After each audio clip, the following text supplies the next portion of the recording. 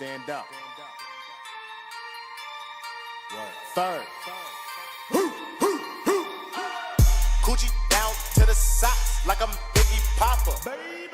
Keep your girl head in my Tommy boxes. But when it out, she a silly hoe. Cause she know the friggin' style getting plenty dough. She don't get nothing from my nigga though. All she get is hard dick and some Cheerios. Kinda send it out, but I'm never out. Better put them in the dirt with the penny low. No tint though, on my window. So you see a nigga shining in the Benzo.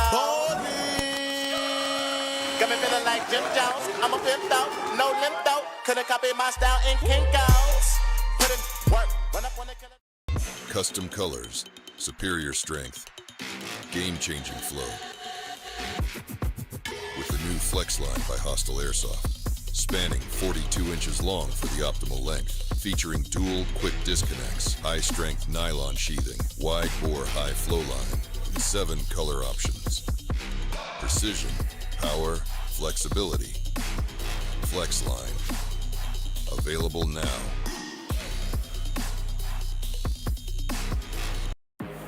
Boost your game with the power of compressed air.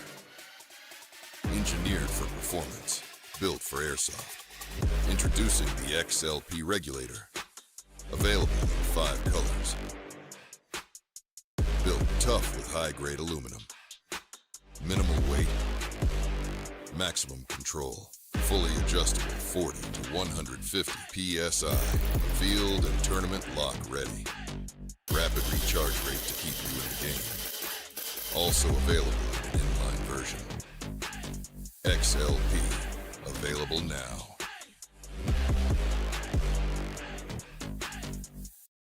Introducing the all-new Hostile BBs. These BBs are polished, seamless with a smooth finish, no seams, pitting, or dimples, providing a smooth surface for optimal flight. Available in tracer, precision, and biodegradable, they're built in Taiwan for pure performance. Dominate the field with unmatched accuracy. Own the night with Hostile Airsoft Green Tracer BBs, available in .20, .25, and .28. These BBs light up the field with a bright green glow. Want to switch it up? Our red tracers in .25 weight bring an extra punch to your game. Precision you can trust, performance you can feel. Available now.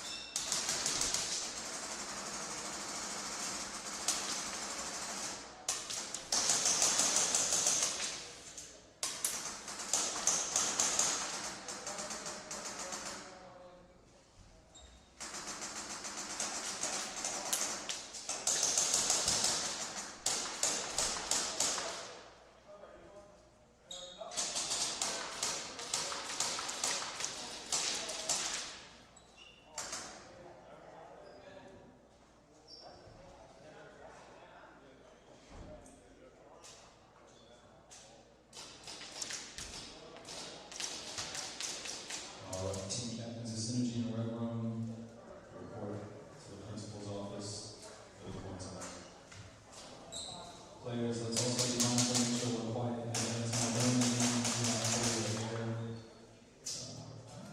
before a round starts.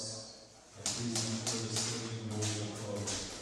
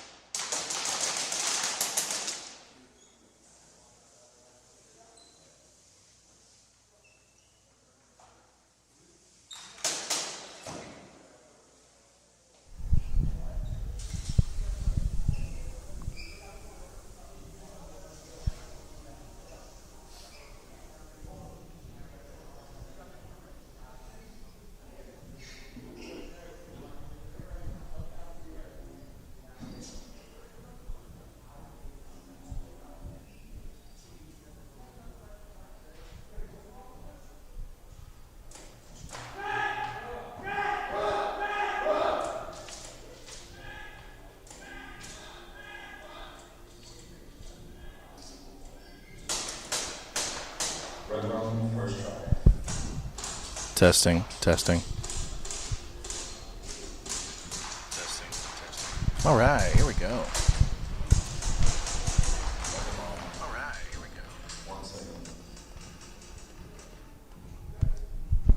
Good morning and welcome everybody. Oh, I think this is a test run. Good morning and welcome everybody. This is the East Coast Conference of NSL Sports. This is the second conference for the East Coast USA.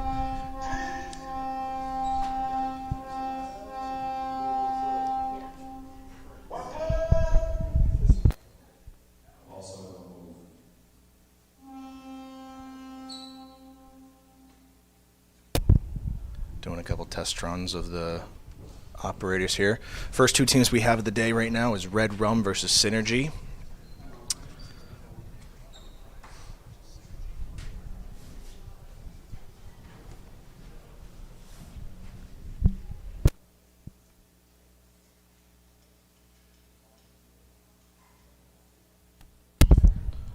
Good morning everybody. JV player C-Mac, what up baby?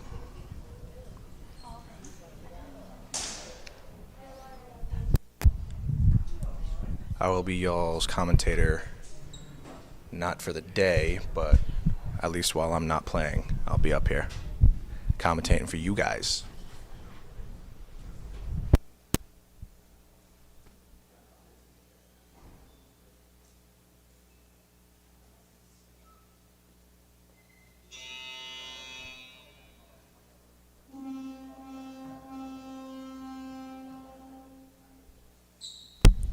You know who this is. You know who this is, Kraken.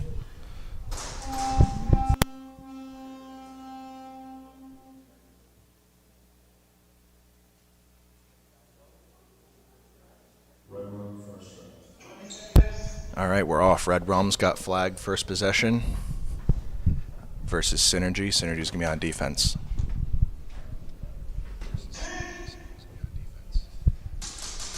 First game of the day.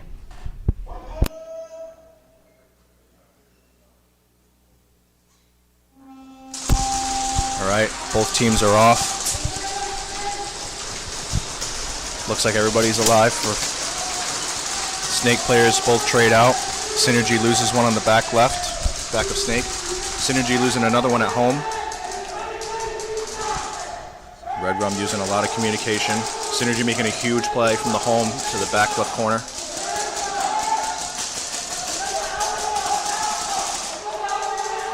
They know where he's at. They know where the last couple are at. Red Rum making a huge play into Snake.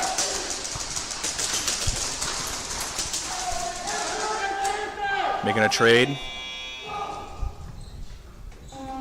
Ooh, looks like it's going to be a zone 3 for Red Rum.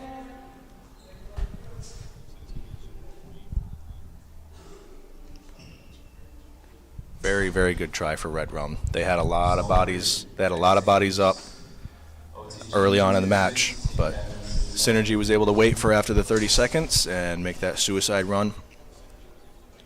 Stop Red Rum from getting that hang.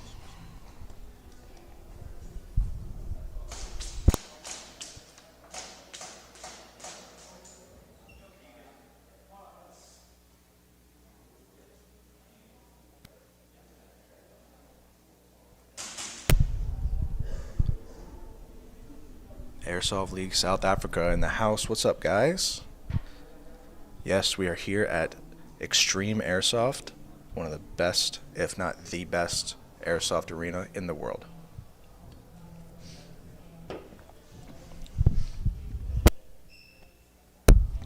Next two teams up in the coin toss right now is Tier 6 versus OTG.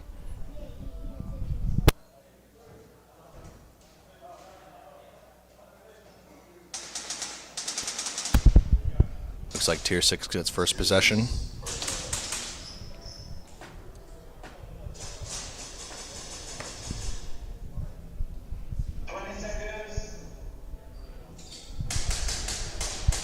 Got some Tier 6 fans in the chat. They got first possession. Let's see what they can pull off. Both of these teams are pretty experienced in the format of NSL, so it's going to be exciting. OTG did get new jerseys.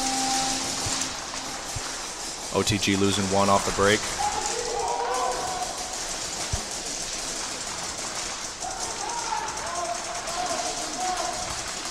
Looks like it's I only see 4 of Tier 6. Might be a 4v4.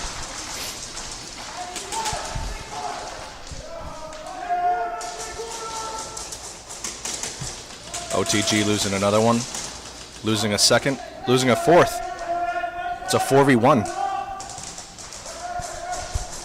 Dread moving up on the D side. I think he's got flag. They got to be really careful. Dread's got to move. Is he going to get it? Nope. Zone 3.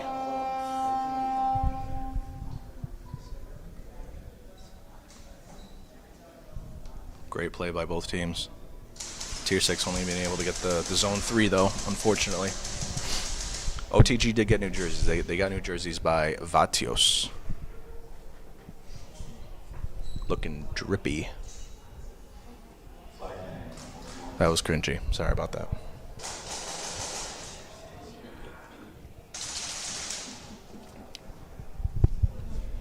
Oh, they got the flag hang? Oh, maybe it was because of the interference from the OTG player. I think Dread ran into the player from OTG when he was going for the hang. I think they called it an interference, so they gave him the hang. So first try hang for Tier 6.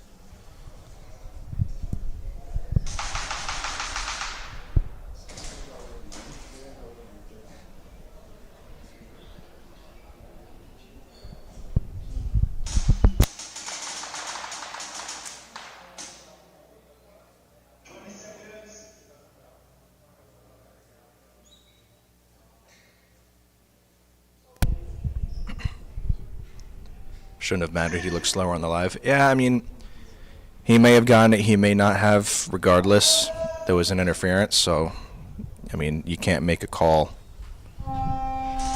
See if OTG can hold him. Dread taking his time at the home. Taking a lot of time. Yeah. OTG just stood their ground at home and just held the lane. As soon as Dread moved, he got hit off the lane. Yeah, I mean, regardless of if Dread was fast enough to get the hang or not, there was an interference. So there's no fair way to dictate whether or not he would have or wouldn't have gotten the hang.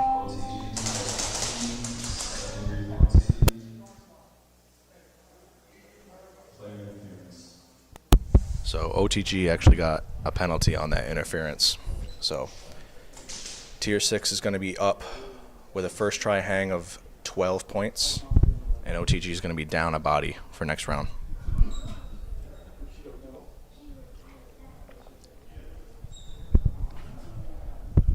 Live quality is fire. You can thank Lenny and Danielle for the amazing video quality that we have here at Extreme.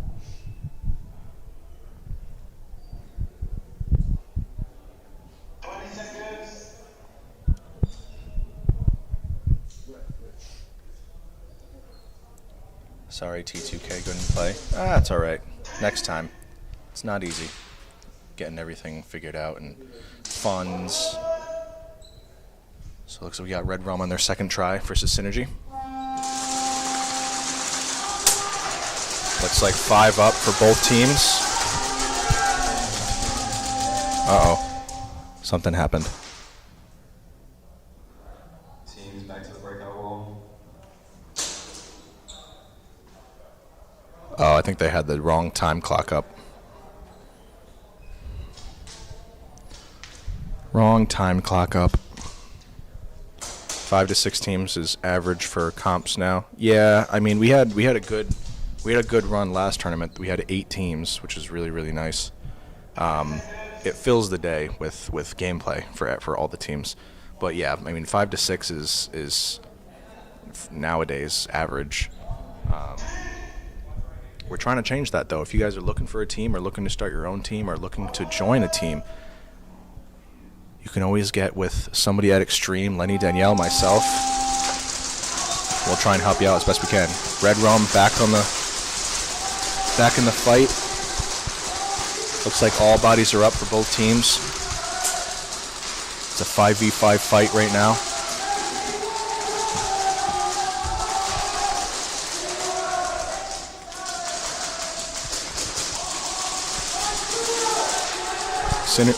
Synergy losing 1 in the middle. Red Rum moving up in the snake a little bit. Synergy losing another at the home. Red Rum moving up in the D side.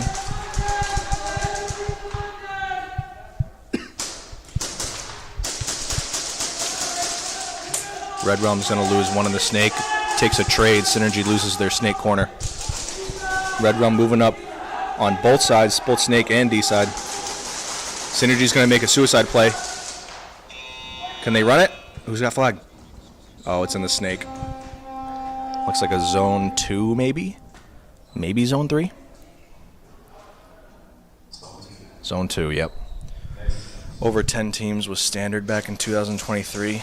Man, I wish I was there for that. Wish I was there for that.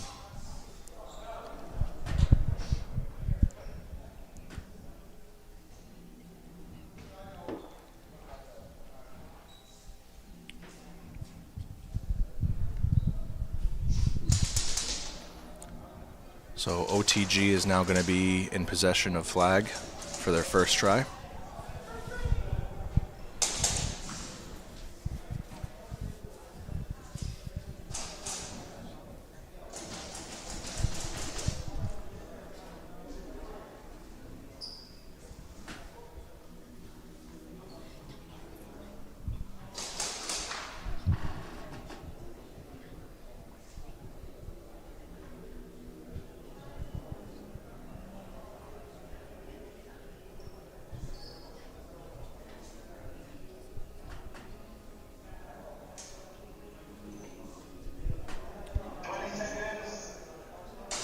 Last year there was 12 to 13 teams. Was there really? Was that the first event? There were like 12 teams. I mean, that was back when ECE and Murder were allowed to play too. So yeah, that makes sense. All right, OTG with their first attempt, going to be playing a man down with their penalty.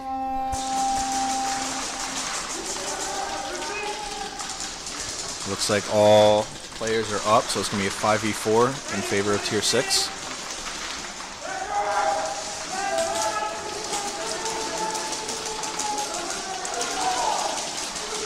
Tier 6 is going to lose one. OTG is going to get a pull. Tier 6 loses another body on the back corner. Tier 6 loses another body on the snake. OTG losing their snake corner. Looks like it might be a 2v1 right now. Gonna make the run. He's got the flag. Can he get it? I think it's a zone 3.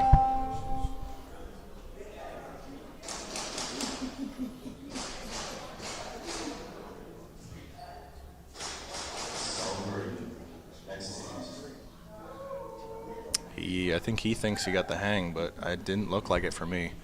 And the refs are saying the same thing. Looked like a zone 3.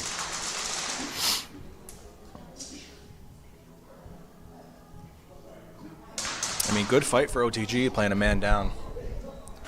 But they couldn't succeed in getting the hang and tying up the points.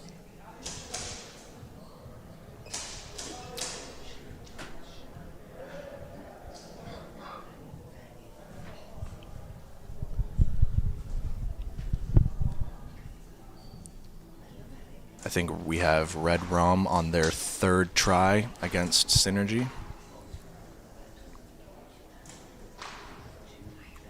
Let's see if Red Rum can capitalize and maybe switch something up to get this hang. They've been playing really well of getting, of killing the bodies of Synergy. But they need to start moving up the field a little bit more. Taking some more property on the field before they kill the last body.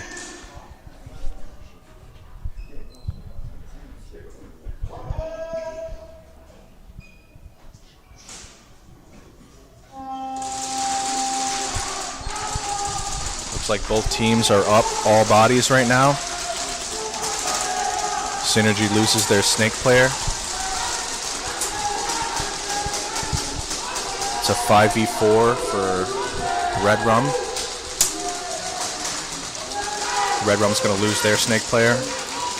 Red Rum taking some property on the D side.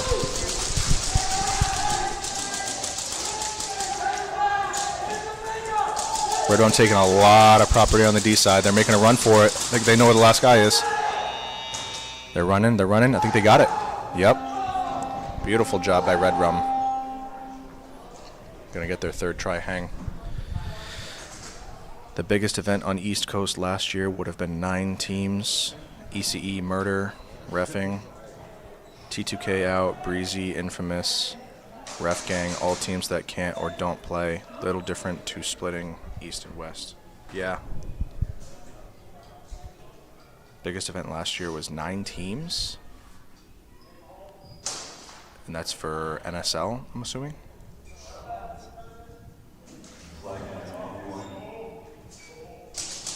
Yep, so it's going to be a flag hang for Red Rum.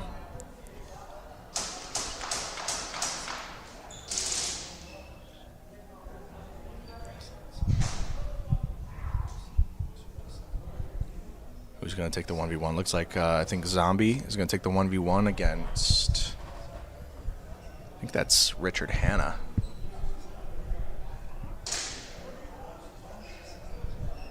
Only 9 teams were a part of the East Coast Conference last year of 2024. Yeah, I mean, I think we had 9 teams registered in the beginning, but even then, we didn't finish out with 9 teams. We didn't finish out the East Coast Conference with 9 teams. I think we finished out with maybe 6 teams that stuck it out the whole season.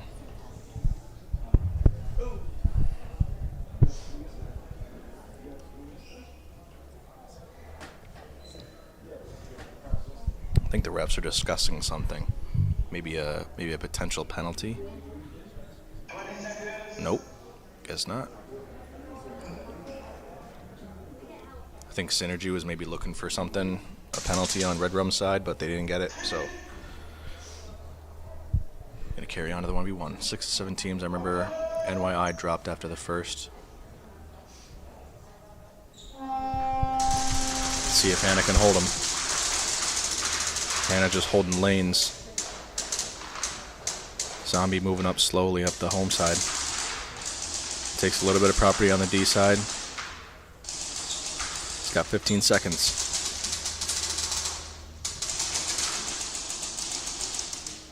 Hannah stands super low. He's got 5 seconds. Zombie's got to move. Yeah, it's going to run out of time. Took too much time. NYI 2, so that's 8.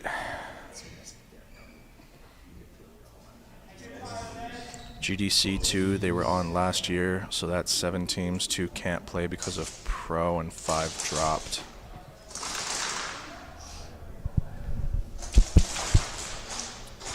Am I playing OPS? No, no, I'm not playing OPS.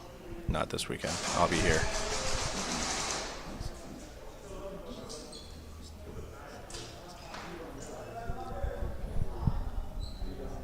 So no good on the bonus points for Red Rum. We're just going to put them 10-0 against Synergy. Now we have back OTG and Tier 6.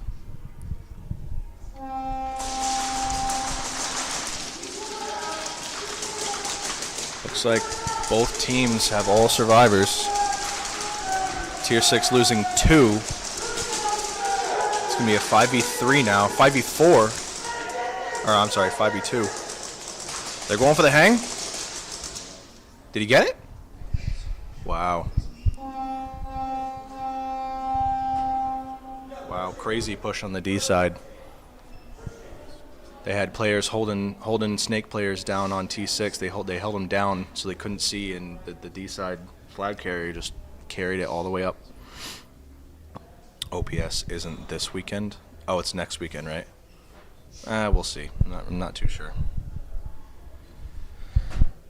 Not sure. No, what am I saying?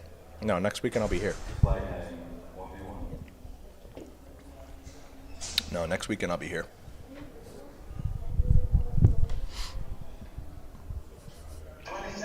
So OTG got their flag hang. It's going to be a 1v1 versus Tier 6. Who's taking the 1v1? Looks like we have KT Poppy on OTG versus Dread for the 1v1. Let's see if Dread can hold him.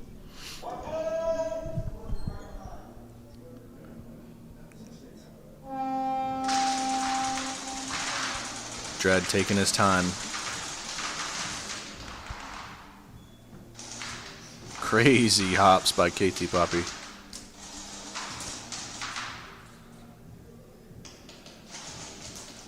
He's making some moves. He's got 10 seconds. He's really got to move if he wants this hang.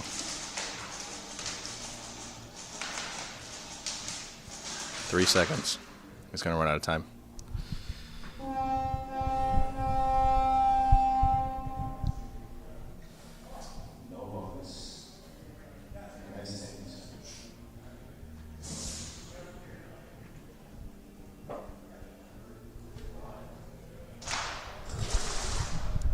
Okay, we have Synergy and Red Rum back up.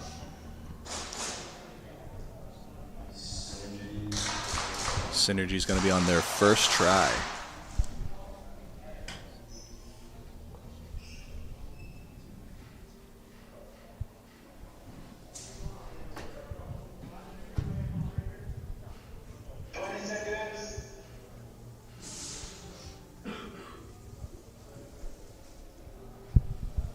How many refs did they get for this weekend?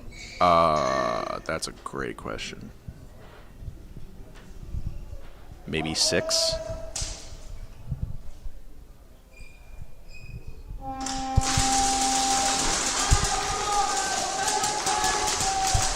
Looks like all bodies up for both teams.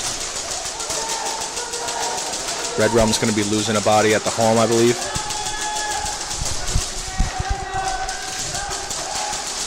Synergy taking a lot of property on the D side. Red Rum and Synergy losing another body. It's going to be a 4v3.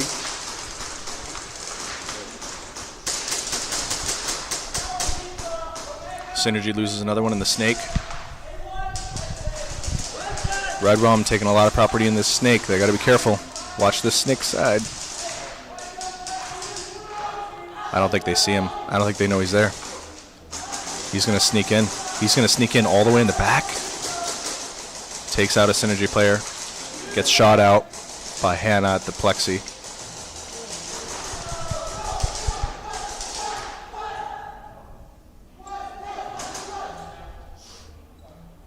It's going to be a 1v1 now.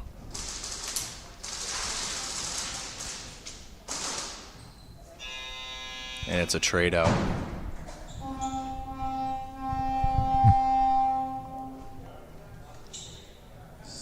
Zone 1 for Synergy. He was able to get it over the line, but they traded out in the end. 1, 2, 3, 4, 5. I see 5 refs right now.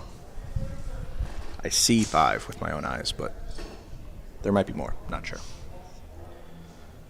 Good defense from Red Rum. Yeah, I mean, they were able to stop him from getting the hang, that's for sure. I mean, they did get 1 point in the board. Synergy did get 1 point in the board.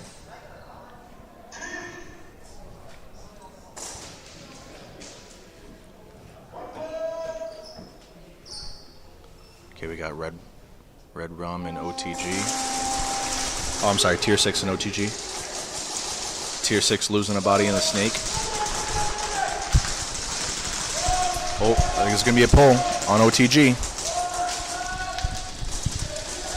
I think they still got him. Tier 6 moving up on the D side. OTG losing another body.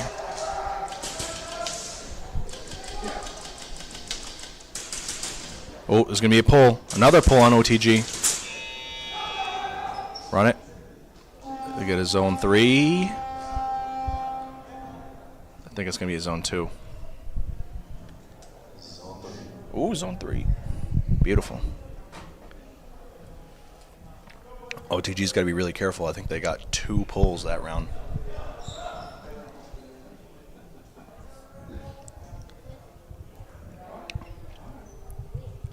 Synergy's going to be back on offense for their second try.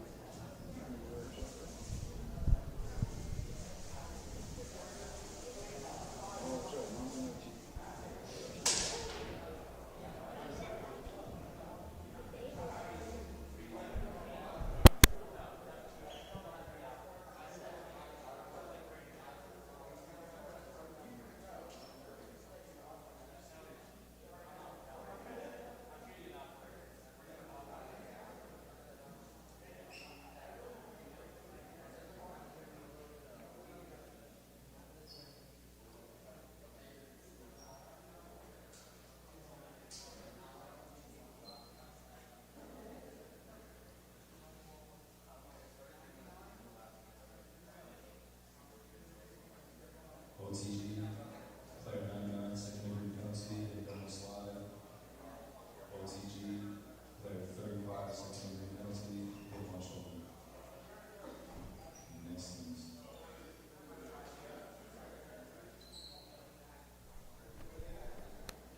So if I just heard that correctly, it sounds like OTG did get 2 penalties, 2 second degrees, which is going to put them in a 5v3 situation for the next round.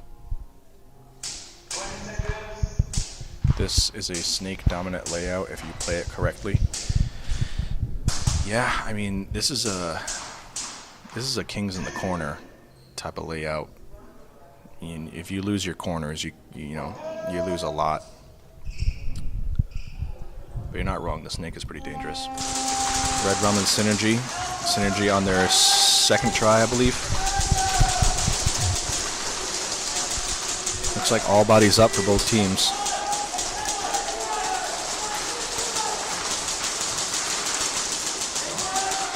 Synergy's going to be losing their D side corner. Synergy also losing their snake.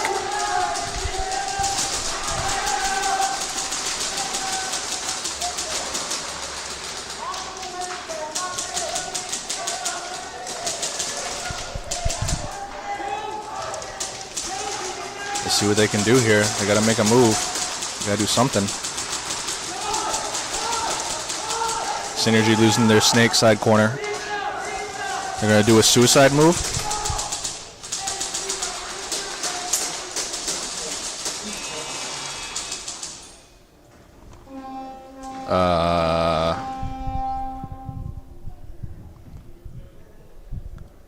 That was a little messy.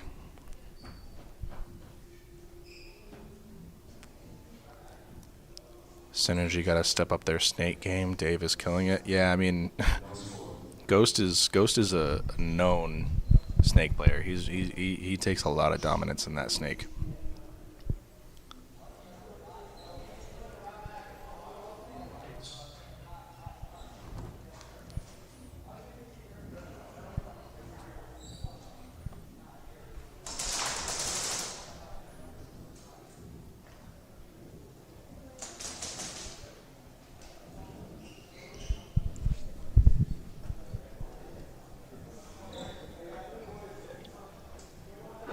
Synergy, player 7, second degree penalty, shot on belt during move. Next teams. So Synergy's going to get their first penalty of the day, second degree. So they're going to be down. I think they'll still have possession for their third try.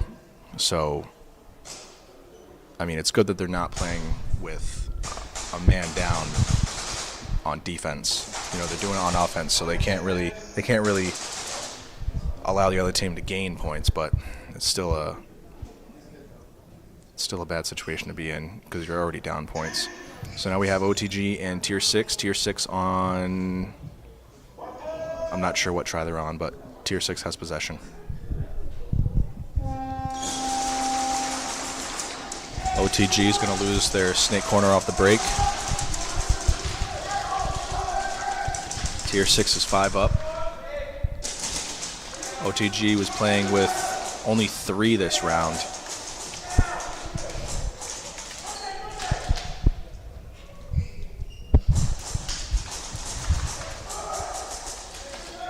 OTG losing another body. I think Dread might have the flag. Yep, he does. He's going to run it. He's going to get a zone 3. Yep. Zone 3 for Tier 6. Thank you.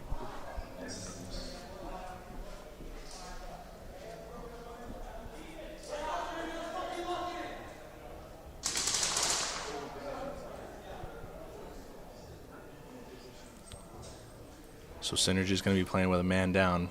OG Shrimp eyeing me.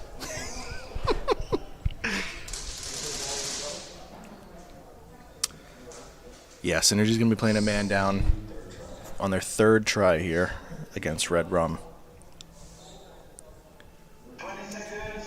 I think what would be huge for them is that they can get a body or 2 off the break against Red Rum. And then if they can get a body or 2 off the break and then be able to take their time, I think that's where they're going to be able to thrive. But we'll see what happens, see if they can pull it off.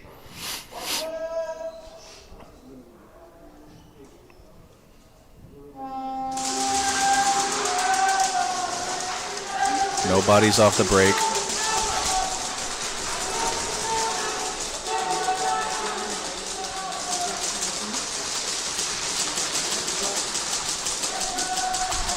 Both teams holding strong.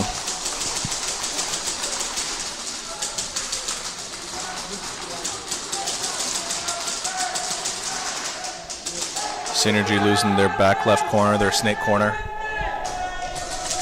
It's going to be a 5v3 now.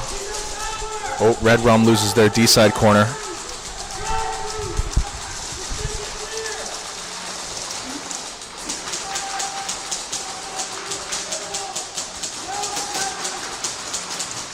Synergy's going to be losing another pistol player in the middle.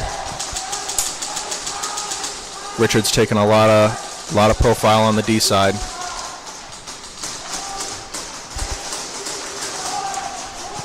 Looks like the Synergy and Red Rum trade out in the snake. The home and the snake player trade out. Richard Hanna's last one. He's not going to give up his flag. It's their third try, so he might as well make a move. Oh, he's making a move all the way up. Did he get zone 1? I think he got zone 1.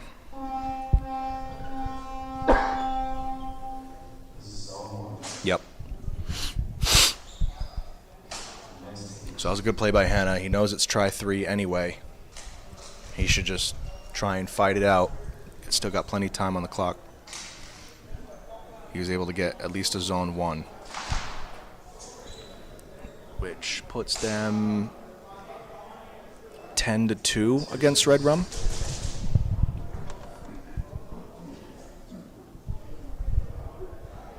Red Rum in the lead with 10.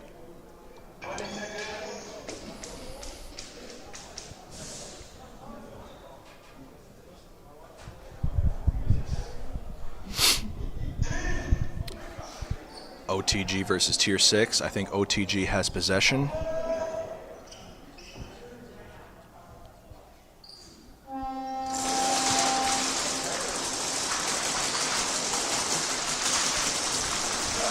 Looks like all players for both teams are up.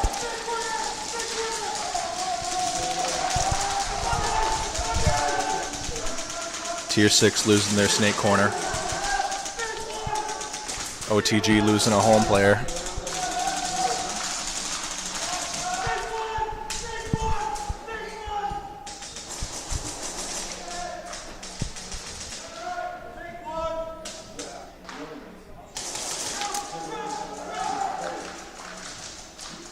Tier 6 taking some property in the middle monk Dorito. OTG getting shot out in the snake. Another OTG player on the D side corner getting shot out. Dread gets picked off on the D side. Tier 6 still has 3 up. I think it's a 3v1, maybe. Tier 6 player at home gets shot out.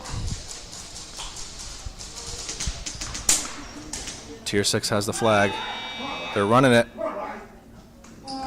Ooh, that was close. I think it was a zone 3 though. That was really close.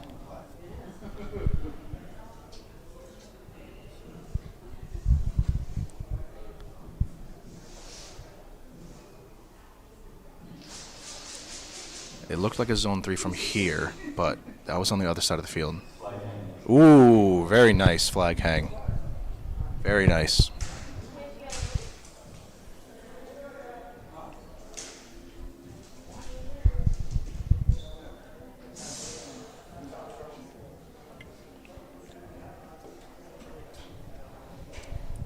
Very nice for Tier 6.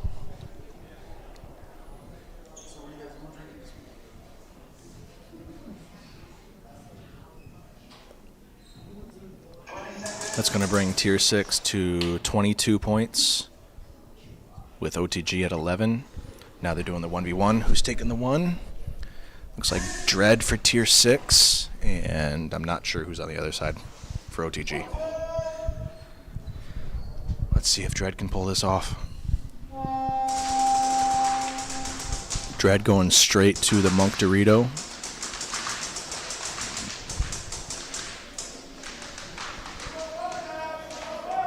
Wow. I don't think OTG knew he was there.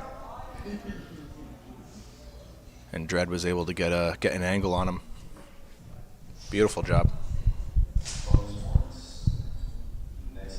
It's going to put Tier 6 at 24. Beautiful job by Tier 6. All the way around. Bookwork. Okay, we have Red Rum versus Synergy. What up, Keegan?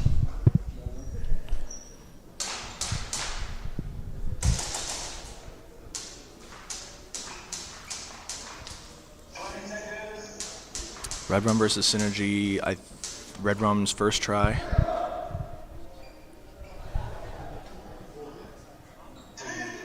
All 5 bodies for both teams. I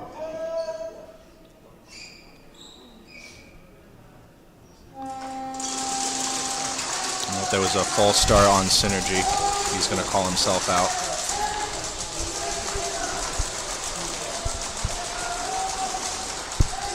It's a 5v4. Red Rum with 5, Synergy with 4. Synergy taking a lot of property on one of the middle Doritos. Gets shot out. Another 3 Synergy players getting shot out. I think there's only one left. He's going to go for the suicide. Red Rum running it. Ooh. That was a really, really close. I think it was a zone 3, though. Really close. Yep, zone 3.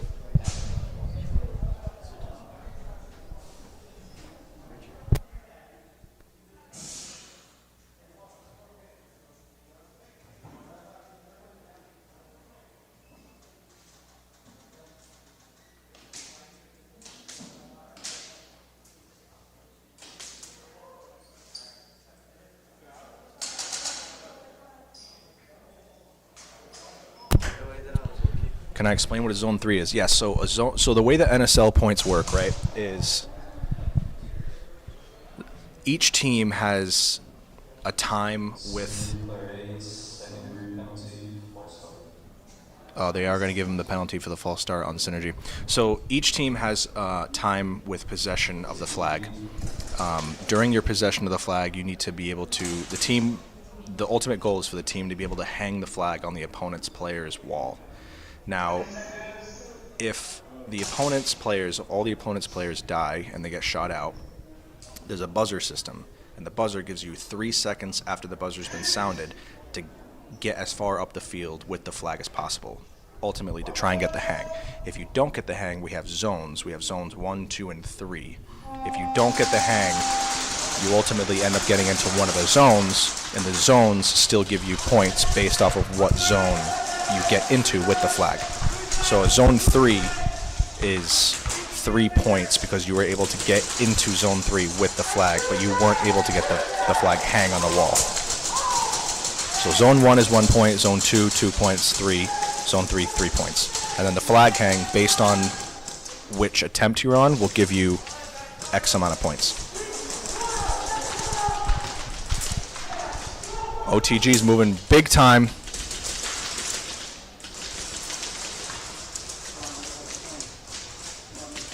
I think it's a 1v1. Tier 6 looking really comfortable in the snake. Gets shot out.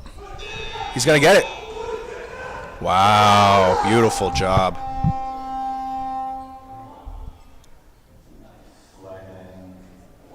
Beautiful job by OTG. I think Tier 6 was a little late on the buzzer because they couldn't see their teammate behind the pillars in Snake. They couldn't see him, so they couldn't hit the buzzer in time.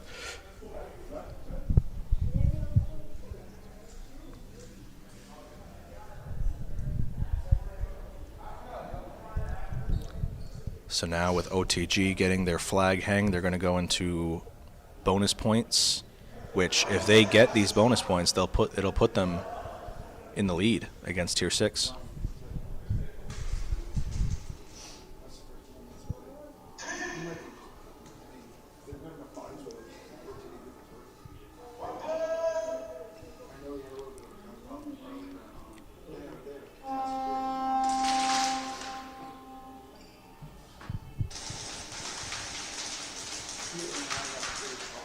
Dread just waiting at the home.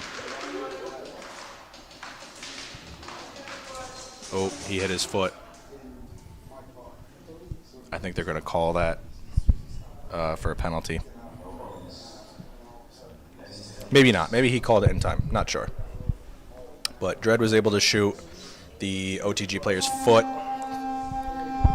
preventing them from getting bonus points, which keeps Tier 6 in the lead by 1 point.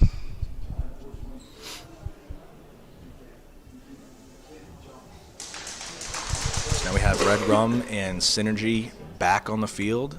I believe Synergy is going to be serving a 2nd degree penalty, so there'll be 4 bodies on the wall.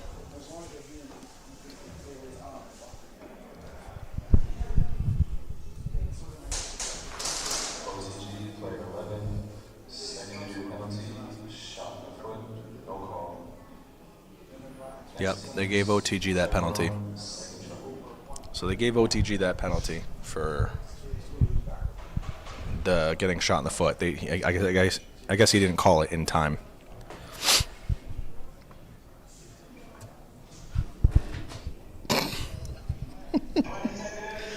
Matt's having fun out there reffing.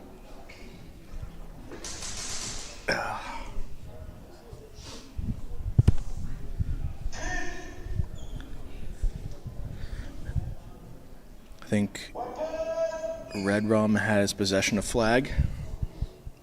See if they can capitalize on the body situation against Synergy. Looks like all bodies are up for both teams.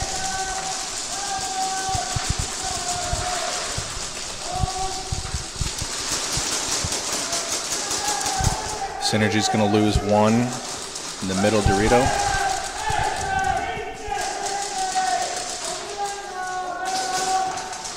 Red Rum losing one in the snake.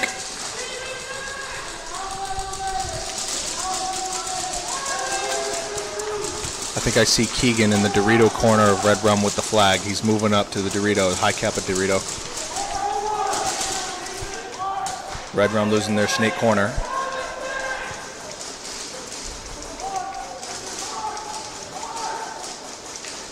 Synergy's in the snake, looking. Shoots out a Red Rum player, shoots out another, shoots out all of them. He sees the flag. Is he gonna get it? Beautiful. I think he got it. Yeah, beautiful job by Ace on Synergy.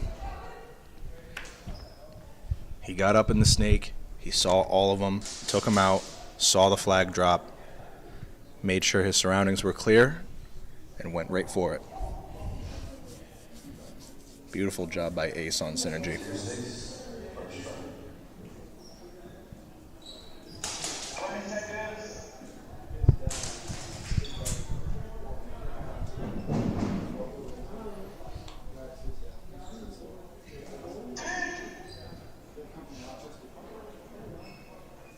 Okay, so we have Tier 6 and OTG back on the board. OTG serving a second-degree penalty, 4 bodies on the wall.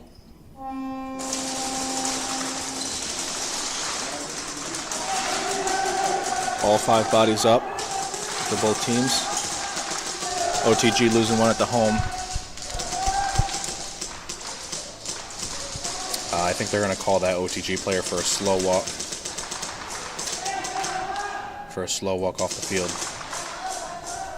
Tier 6 going to make a huge push for another flag hang. Beautiful.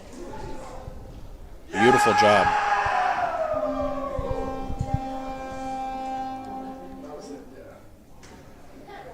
So we had Dread and Snowman make a huge push on the D side. Snowman with flag in hand and Dread covering him in the front. Beautiful book work job for another flag hang.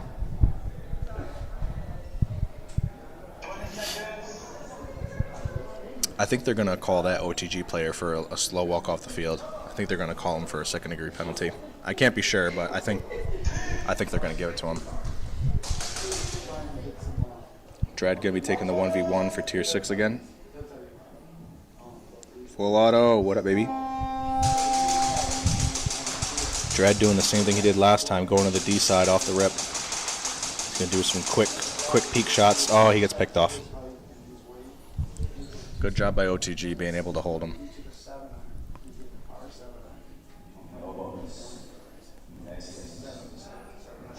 I guess not. I guess they didn't give him the penalty for OTG for that slow walk. I think they might just give him a warning.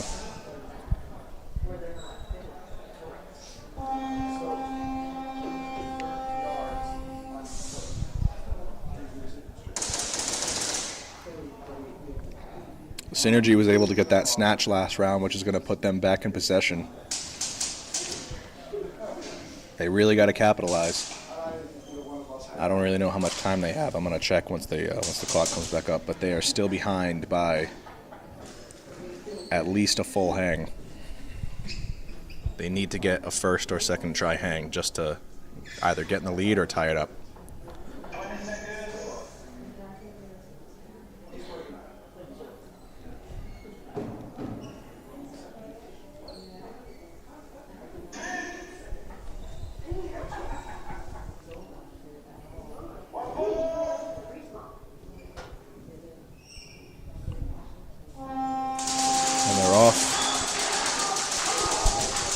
Looks like all bodies are up. Nope, Synergy loses their snake player. Red Rum is going to lose a home player. Synergy going to be losing their home player.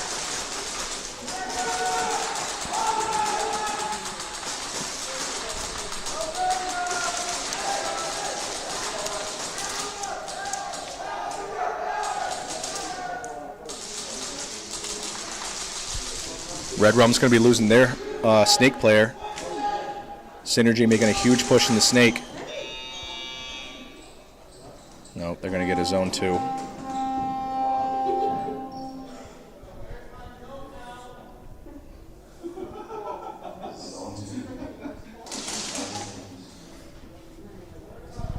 What's up, buddy? Fist bump. What you got? You got your little airsoft gun? Yeah. I was at home with that thing, bro. Good. Just practicing your snapshots? Okay, good deal. He does more practice than me, bro. Yeah, he's like, I'll show you. What's up, dude? Bumps. I'm gonna go back and find Nani. All right, bye, Nani. All right, who do we have in possession here? I think, is that OTG? Yeah, OTG's got possession now after the flag hang from Tier 6. I think both teams have all 5 bodies up. Yep. Huge lanes from OTG at the home.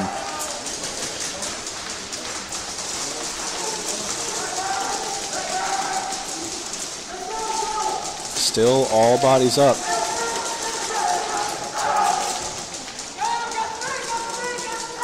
Tier 6 losing their snake player. OTG losing their snake player. It's going to be a OTG losing their home player. Tier 6 going to be losing their... Oh, there's a pull on OTG on the Monk Dorito.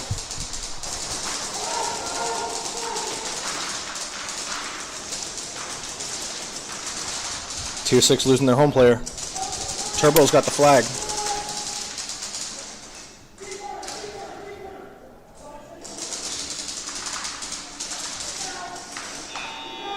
He's got to run it. I don't think he's going to get it. Oh, I think it's going to be a zone 2. Zone 3. Wow. Good job.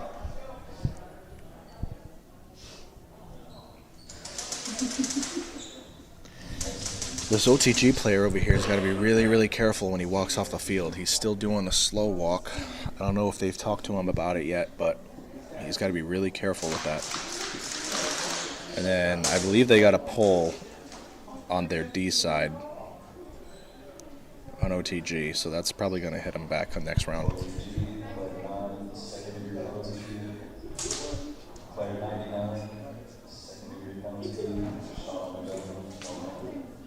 Yeah, so I think they finally did give him that penalty for the slow walk because they just got 2 second degrees. One for the pull on the Dorito, and then I believe the other one's going to be on the slow walk off the field.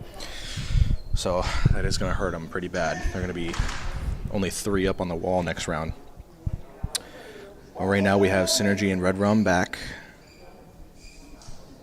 with Synergy on their second try. All 5 up for both teams. Synergy losing their snake player.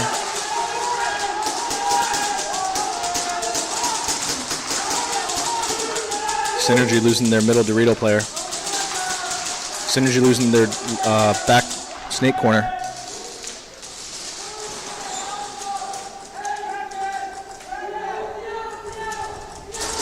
Red Rum getting the snatch.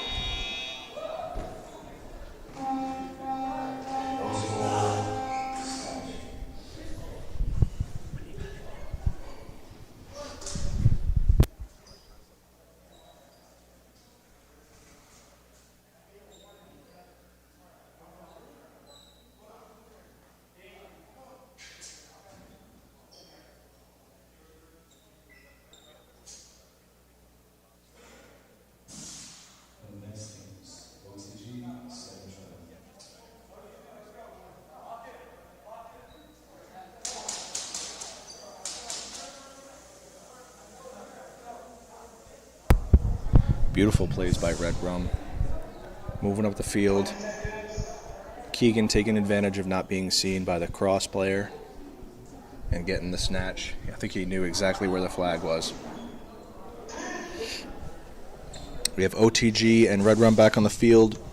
OTG is going to be playing with 3, serving 2 second-degree penalties.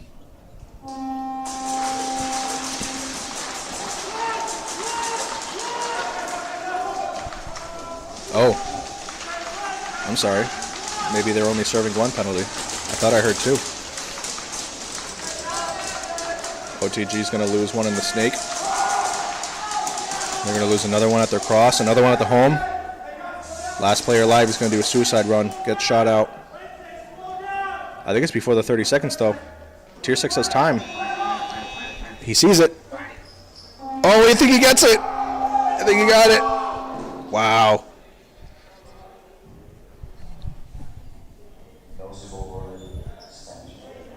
Beautiful play. Took his time getting up out of the snake, but once he got far enough up the field, he saw the flag, he went straight for it. Very nice play.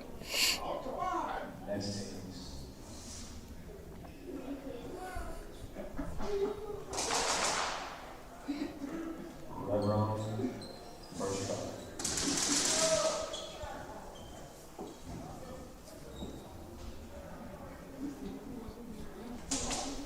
So Red Rum's going to be back on their first try against Synergy.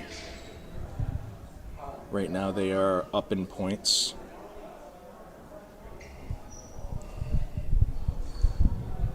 I'm so bad with the clock today. I don't know how much time's on the clock.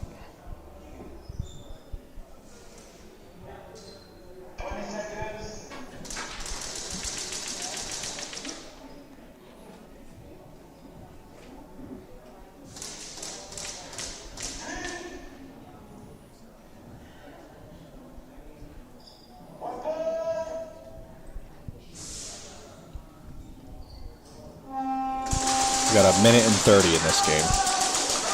Synergy losing their snake corner.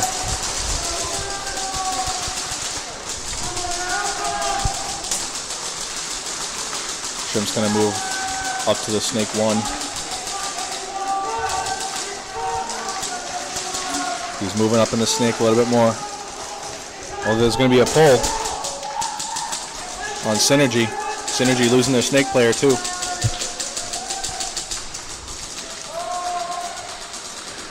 Red Rum losing 2.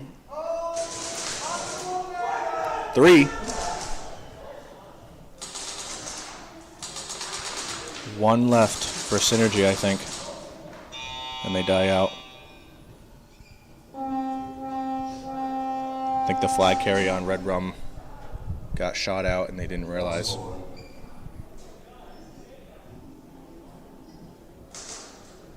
Well, that's going to be my time here because I am playing in the next heat, but I will see you guys after my game.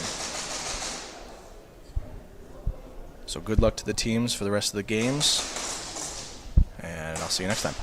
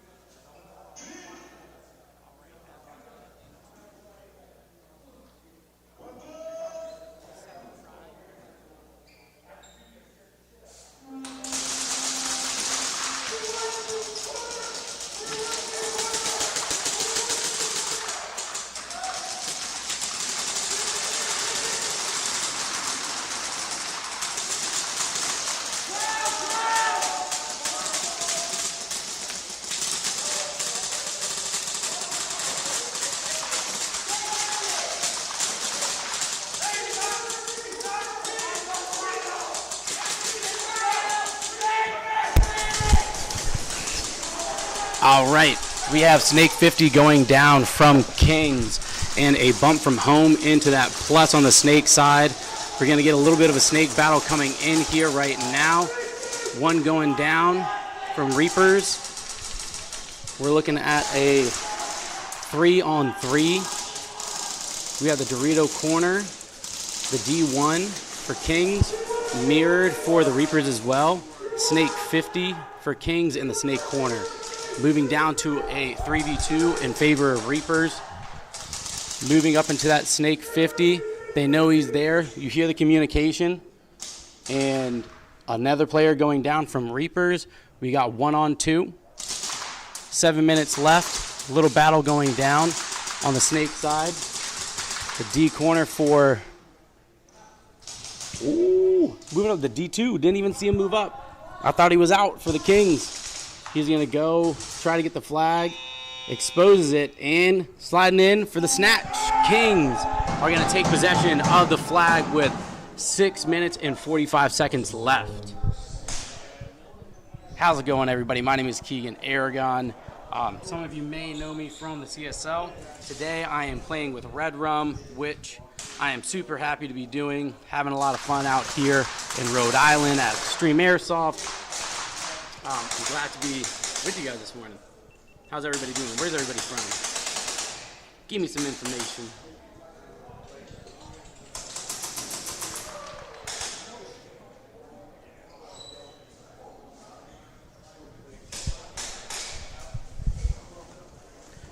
Lining up on the wall, we have OTG and Synergy. OTG got the snatch in the last round, so they are going to be starting. We have a penalty for Reapers. I believe it was number 11 for a second degree hit on the belt. Unfortunate, but it's a space where you may not feel when you're going to get hit. Got to try to be hyper aware of it, but it is what it is. They'll be playing down in the next round, so they'll be with 4 instead of 5. Going into this, we have 5-on-5, I believe, for both Synergy and OTG. It'll be the first try for OTG as well, see if they can produce. It seems like their games have been kind of going back and forth. Score is currently 0-0, so as we get into this next round, I'm curious to see if OTG is going to be able to put some points up on the board. South Africa in the chat, how's it going? OTG taking a lot of real estate in the Snake, moving past the Snake 50 and into the car wash. He's going to get picked up. Synergy's going to lose their Snake corner. Got to be real careful here at the Snake 50. Synergy losing 2 more bodies at least. It looks like we have 1 left. Aki, number 18, moving up on the D side with heavy pressure on the Snake. Buzzer's going to go. Flag's going to try to push up.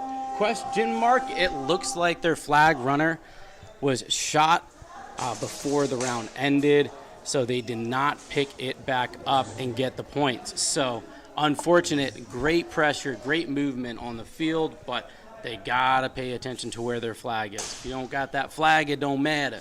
You're not doing anything productive. So best of luck to them in the next round. They'll be on their second try. With Kings now taking possession of the flag.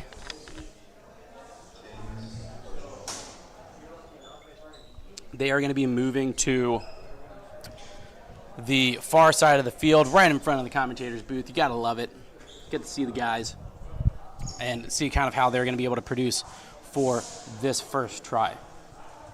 This is their first match of the day as well, along with Reaper, so they're pretty fresh. They should have a lot of fuel in the tank at the moment, even though that they've played a few rounds, but nonetheless, they should be ready to go. So we look at the Reapers. They've got a few guns up for off break, which is good for them. Can't quite tell. We got 1, 2 guns shooting off break for Kings, and a quick movement from the D corner into the D2. Body going down for Reapers from the Snake corner. Heavy pressure moving up into the plexi for Kings. He's going to try to make a move again, take out that D corner. D corner goes down. 1 body goes down. The flag runner for Kings. 1 more for Kings from the Snake going down. Snake 50 taken out. There should be one body left for Reapers. Flag needs to get pushed up. There we go. And we're going to get at least a zone 3 here for the Kings. It's going to further the advancement. Confirmed zone 3 scored goes up to 15-0 with, I believe, just above 6 minutes left the clock, or 7 minutes. Can't remember. My memory's not that great. Anyways, we're going to get into another try here for OTG. See if they can, do a little bit better job of the flag management and get some points on the board. I mean, this is kind of where we're at right now. It shows either A, a lot of mistakes are being happen with a 0-0 score, or they just can't find a way to produce. We have a body going down off break for OTG, another one from Snake 50 on both sides. In the center, number 55 for OTG going down. Snake 50 is getting filled from OTG. We have the back 3 for Synergy, and as I say it, moving up into the plexi is number 18, Aki. Snake 50 is taking out the home and taking out the corner. Trades with the Snake corner. It is just number 18 left. And we are still left at 0-0, or an early buzzer.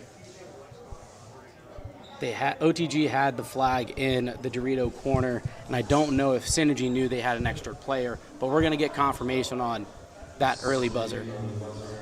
There you go. So OTG is going to get a big bonus here with the early buzzer. It's one of those things, if you have somebody on the buzzer, you got to know what your count is. At the very least, you got to know what the count is. You got to be more aware of what's going on the field. So that'll be unfortunate, and I believe I'm not super well versed on the penalties and whatnot, but I believe they do play a man down for at least the next round for that penalty, along with the bonus points and hang for OTG. So it's big for OTG. Synergy's going to have to pull themselves out of the hole moving forward.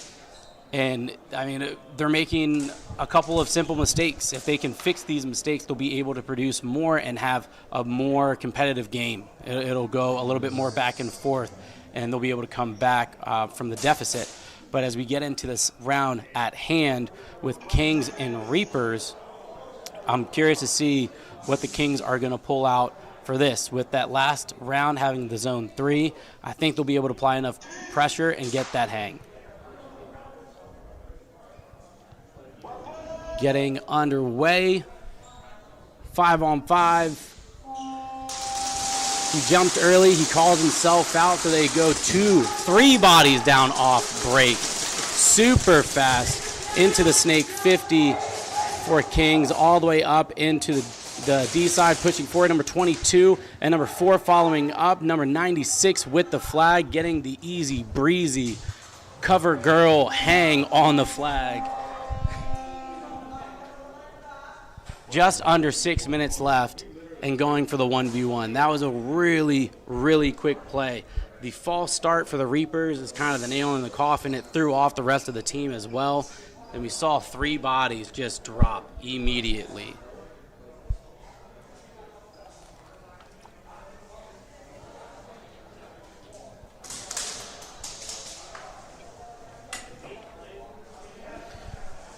Going for the 1v1, we have number 1 for Reapers, and for Kings, it's Jathan. I don't know what your number is. Sorry, Jathan. It'll be interesting to see. Jathan is playing with a pistol, going against number 1 on Reapers with a rifle. It could go either way. I feel like in a lot of these situations, even though people say pistols are at a disadvantage in terms of firepower, pistols end up winning a lot of these rounds. So number 47 for Kings is moving, shadow bunkering up into the D3, shooting a few rounds as well, also undergoing heavy fire from the Reaper side. 15 seconds left. He's got to make a move, and he gets hit and is walking off the field. He's mad at himself. He knew he could have gotten it, but it is what it is. You don't get the bonus points, and you kind of have to move forward. So with the Kings and Reapers game, they are in now the danger zone for a mercy rule. If Kings get a snatch and put points on the board, or just deny the points for Reapers, they get a hang. It'll be a mercy. So Reapers have to step it up a little bit in order for their game to continue. And it's a bit of a tall task. Kings is a good team, and they seem to be pretty collected at this point. They seem to be in the mode, in the zone, if you will. So Kings has 23. Reapers have 0. With the match at hand, Synergy and OTG, it is 0-13. It will be Synergy's first try.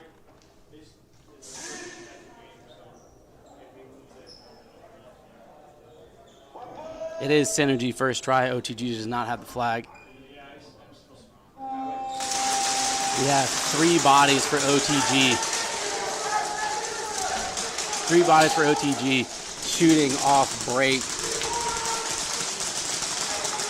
1 body for Synergy going down early, just missing the timing from home to that D2. D2 moving up into the plexi. We have 1 body left. He's trying to hold out as fast as as much as he can. OTG just going to walk down the field, and there it'll be. It seems like we have a little bit of a misunderstanding on the OTG side. You know, when there's 30 seconds left, or you're within that 30-second time period, there's no reason for you to look for the flag. You can just run, touch that wall, get that automatic snatch, and you should be good to go. So we heard a little bit of frustration as number 18 Turbo was coming up into the breakout wall. But, you know, they got the snatch nonetheless. It'll go back into their possession for first try in the next round. And they're doing a good job. OTG is doing what they need to. They're a little bit more on point. I'm not quite sure what's going on with the Synergy guys at the moment. But you got Dread over here messing with me. But yeah, OTG seems to be doing what they need to in order to make the game in their favor, and Synergy seems to be recovering from at least their last match. And camera's not actually on me at the moment, but I'm happy to have Snowman here with me from Tier 6. How do you guys think you did in your guys' last match? I think we did well, but there were some things that we need to work on and could have worked on, and we should have capitalized on some of the more penalties we had, but we just didn't at the moment. And yeah, it's just like little stuff that we will fix and we'll work on in the next game. And that's good. I mean, once you hear the feedback from your teammates and you start to implement it, that's what's really important. That's what separates these new teams into more experienced teams and players. So it's great to hear that you guys are having that conversation post-match. Now, who are you guys going against in the next one?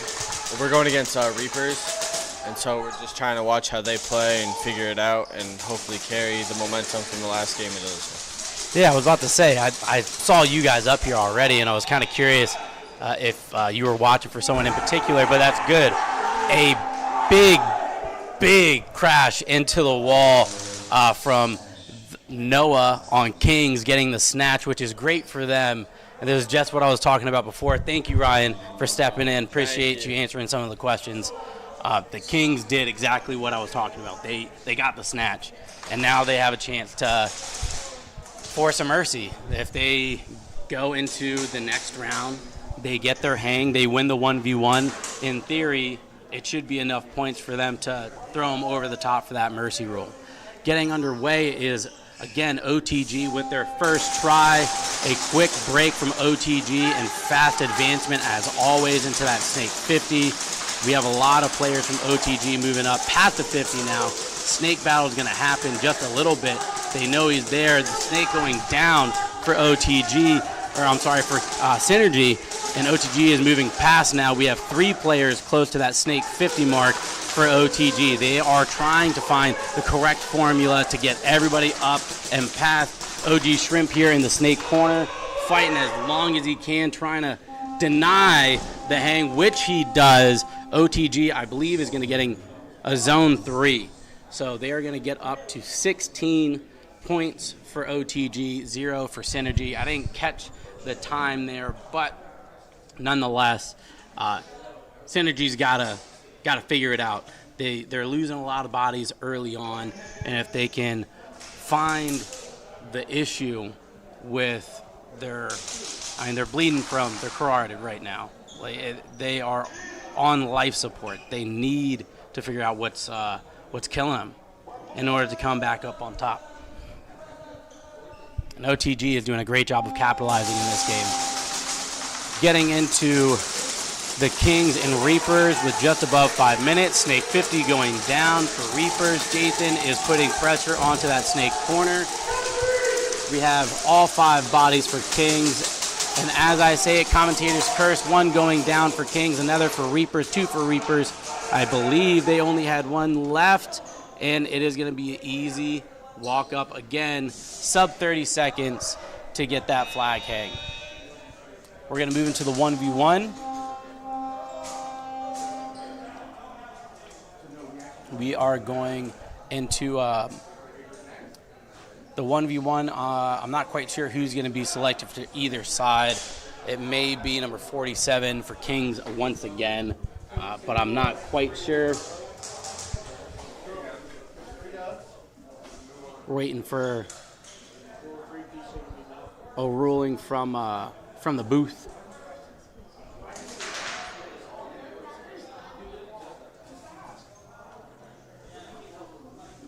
I don't know if the mercy rule is applied if the hang is there and they already got the points, or if they still have to do the 1v1. So there it is. That's the final ruling. Mercy rule is applied for Kings.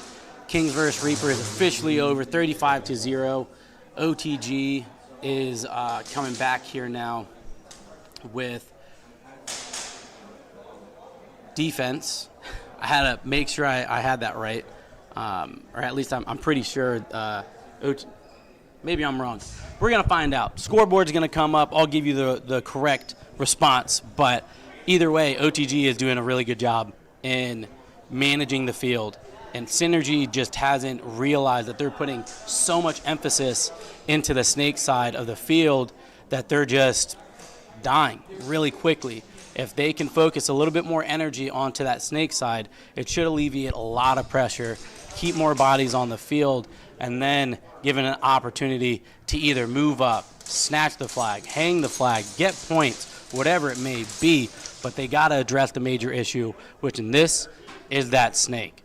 So anyone that's out there paying attention, need tips on how to play this format, at least for this layout, OTG seems to have a pretty solid formula at the moment, attacking that Snake side very aggressively, and they are able to push past any sort of obstacles that they have currently on the field.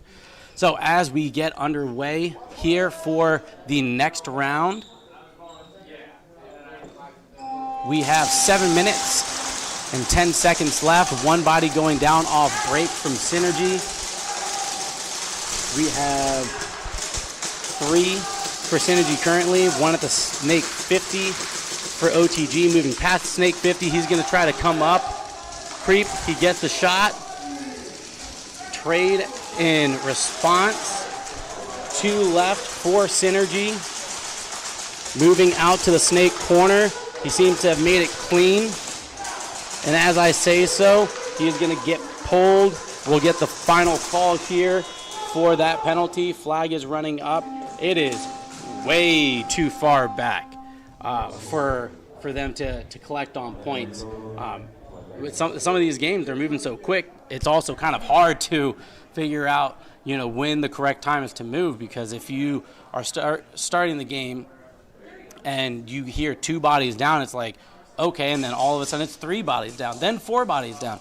You now have to figure out, oh crap, I need to move, and that we saw, right?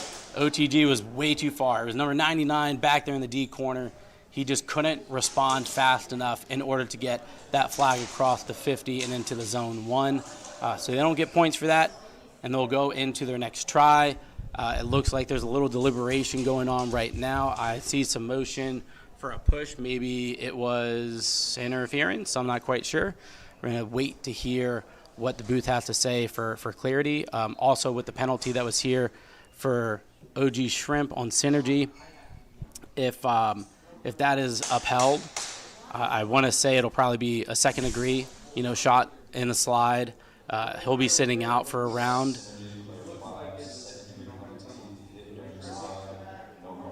And there it is. Number 5, OG Shrimp, is getting hit during the slide for a second degree. He'll be down for a round, like I had said, and Synergy will be starting with 4 for this next round. They're already in a rough spot, and they're making it a lot harder on themselves, and they don't need to do that. They need to just stop the bleeding. Find a Band-Aid, something to just push back just a little bit, change things up, go to a different spot, do something they're not expecting. And OTG is doing a lot of the same thing from round to round because it's working. Adjust to that. Start to anticipate where they're going to go, and maybe they'll have a little bit better luck. So we'll see how they do. They still have a lot of time on the clock, which is in favor of them for sure. If they just hold them here for a few points, it'll be a different game for sure. We have 4 bodies for OTG. They're hyper aggressive on getting a body up, and we see a motion for Aki, number 18, getting shot during the slide. Snake 50 here, being addressed by number 26 on Synergy. He's going to adjust a little bit. He has one other player with him. He is going to lane as much as possible, trying to keep himself alive. He's going to move to the opposite side. He takes one with him, and another gets him out. Flag coming in from number 11, OTG, maybe a zone 1.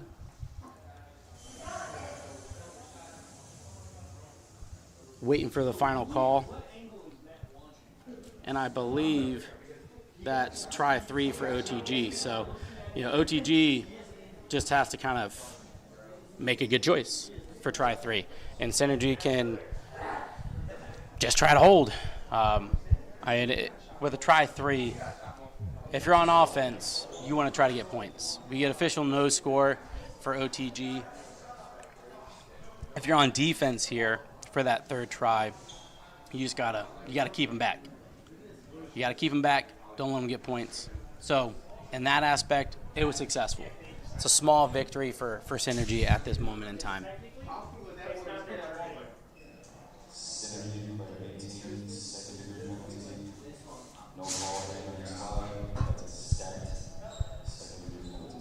So call from the booth is that number 18, Aki, got a second-degree penalty, hit during slide, and that is a second-degree penalty for number 18. So he is going to be out for the rest of this match, along with the following, which is going to be kind of severe for Synergy. Aki is their captain, and he does carry a lot of weight on his shoulders. So the rest of the team is going to have to figure out who can start to help carry that load. And right now, I'm not quite sure who that's going to be. These guys did something similar in the last event, right? So in the last event, it was actually the same matchup at the beginning of the day against us and Red Rum, and they struggled for the morning. But in the afternoon, I don't know if somebody said something to them or whatnot, but they were for sure a different team in the afternoon. So there's still an opportunity for them to come back and show them that they can hang. They can stay in here in this game. We got one body going down early for OTG, some advancement for OTG as well into the D1. And as I speak, going from the arrow out to the snake corner, and he gets shot in transition. A body at snake 50 for OTG goes down. Number 26 is applying a little bit more pressure, moving up into the snake 50. And we have one at the Anthrax Dorito, taking out number 11 on OTG at the Polar Star Dorito for them. Moving past the halfway point, number 26 for Synergy is applying way more pressure, stealing or taking more real estate. And we see from the Anthrax Dorito shooting to that Monk Dorito corner, taking out number 7, moving into the Plexi. It is now a 1-on-1, number 17 going against can't quite see in the snake corner. He gets shot, and he's trying to move forward. I think he forgot that he was pretty far back. But we got a zone 1 for Synergy. Points officially on the board. Let's go, boys. Something is better than nothing, and it's a step in the right direction for sure. So, even though that they have their captain now out for the rest of the game, we have production. We have something being done on the field on this Synergy side, which is what I wanted to see. I wanted to see them kind of do a little bit more in the game and show OTG that they're not just going to stand here and kind of get walked on, for a lack of better terms. So I'm super curious to see how things are going to produce in this next round. I believe, yep, it is Synergy's second try. They will be, again, here on the far side of the field.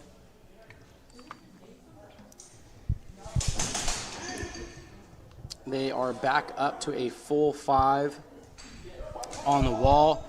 OTG has been very aggressive off the break with a lot of bodies up, shooting. And we have one going down for both sides, 4-on-4. Flag is out in the open by the Monk Dorito for Synergy. Moving from the inside of the snake to the 50, trying to apply a little bit of pressure. Number 26 is going to meet him in that exchange. And you have number 8 applying pressure over the top of the snake corner for Synergy. The Dorito corner going down for Synergy. So we have a 3-on-4, I believe. Moving into the car wash, number 26. He's got to be super careful to not get seen by that home player for OTG. We have 2 going down the snake corner and the snake 50 from OTG, making a very advantageous play for Synergy. So we have the little arrow in front of the home, in front of the real strike home bunker, and he's trying to just kind of manage what's going on and apply pressure. Number 26 is going to get picked off in the process. Number 8 is past the halfway point, looking in. Number 5, OG Shrimp, now has the flag. Moving into that high Kappa Dorito. The buzzer goes, and he needs to move. That could have been at least a zone 1. You got to be a little bit more cognizant, present. They could have been a zone 1. But nonetheless, that was a really good round for them. They got bodies when they needed to get bodies. They moved when they needed to move. And that was great for the Synergy guys. And they played very well within this last round. So if they can replicate that moving forward, this game's going to come back quick. Best believe it. Best believe it. All right, so we are at 1-16 OTG versus Synergy. Not quite sure how much time is left. It can't be a whole lot. I want to say we're definitely sub 4 minutes at this point. And, running these back-to-back games, it gets tiring for sure. It gets super tiring.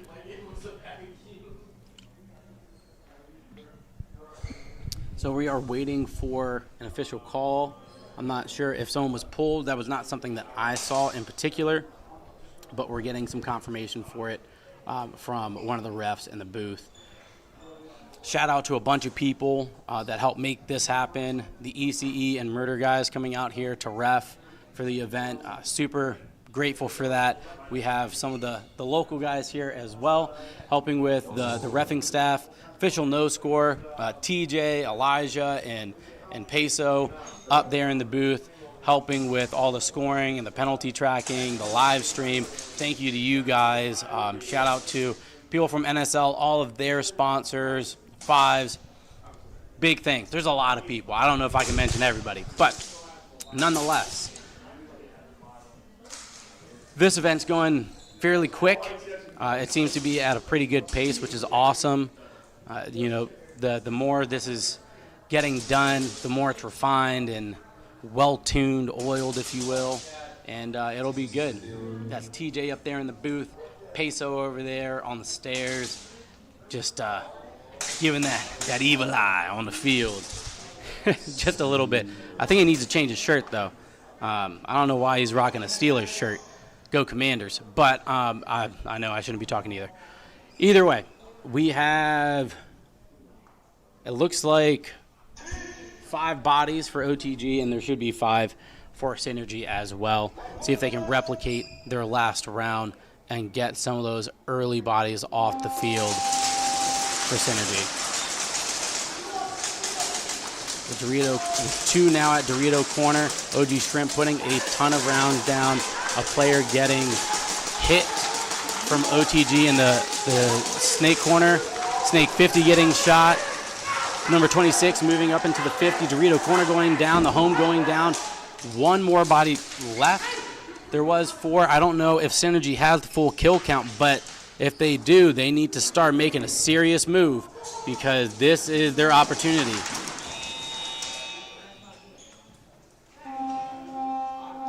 So as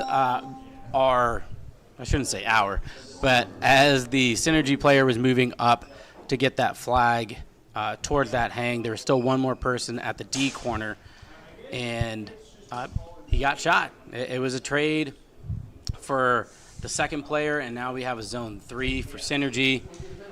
A couple more points up on the board, which is great. It's another step in the right direction, so they're doing a good job. I don't know what the conversation was, but whoever did it, good job, man, because they're producing a lot more. So we had a penalty. I heard number 14, but I'm not quite sure on which team it was. We'll see once they come out. One of the teams will be down a player for this round. And I didn't catch the time, but we're getting down into the final moments here.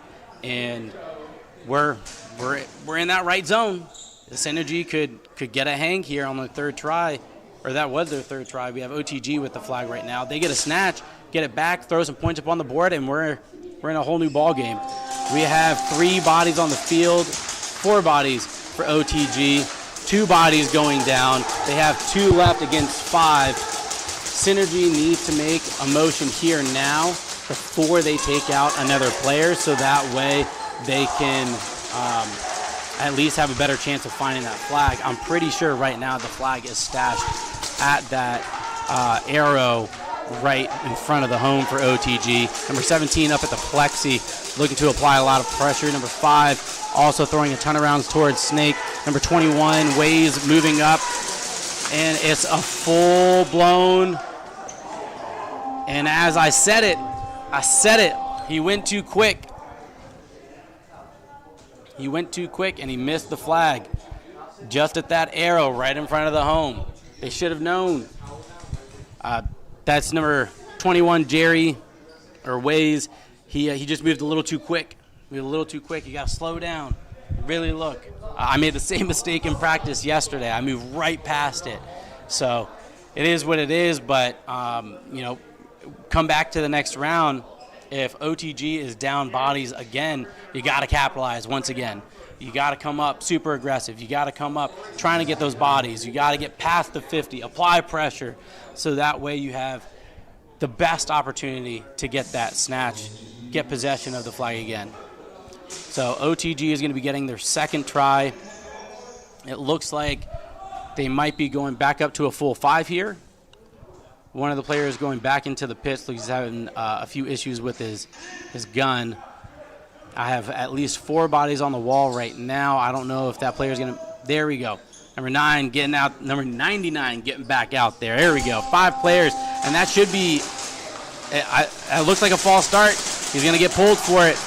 He's going to get pulled for the false start.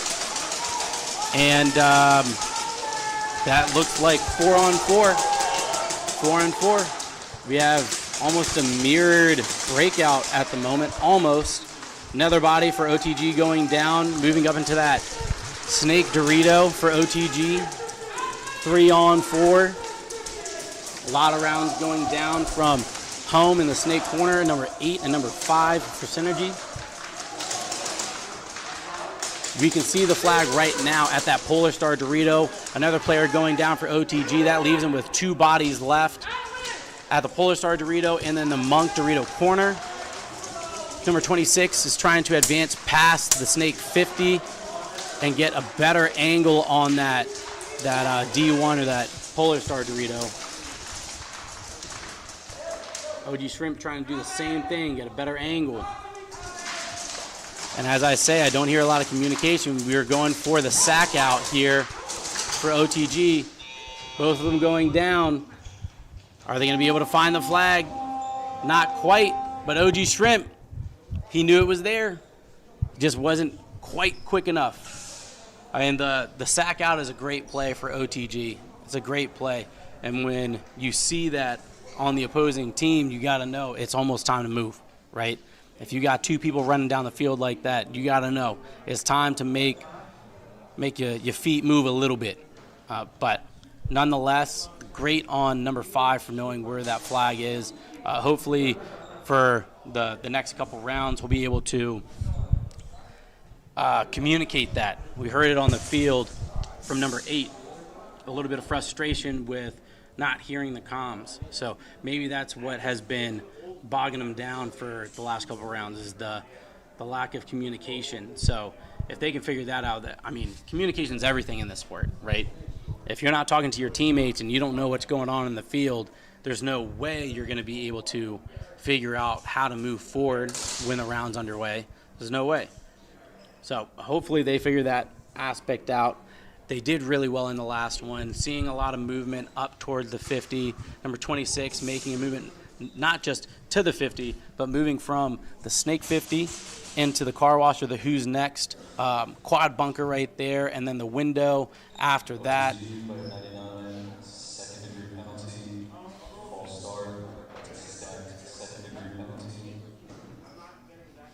All right, so coming from the tower, coming from the booth, is number 99, getting a second-degree penalty. I had mentioned it as the round started. It was that false start. He was there at the wall.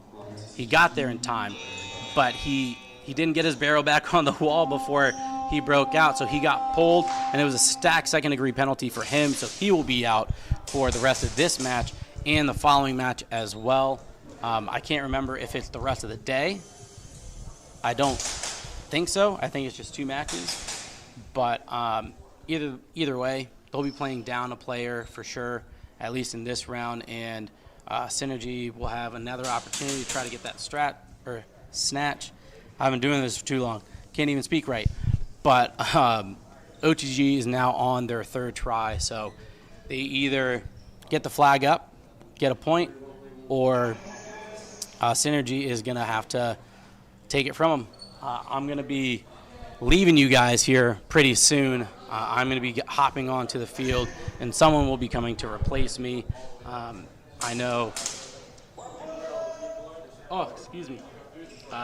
The Kings guys have been helping out as well, but we're actually playing them, so they won't be here either. As the round gets underway, we're just over a minute left.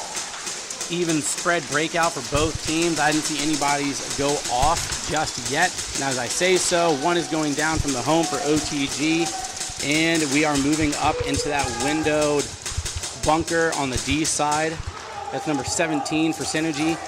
Another body going down for OTG from the Snake corner, I believe. The Dorito corner is open. The plus for OTG is also there. A lot of bodies up at the 50 now for OTG, making the big move, taking out one body and then trying to find the second.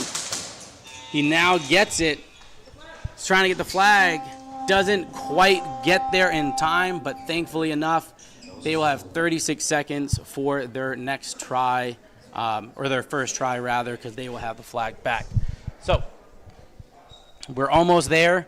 I'm not quite sure who is in the next seat. Let's give that a quick look if we can.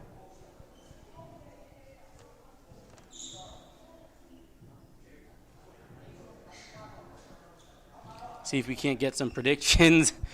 Number 18, giving us a little bit of a show. All right, where are we at here?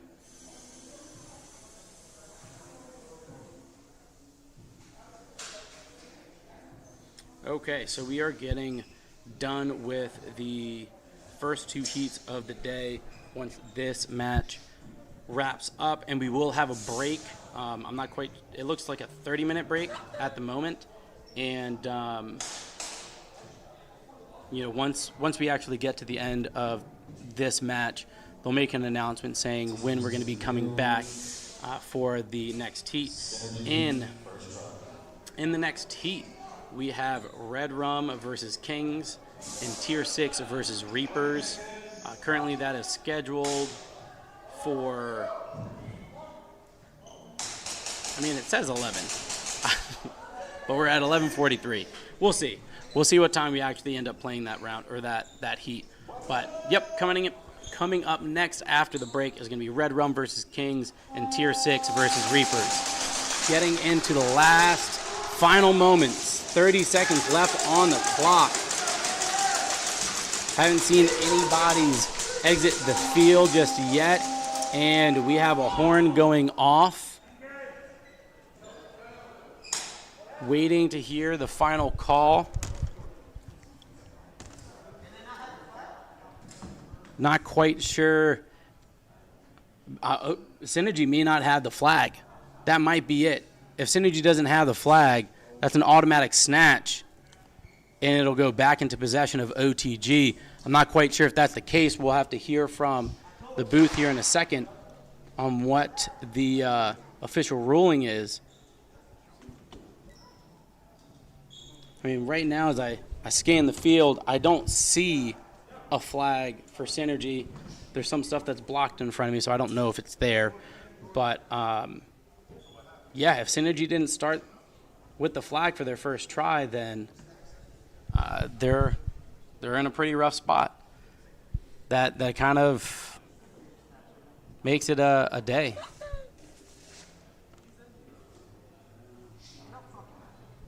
So it's 11:45. Oh, for the game, 3, 6. So we're restarting the clock.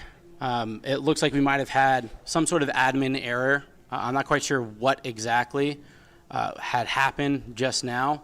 And I got asked by one of the refs what the time was when the game first started. We have 36 seconds. Flag is getting thrown back to the breakout for Synergy, and we're going to see.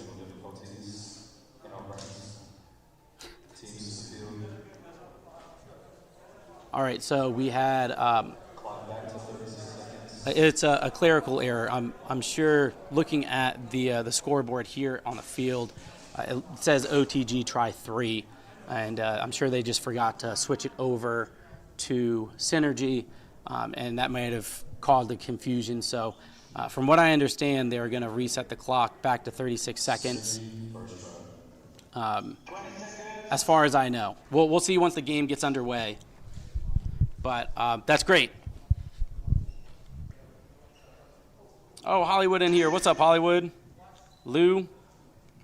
Sorry, I'm trying to pay attention to the game and the chat, but multitasking isn't always my best trait. All right, so we're back up to that 35 seconds, now 30. And, I mean, OTG just have to hold them. Hold them for 30 seconds, right? Don't die, don't catch a penalty. And we have bodies going down. All 5 will be there. And 15 seconds left. OTG can just let it run. They don't necessarily need to get the snatch. They have the points for it. But they go ahead and touch the wall with 7 seconds left on the clock. And it should be pretty simple here. You know, they should be able to just hold at home, and the game will end. So it looks like 4-16 will be our final score for OTG and Synergy. You know, great job to the OTG guys in figuring out their formula from last round into this, or their last match into this match, and we'll see if they can replicate it for the rest of the event. Synergy seems to be catching a little bit of a groove now with a few points under their belt, but you know, they're going to have to figure out a little bit more in order for them to be successful, at least in this event. I'm going to get going, so thank you guys for tuning in while I was here. I probably will be back later this afternoon. I will be playing in the next set, or the next heat, rather, against Kings. So make sure you tune in after our break, and I'll catch you guys when we come back for the next heat. Thank you.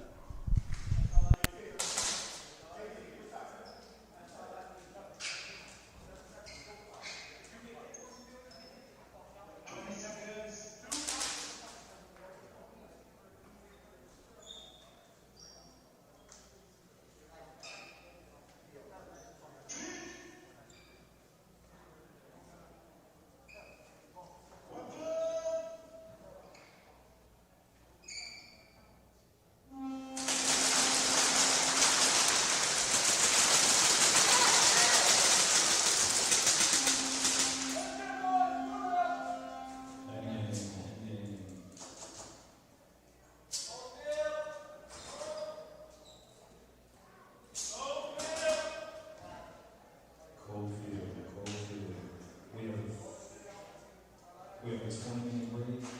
We'll resume at 12:10. 20-minute break.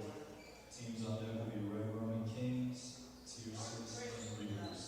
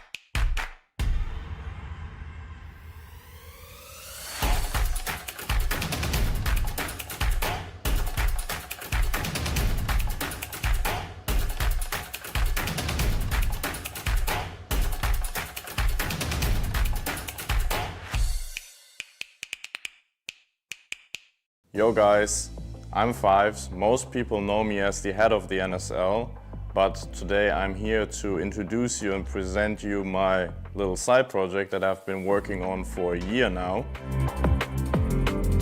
So the core of Who's Next are the so-called collector patches.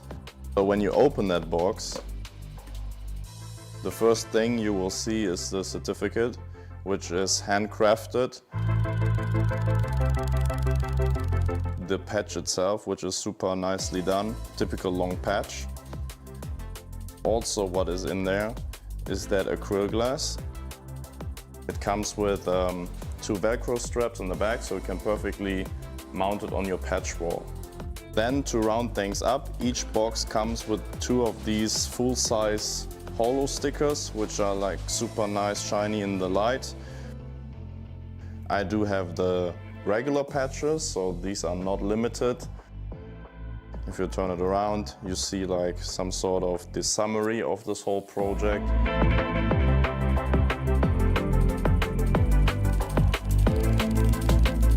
With each shirt, you're gonna get 2 stickers that are included in it, and obviously the t-shirt.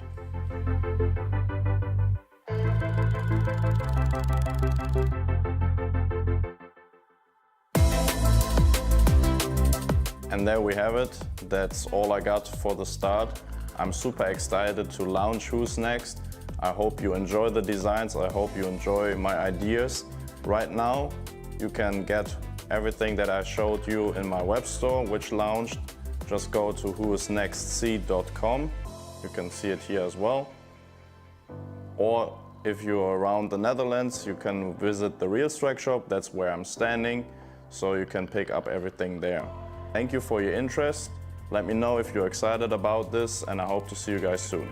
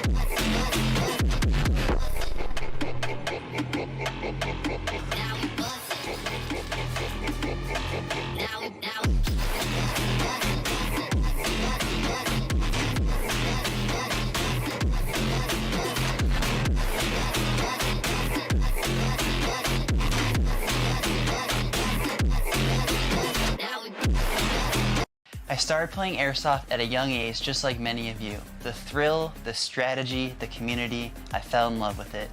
Hefe has devoted countless early mornings and late nights to build a brand that stands for quality and expertise. From designing his own AAP01 upgrades to providing top-notch repair services, but Hefe's vision goes beyond just products. It's about being a part of something bigger. The NSL is an agent of change in the industry, taking Airsoft from a hobby to a sport. Being a part of the NSL means being part of a community that shares my passion and drive. For all things AAP01, visit hefesairsoft.solutions.com.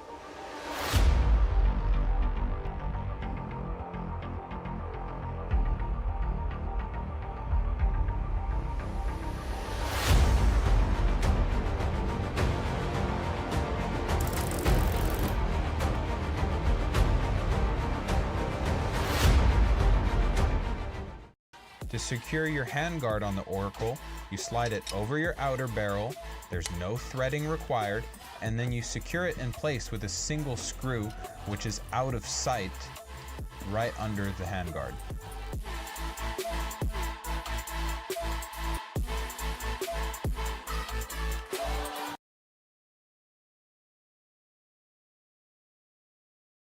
But what's in the box when you get yourself an Oracle 1? First you have the lower receiver and end cap. You have the upper receiver, outer barrel, hand guard, and if you choose for it, also the ESGR. And on top of that, you get all the tools, trigger housing, extension cables, and accessories you need to complete the build. Oracle, built for the player within. Walker here with Carbon Paintball to discuss the Zero goggle system with you guys. We have the Pro version and then the SLD. What you're going to notice first is the color options. On the Pro, it is a semi-translucent Airflex bottom. That's the mask region. And then with the Solid series, it is just a solid color. It's opaque. They're both exactly the same durometer. They're both the same softness or squishiness. Other than that, you're actually going to get a clear lens with your Pro goggle. They both come with a case. And another cool feature of the Pro model is a dual silicone strap versus a sublimated strap on the SLD. And last but not least is another cool highlight is the Pro has some orange accents versus the SLD comes with black.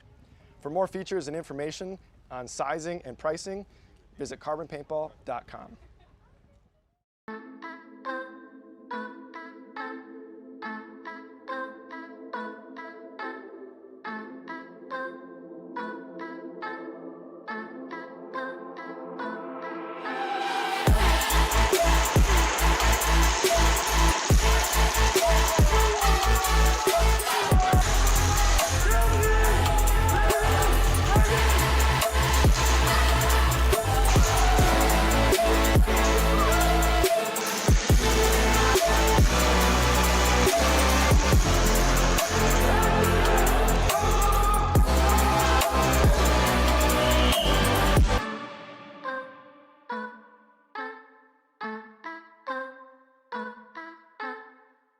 Hi guys, I'm Kyle from Kappa Hub. We're the head sponsor for NSL 2025 season. We are a UK-based company and we specialise mostly in high Kappa builds, so high Kappa parts or actual full builds.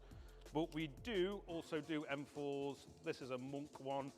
And we also do everything that goes in it, from your gorilla boards to your engines, to your triggers, to regs, everything like that. If you do need a slide for a Kappa, we've got plenty of those in 4351, and as well as grips, if you want a grip.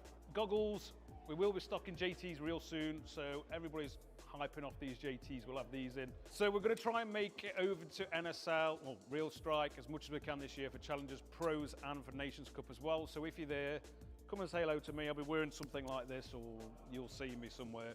Also, we'll have a range of our products in the Real Strike shop on the left-hand side as you walk in. It'll be High Kappa Hub corner. You can't miss it. It'll be lovely to see as many as we can over there, so pop up and say hi.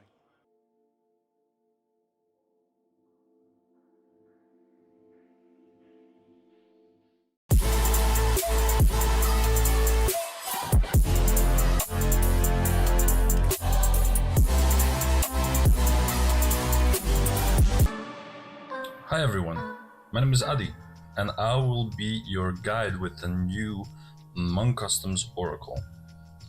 It is one hell of a product, and there were a lot of questions on how to build it.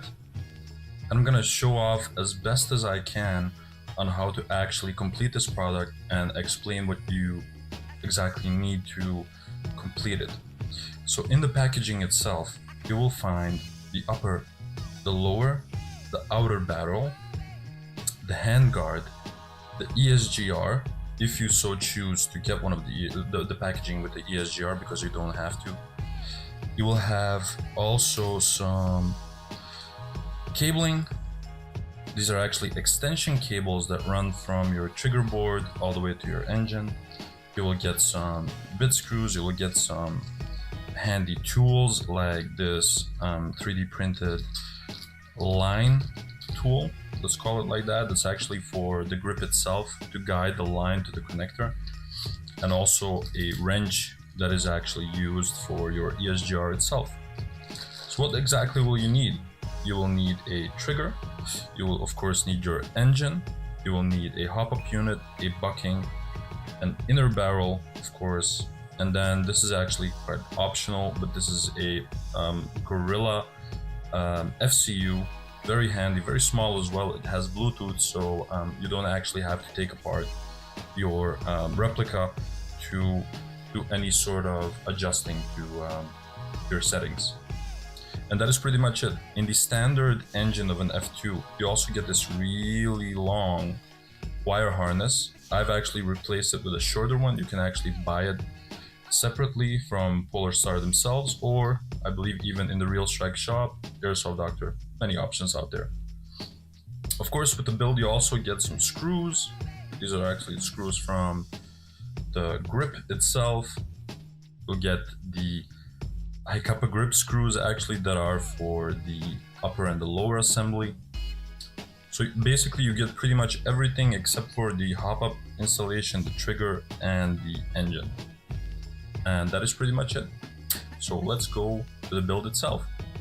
We'll be actually starting off with one of the key elements of what the Oracle is actually all about, and that is precision. It has perfect alignment, but you have to install it carefully and correctly to achieve that alignment and that perfect seal it praises itself to be. As you can see, I've already actually prepared a mag because there's a really cool trick to get the hop-up unit in the correct position for some good feeding and some perfect alignment. I'm going to show you that. One thing I forgot to mention, you also need a mag release for that build because this is not included in the packaging. So let's start off, right?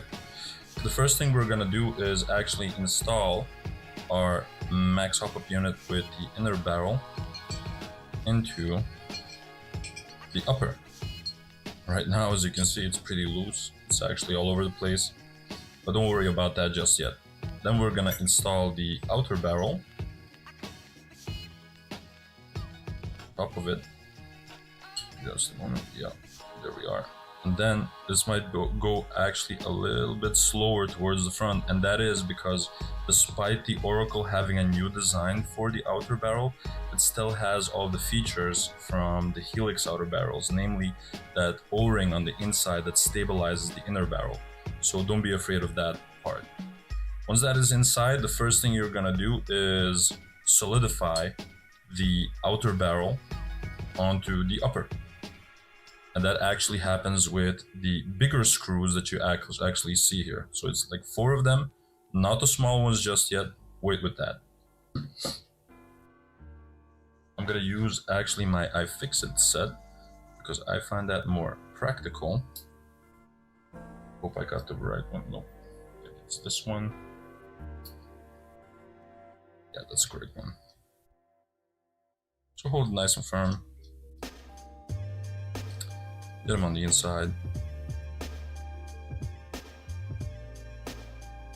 This will actually make sure everything is nice and snug, no wobble whatsoever. That's what it's meant to do.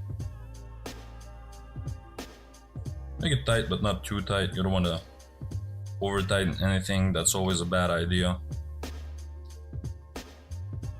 I should actually get one of those screwdrivers that lets you sort of pick the torque, the amount of torque that you wind it up with. So the trick that I wanted to show you is actually you're gonna grab the lower right now and you're just gonna sort of install it onto the upper.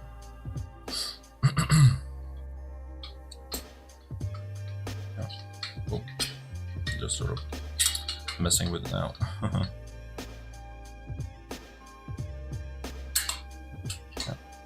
There we are.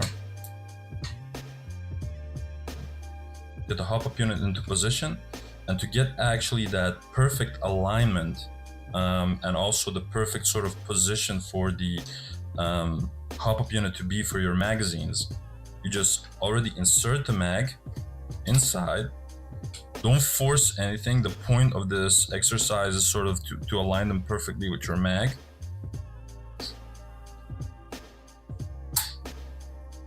That is it. By the way, this design is actually been made for the PTS mags, which are sort of becoming as the sort of the sports standard, so to speak. And that's actually one of the reasons that I'm using one right now. So once that is inside, your hop-up unit is actually perfectly aligned with the magazine.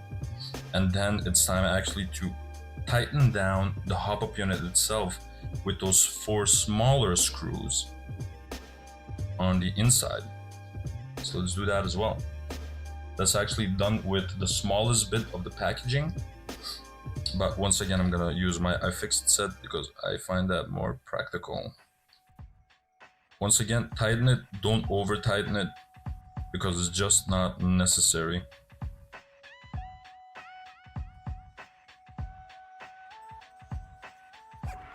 Tighten it to a level that you think you are happy with, you know what I mean? See, I'm not over tightening anything, I'm just doing it in the correct way. So now you would maybe have the tendency to put already the handguard on top, but we should actually wait for that for just a little while because there's actually a small screw that goes right over here, which actually sort of tightens the upper with the lower, but we're gonna do that once we install the engine, which will pretty much be the next step. So there are actually multiple ways on how to continue with the next part, and part of that depends whether you'll be using the extension cables that are provided in the packaging of the Oracle. I prefer personally not to do so, but that's just me because I don't like too much cables hanging around. So I'll actually be putting this aside, which will make my process a little bit more finicky, but it's just my preference. You don't have to follow this along. It's just something that I like to do. So yeah, let's just follow my thought process, and maybe you guys could tell me whether you like what I did or you completely disagree with me, whether it was maybe too finicky. But this is what I like to do. So the first things first, I like to install already the trigger inside the trigger unit, right? And that is actually one of the most easy parts that is there because it's very conveniently made. This is sort of the trigger housing. This entire build does not have a gearbox, which is a huge plus, which meant that they could actually simply focus on the alignment and sort of make everything to size. This is the trigger housing, and the trigger unit actually goes in there quite easily, right there. It's like already aligned. And then you have actually a small screw slot right here for the screw that holds it together. Just a moment. Here we go. And now the first time that you do this, it could be possible that this is quite a tight fit, but that is normal because they actually created this 3D print in such a way that it fits a vast array of screws. If you've built a lot of HPA builds, you know that there are a lot of different trigger units and a lot of different screws and slots and whatnot, and they made it explicitly a little bit tighter so a vast array of screws actually fits in there. So once that is in there, now we put in our trigger. I've chosen for the next speed trigger because I'll read.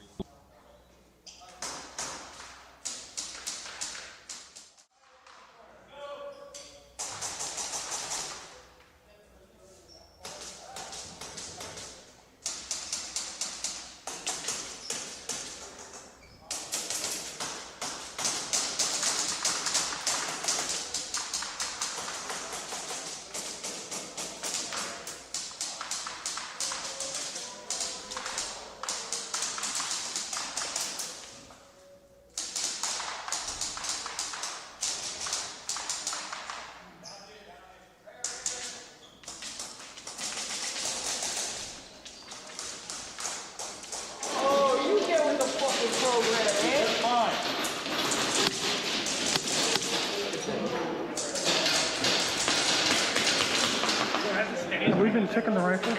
Huh? Have we been checking the rifle? Have I been checking the rifle? Yeah. Oh, with the trigger? Oh, okay. Good. Thank you. Yeah, crawl on Good.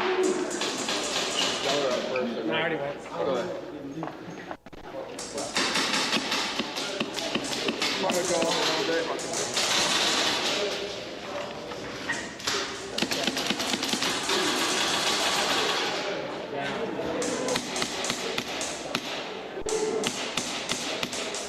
I would go down just a little bit because some shots are getting to 1.12. Alright. It's 1.1. Alright. Good.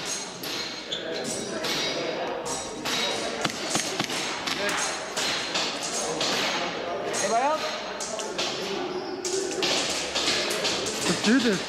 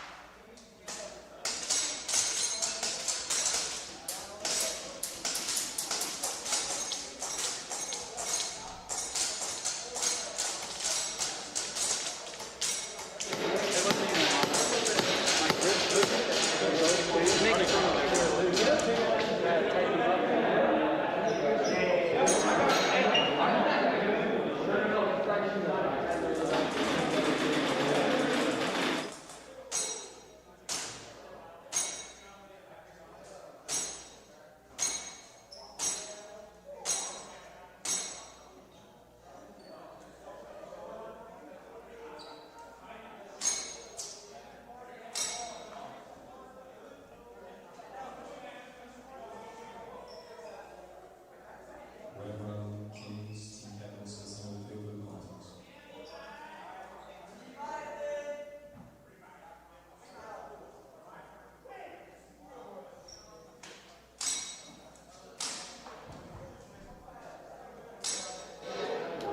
Tail.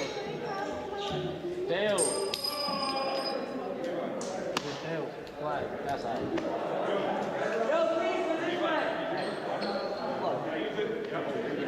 Gun. Yeah, see? Yeah, you might need that.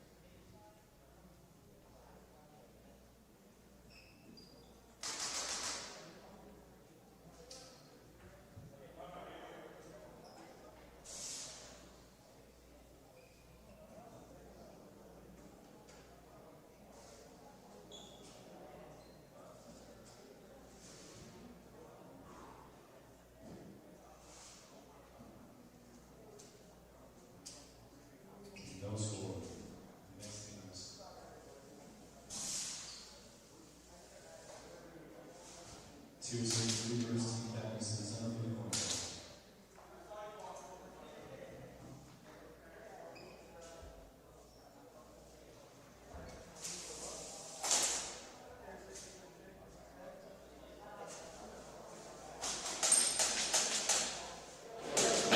on that. Good luck, man. Good luck.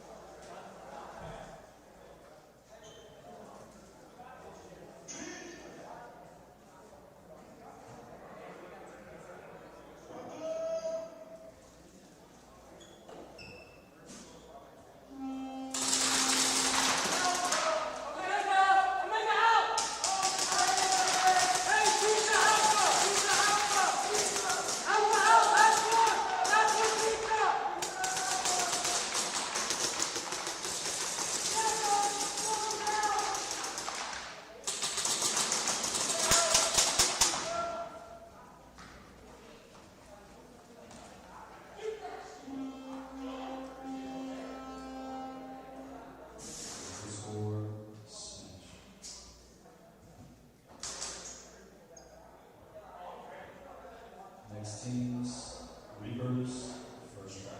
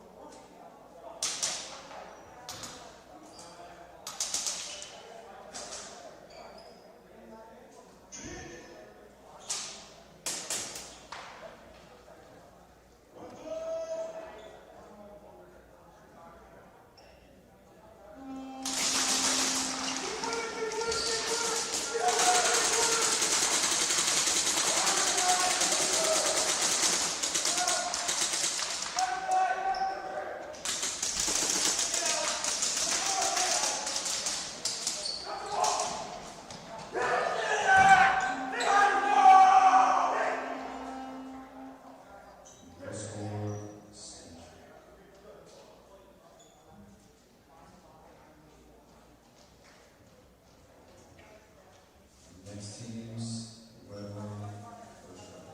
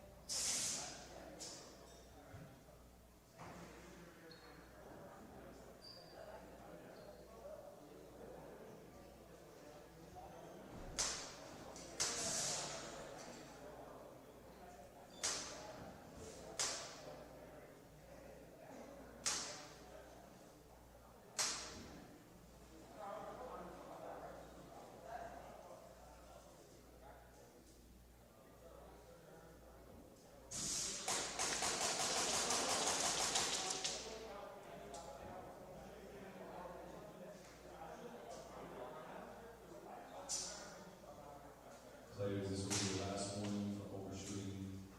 Respect the other teams, respect each other. Last one. Flag hang, 1-1.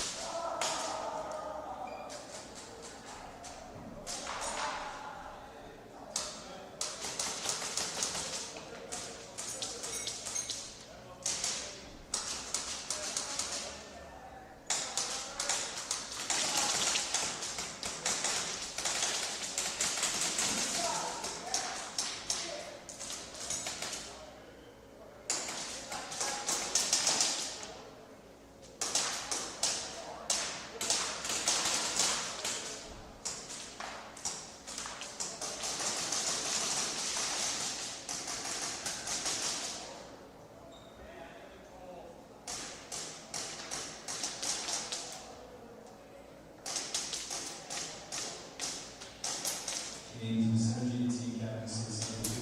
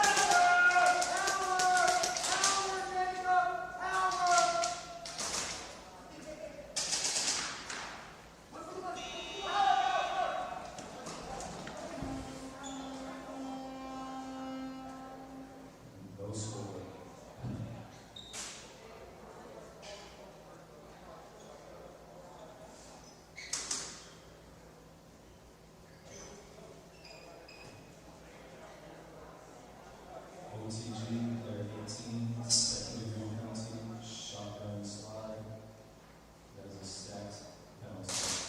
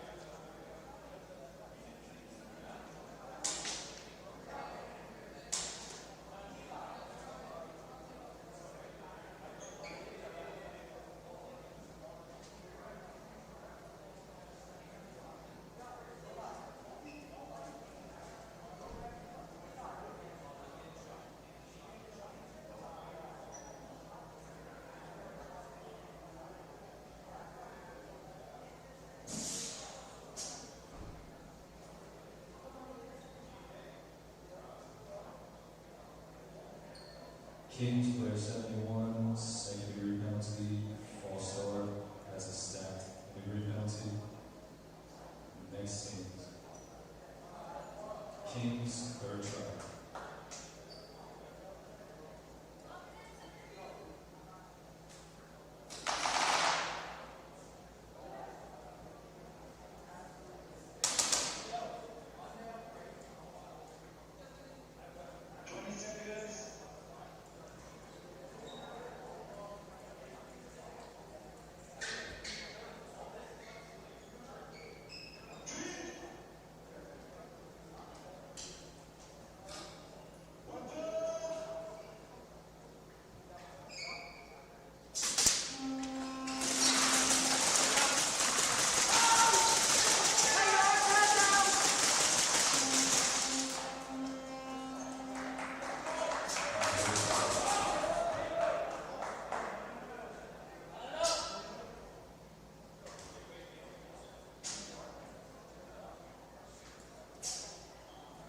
Kings player 47, second degree penalty, that's a false start. Administrative penalty is game altering under 30 seconds. You guys will play for another 30-second round. The next teams.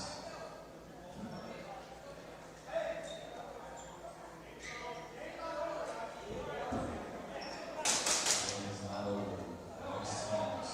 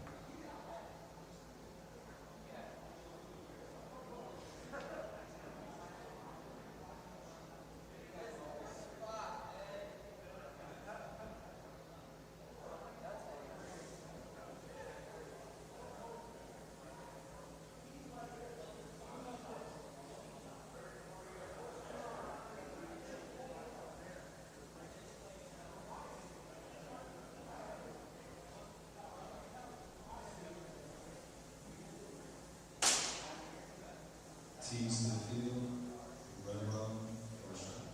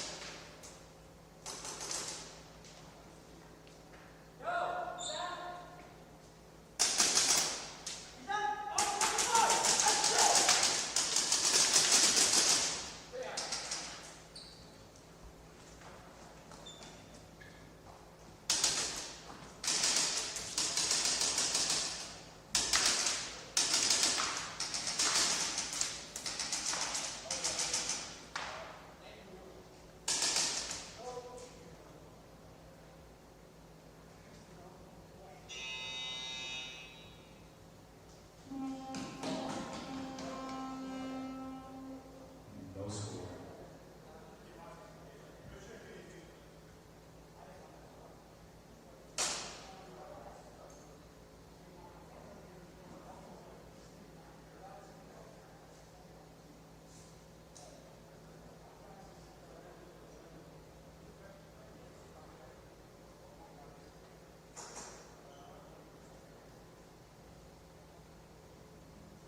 Red Rum, level 23, second degree penalty. 22. Red Rum, level 22, second degree penalty. Hit on arm. Reload.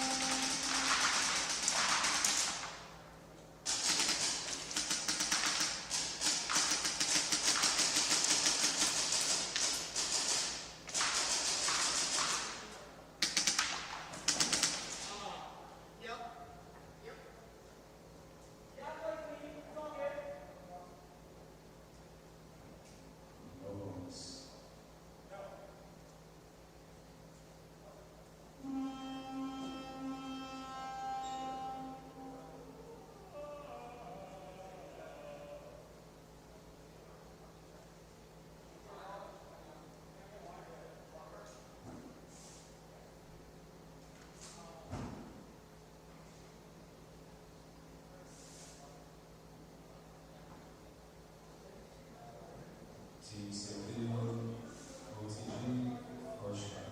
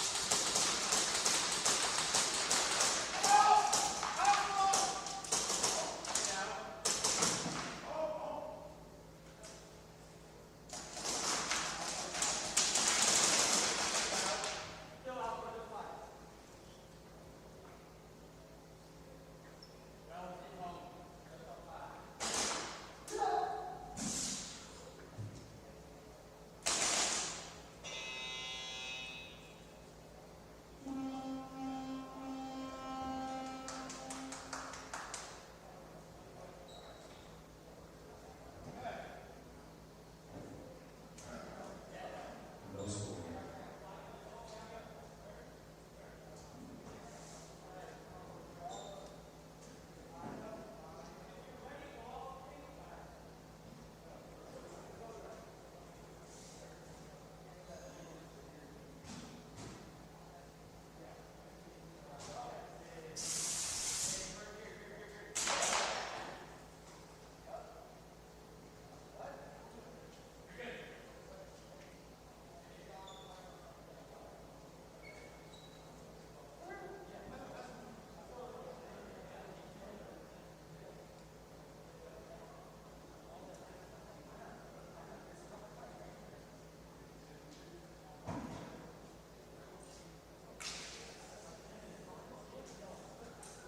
OTG, second try.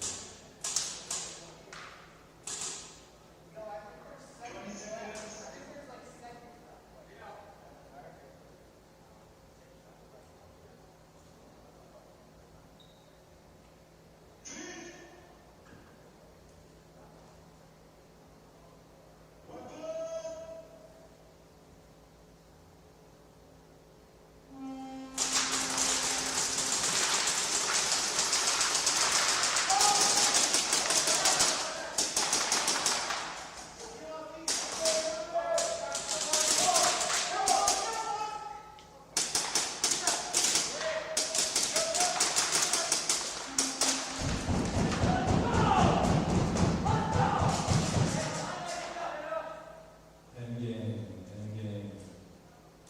We have a 60-minute break for lunch. We will be back at 3:30 with 2-6 on Synergy, Reapers, and Red Rum. OTG Kings will play the last heat back-to-back after that. Coalfield.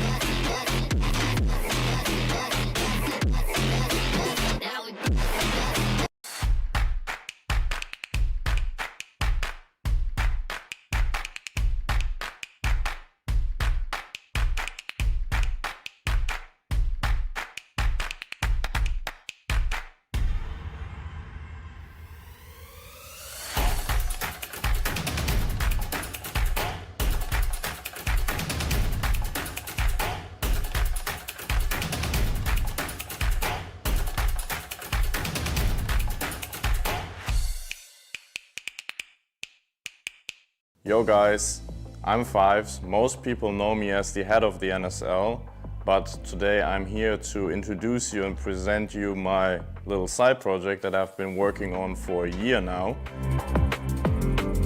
So the core of Who's Next are the so-called collector patches. So when you open that box, the first thing you will see is the certificate, which is handcrafted. The patch itself, which is super nicely done, typical long patch. Also what is in there is that acrylic glass. It comes with 2 Velcro straps on the back, so you can perfectly mount it on your patch wall. Then to round things up, each box comes with 2 of these full-size holo stickers, which are like super nice, shiny in the light. I do have the regular patches, so these are not limited. If you turn it around, you see like some sort of the summary of this whole project.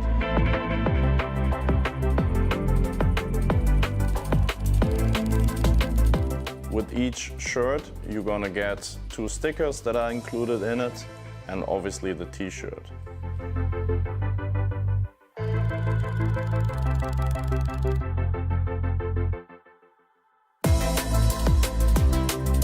And there we have it. That's all I got for the start.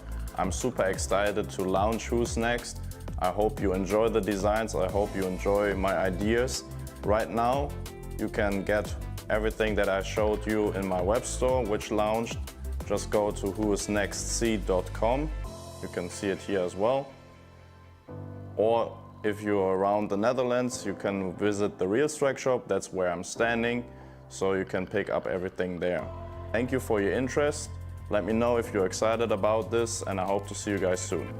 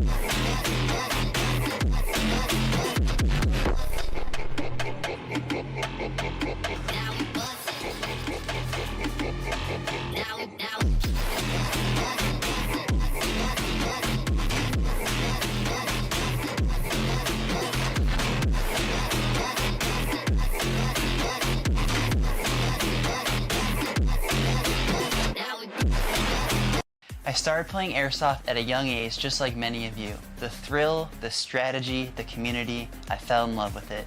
Hefe has devoted countless early mornings and late nights to build a brand that stands for quality and expertise. From designing his own AAP01 upgrades to providing top-notch repair services, but Hefe's vision goes beyond just products. It's about being a part of something bigger. The NSL is an agent of change in the industry, taking Airsoft from a hobby to a sport.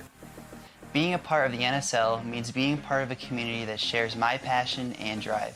For all things AAP01, visit hefe'sairsoftsolutions.com.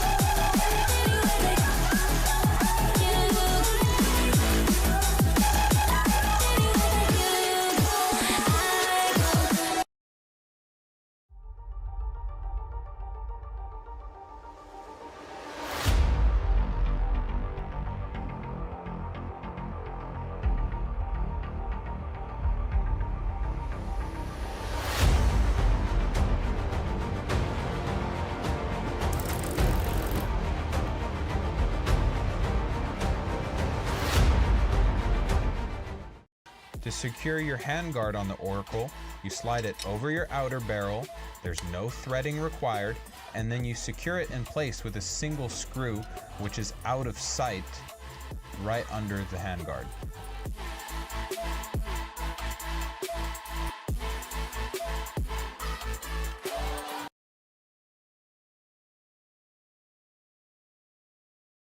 But what's in the box when you get yourself an Oracle 1? First you have the lower receiver and end cap. You have the upper receiver, outer barrel, handguard, and if you choose for it, also the ESGR. And on top of that, you get all the tools, trigger housing, extension cables, and accessories you need to complete the build. Oracle. Built for the player within. Walker here with Carbon Paintball to discuss the Zero goggle system with you guys. We have the Pro version and then the SLD. What you're going to notice first is the color options. The Pro, it is a semi-translucent Airflex bottom. That's the mask region. And then with the Solid series, it is just a solid color. It's opaque. They're both exactly the same durometer. They're both the same softness or squishiness. Other than that, you're actually going to get a clear lens with your Pro goggle. They both come with a case. And another cool feature of the Pro model is a dual silicone strap versus a sublimated strap on the SLD. And last but not least is another cool highlight is the Pro has some orange accents versus the SLD comes with black. For more features and information on sizing and pricing, visit carbonpaintball.com.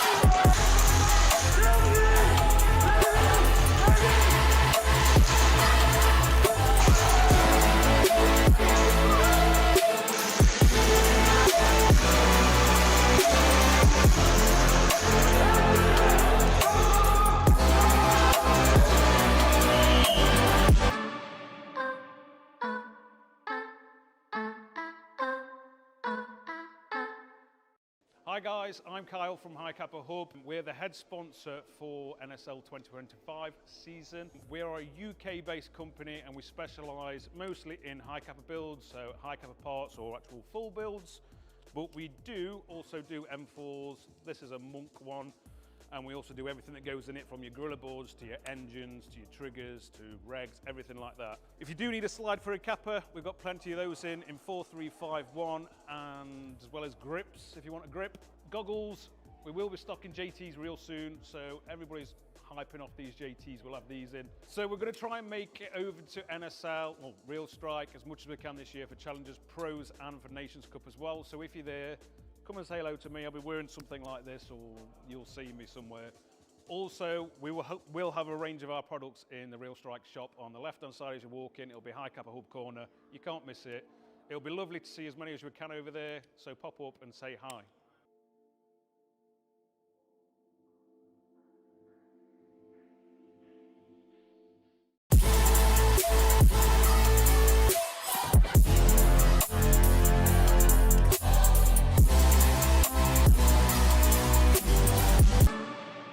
Hi everyone, my name is Adi, and I will be your guide with the new Monk Customs Oracle.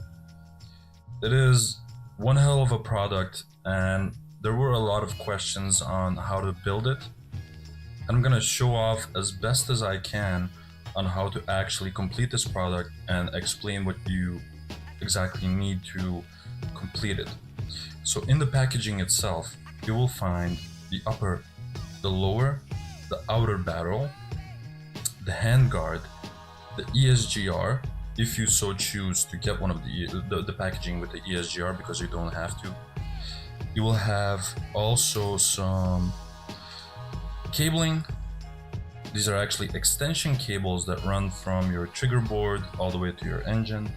You will get some bit screws, you will get some handy tools like this 3D printed line tool, let's call it like that. That's actually for the grip itself to guide the line to the connector, and also a wrench that is actually used for your ESGR itself. So what exactly will you need? You will need a trigger, you will of course need your engine, you will need a hop-up unit, a bucking, an inner barrel of course, and then this is actually quite optional, but this is a Gorilla FCU, very handy, very small as well. It has Bluetooth, so you don't actually have to take apart your replica to do any sort of adjusting to your settings. And that is pretty much it. In the standard engine of an F2, you also get this really long wire harness. I've actually replaced it with a shorter one. You can actually buy it separately from Polar Star themselves, or I believe even in the Real Strike shop, Airsoft Doctor, many options out there. Of course, with the build, you also get some screws. These are actually screws from the grip itself. You'll get the Kappa grip screws actually that are for the upper and the lower assembly. So basically you get pretty much everything except for the hop-up installation, the trigger, and the engine. And that is pretty much it. So let's go to the build itself. We'll be actually starting off with one of the key elements of what the Oracle is actually all about, and that is precision. It has perfect alignment, but you have to install it carefully and correctly to achieve that alignment and that perfect seal it praises itself to be. As you can see, I've already actually prepared a mag because there's a really cool trick to get the hop-up unit in the correct position for some good feeding and some perfect alignment. I'm going to show you that. One thing I forgot to mention, you also need a mag release for that build because this is not included in the packaging. So let's start off, right? The first thing we're gonna do is actually install our max hop-up unit with the inner barrel into the upper. Right now, as you can see, it's pretty loose. It's actually all over the place, but don't worry about that just yet. Then we're gonna install the outer barrel, top of it. Just a moment, yeah, there we are. And then this might go actually a little bit slower towards the front, and that is because despite the Oracle having a new design for the outer barrel, it still has all the features from the Helix outer barrels, namely that O-ring on the inside that stabilizes the inner barrel. So don't be afraid of that part. Once that is inside, the first thing you're gonna do is solidify the outer barrel onto the upper. And that actually happens with the bigger screws that you actually see here. So it's like 4 of them, not the small ones just yet. Wait with that. I'm gonna use actually my iFixit set because I find that more practical. Hope I got the right one. No, it's this one. Yeah, that's a great one. So hold it nice and firm. Get them on the inside. This will actually make sure everything is nice and snug, no wobble whatsoever. That's what it's meant to do. Make it tight, but not too tight. You don't want to over tighten anything. That's always a bad idea. I should actually get one of those screwdrivers that lets you sort of pick the torque, the amount of torque that you wind it up with. So the trick that I wanted to show you is actually you're gonna grab the lower right now and you're just gonna sort of install it onto the upper.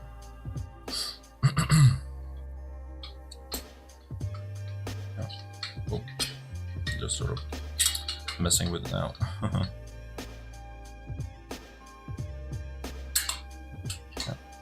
There we are.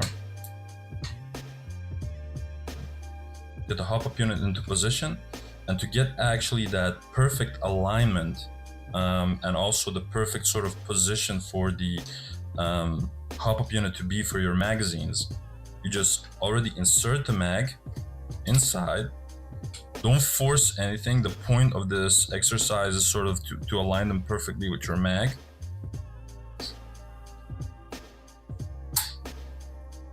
That is it. By the way, this design is actually been made for the PTS mags, which are sort of becoming as the sort of the sports standard, so to speak. And that's actually one of the reasons that I'm using one right now. So once that is inside, your hop-up unit is actually perfectly aligned with the magazine. And then it's time actually to tighten down the hop-up unit itself with those 4 smaller screws on the inside. So let's do that as well. That's actually done with the smallest bit of the packaging. But once again, I'm gonna use my iFixit set because I find that more practical. Once again, tighten it, don't over tighten it because it's just not necessary.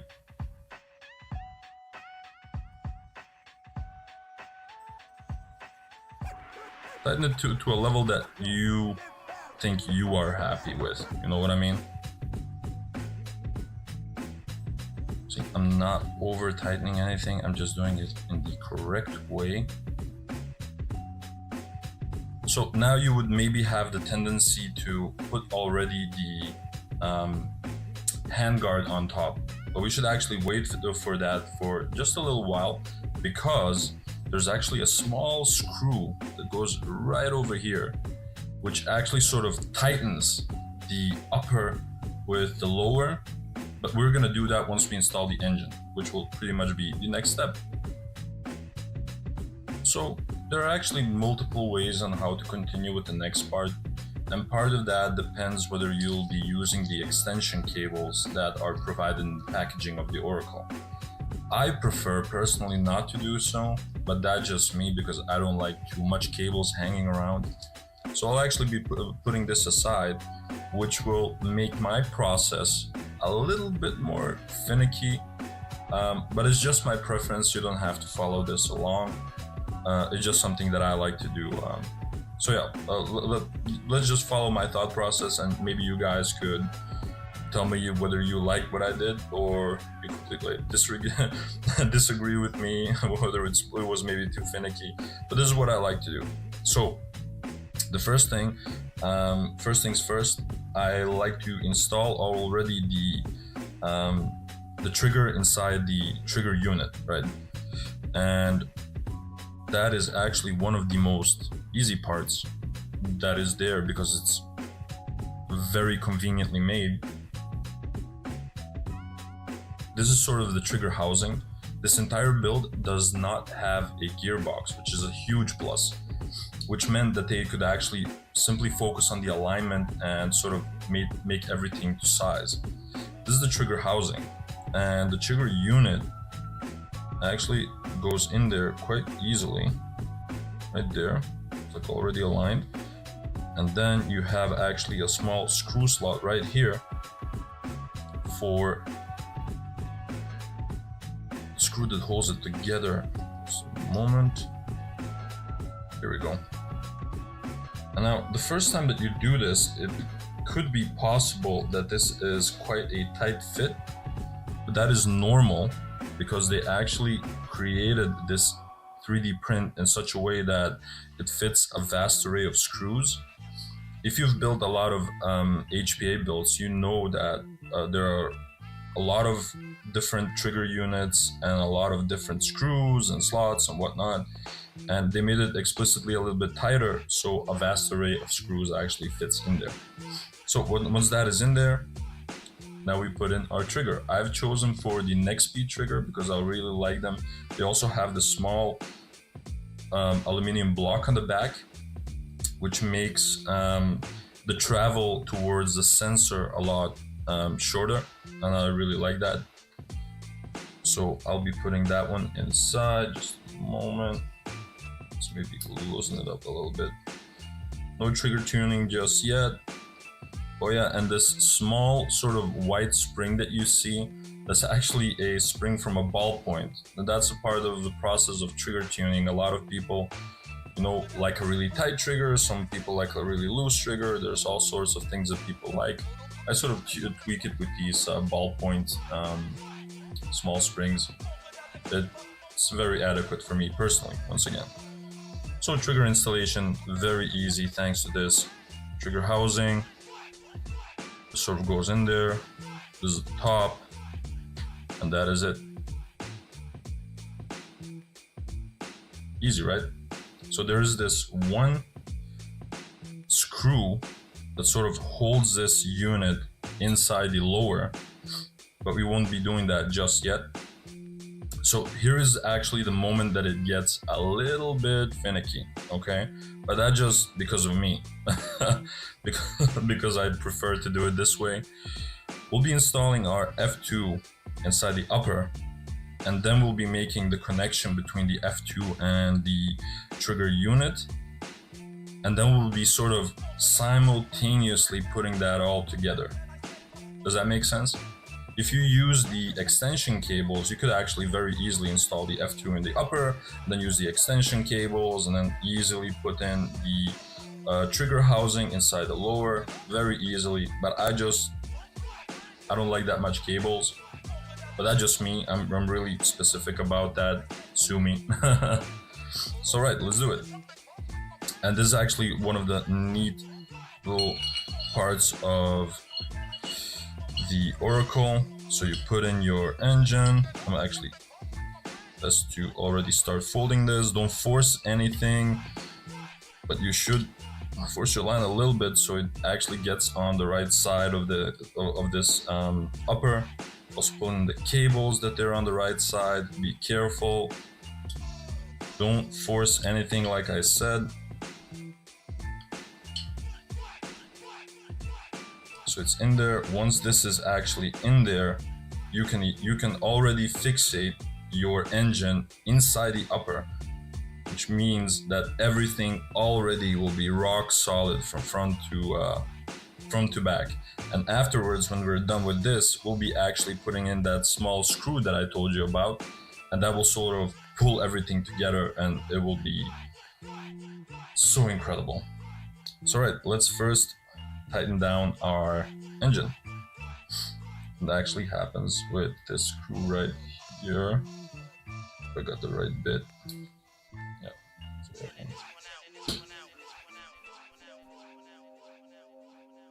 and that is it. Rock solid. Easy as pie, right? Now, I could explain to you what, when you look at it this way, you have like the upper connector and the lower connector. I could explain what the nozzle and the poppet are, but it doesn't actually much matter. The easy part to remember is that it always has to be crisscrossed. So when you look at the trigger unit, you have an upper and a lower connector, and they're crossed with the upper and the lower connector here. So the upper connector from your F2, which is this one actually, that connects with the lower connector of the trigger unit.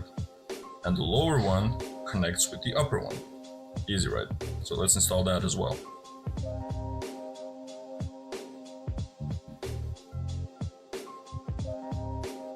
This.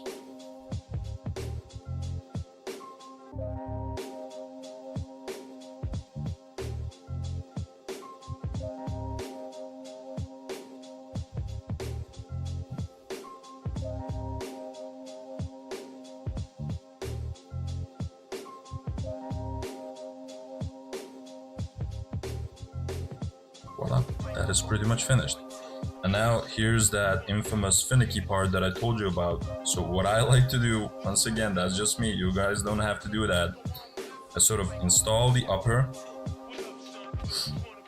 onto the lower while I'm actually installing this part as well. And as you can see, because the cables are so short, it sort of pulls, you know what I mean? So at this point, I grab the screw that is meant for the trigger housing and I tighten that part down so it doesn't move.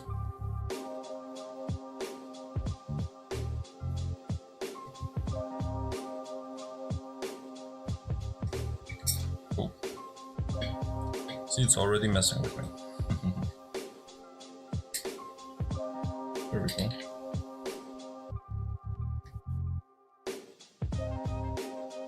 Hopefully you can see this on the camera. But I think you can. Nothing too complicated, trust me. So it's already in there. And then we put the wire harness and the line through the grip slot all the way down.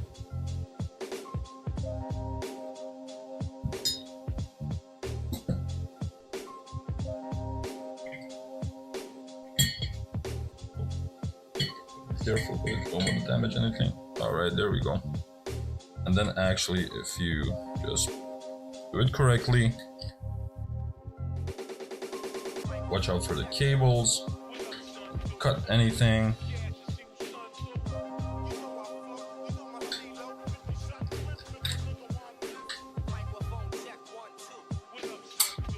It will all perfectly fall into place. Hold down the way it should be. There's one slot here that we're gonna use. Punch that through. Oh. Put it over here.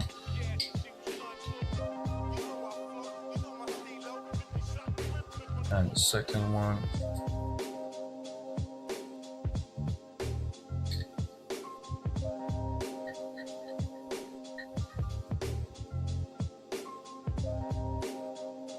There we are. Beautiful, right? And now, last but not least, that small screw that I talked about before, now we place that inside to really tighten down everything. It'll be rock solid and it will be incredibly well aligned. More than you'd ever believe.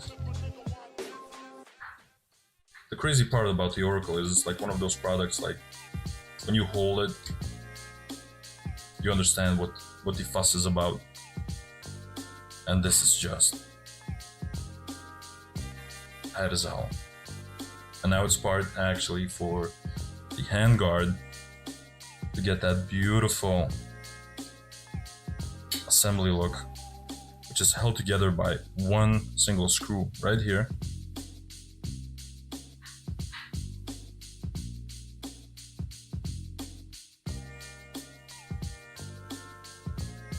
Oh, that's the wrong bit.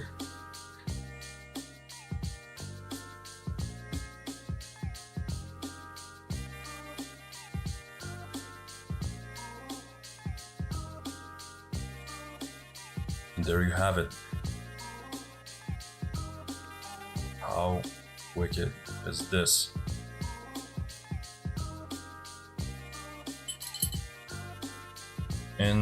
Freaking incredible.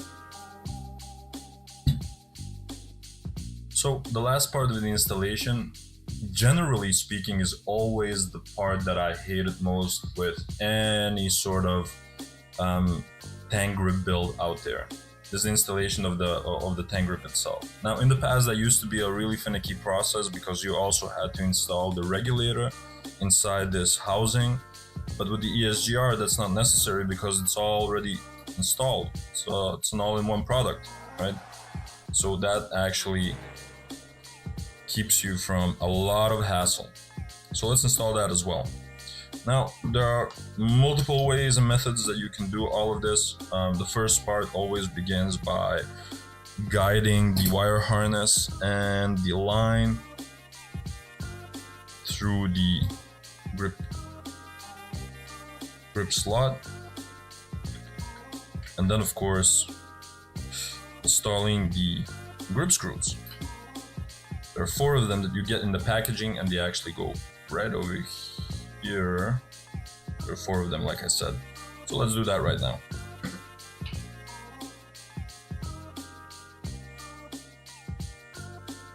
This is gonna be really tough with the camera and everything, but let's give it our best shot.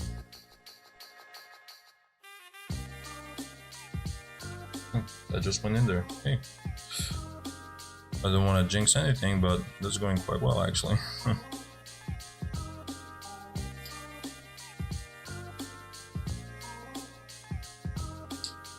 So remember how I said that this was like my least favorite part of any tank grip build that I made in the past.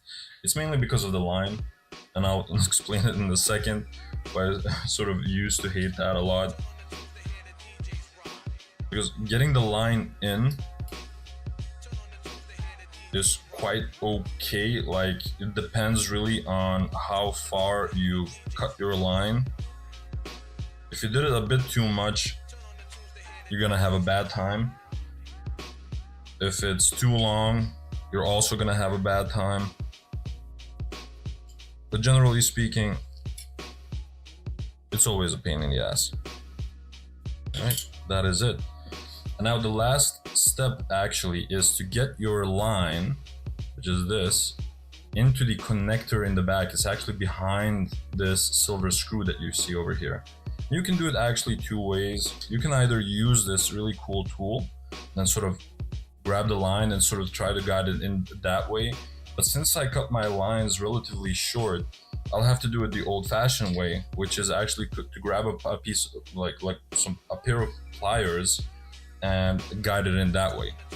So it really depends on how short your line is and whatnot. So I'm back, and as you can see, the line has been installed inside the grip.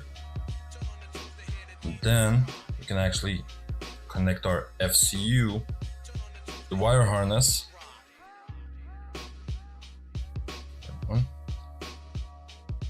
Put that away the best way you can inside the grip itself. Install the back plate. All right.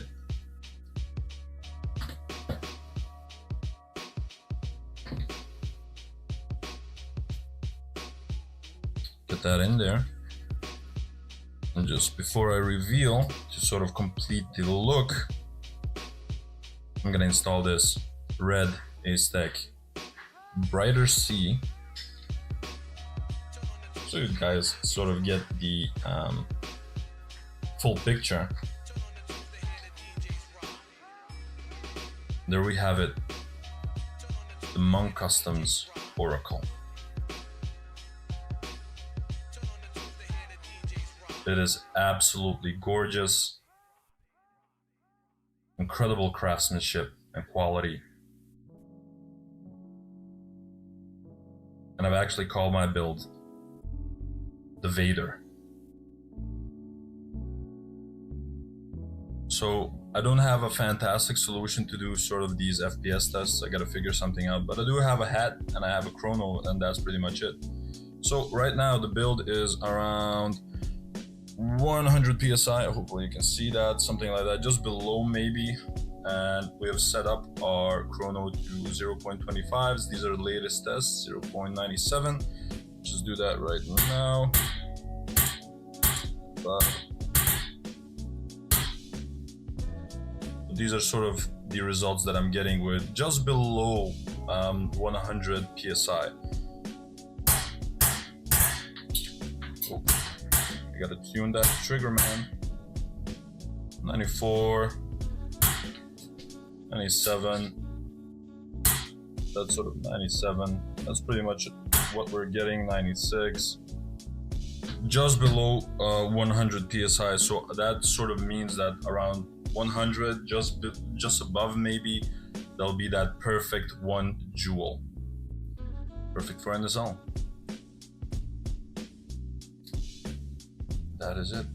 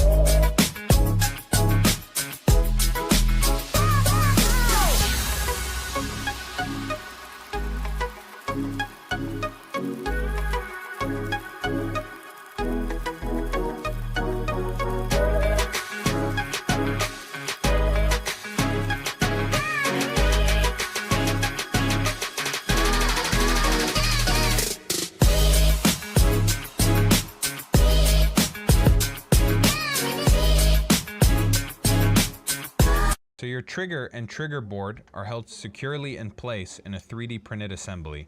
This assembly simply slides into the lower receiver of the Oracle and then is held in place with a single screw. To attach your ESGR, there are 4 screw points at the bottom of the lower receiver, and then you just secure it seamlessly with no gaps. Oracle, built for the player within.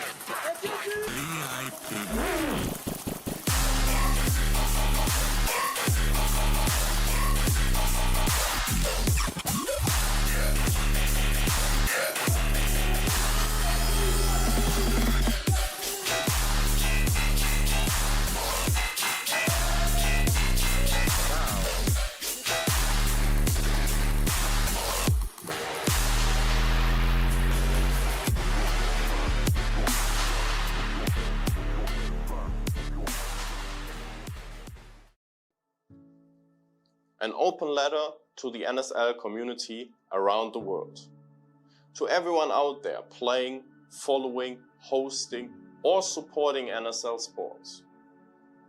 During and after our first Pro Series weekend, a lot of people sent us messages out of concern and support for our beloved sport, which we feel have to be addressed publicly today.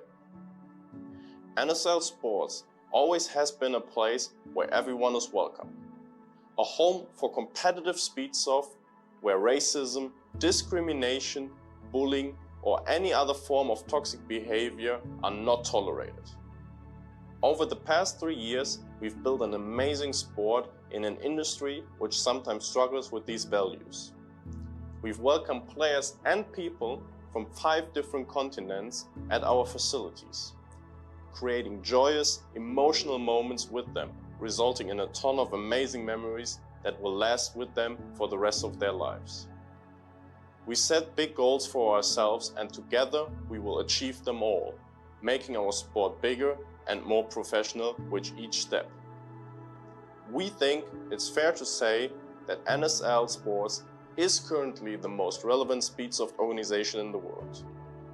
Our player base is continuously growing and we attract more interest with each event we organize. Our standards for tournament organization, media coverage, and field quality set new benchmarks for the sport. Beyond the incredible support of our players, we have to recognize that none of this would be possible without the amazing support and dedication from our volunteers. As our standards rises, so do our costs, beyond what we and the players can cover alone. For this, enormous appreciation goes out to our sponsors who back us financially and who invest in the development of the sport. Every company involved in NSL this year saw the amazing things we create together and therefore wanted to be a partner in this development. As an open and welcoming environment, we never applied any rules or regulations on the choice of brand for guns and gear. Neither did we disallow players to play at our events because they play in other leagues. We believe that companies and brands who are not directly connected to the NSL still have their place and right to support teams who participate in the NSL so their journey becomes easier. The majority of teams, players, companies and followers have always respected that silent contract and acted mature and grown up while respecting the brands at our event. However, as a growing organization, we have faced major disappointments and setbacks. Some of them even caused by our previous sponsors. By holding off financial support in breach of sponsorship agreements, leaking confidential details, sabotaging events, or the misuse of our platform by those who seek benefit from NSL without contributing. Our resilience has been truly tested. Recently, organized efforts have been made to undermine everything we've built in the past 3 years. Armed with a seemingly endless budget, misinformation, financial incentives, and false promises, these outside forces attempt to divide our community and to distort our sport. We view every attack on the organization as an attack on every player and every team that lives for the sport. They do not care about you, the players. They use you to their own advantage in an effort to rot out our beloved sport from the inside. May not be aware of the tactics being used to divide our community, but as the organization we aspire to be, we are forced to defend and protect against these attacks. During the first Pro Series tournament, the live stream was flooded with disruptive comments aimed at discrediting our referees, our structure, our sponsors, and our mission.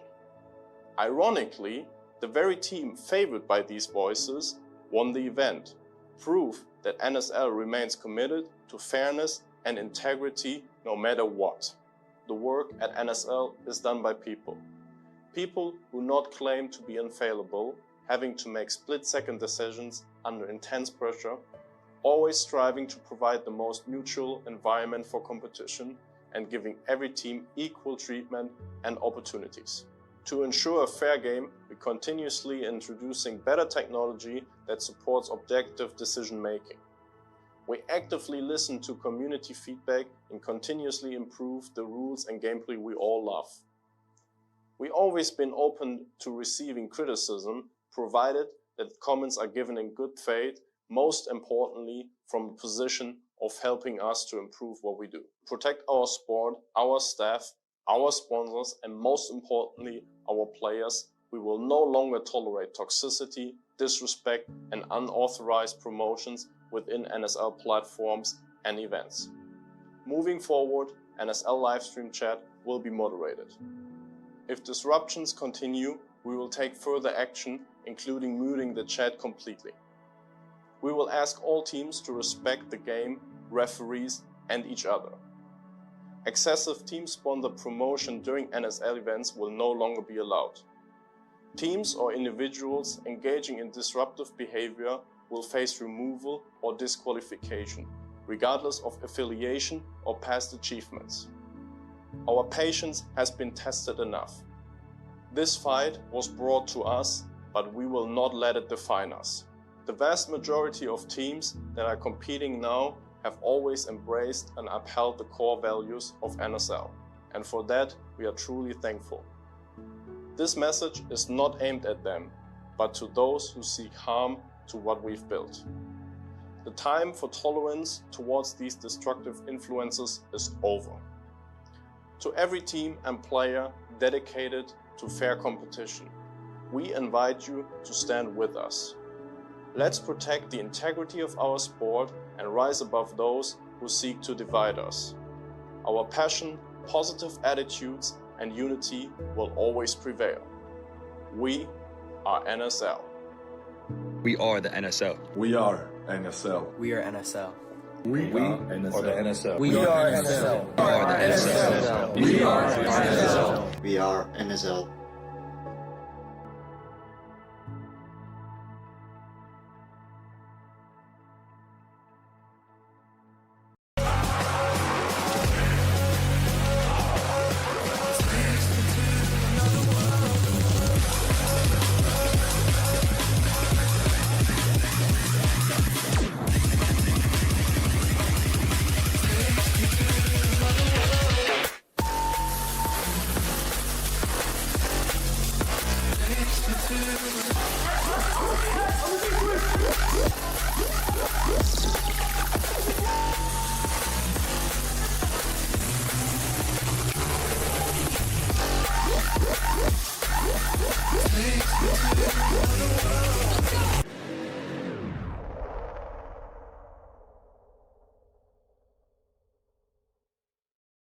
your hop-up and inner barrel assembly of the Oracle will be held securely in place by a series of screws.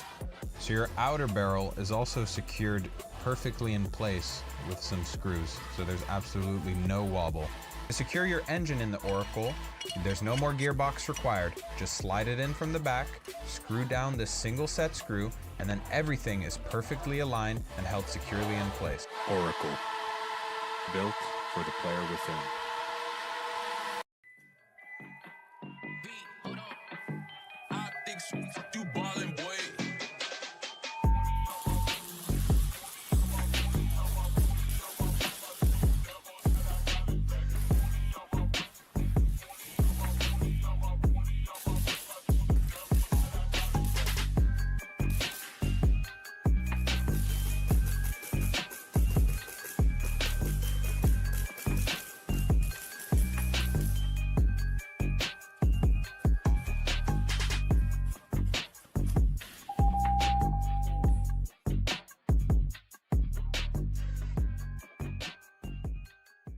The upper and lower in place, it's held together with a single body pin. The body pin is also outfitted with high Kappa compatible screws for extra customization. Just to be sure that all the wobble is removed from the system, there's an additional space for a screw between the upper and lower receiver. Secure it in place and there will be no wobble, guaranteed. Oracle, built for the player within. Hey, this is Walker with Carbon Paintball here to talk to you about our SC custom jerseys. To start your team's design, head over to crbnpaintball.com, fill in some team information, including what colors, what template you want to base your jersey off of, upload your main team logo and any sponsors, enter your name and your number, and we're going to kick you back a 3D image of your jersey. The custom jersey is built on a 5-panel design that's all customizable.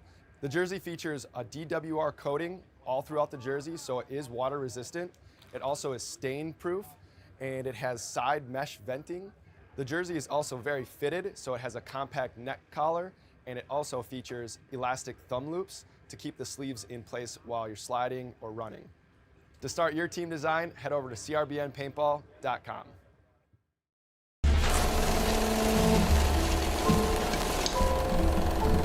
When Monk built its first airsoft gun in 2019, it redefined the game. Born from passion and crafted with precision, Monk stands for innovation, community, and a shared pursuit of excellence. Every product embodies premium performance and connects players to something greater.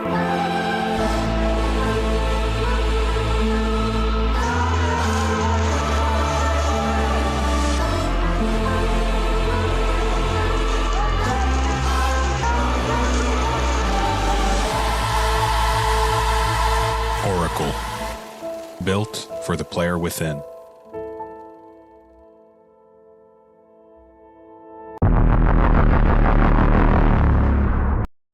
Walker here with Carbon Paintball. I'm going to run you guys through our new CC Pro bottom versus the SC bottom. The first thing that you're going to notice if you're actually trying these on is the fit.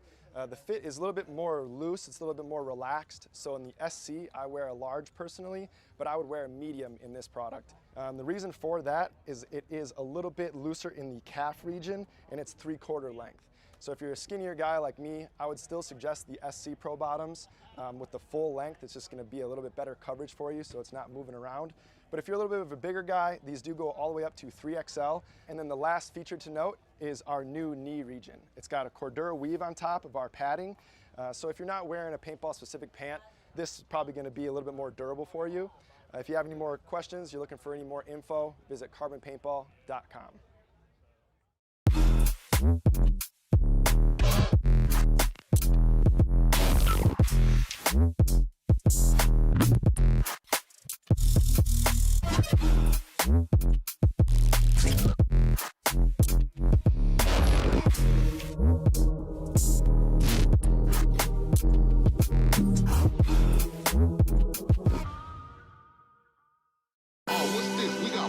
Trying to crash the party?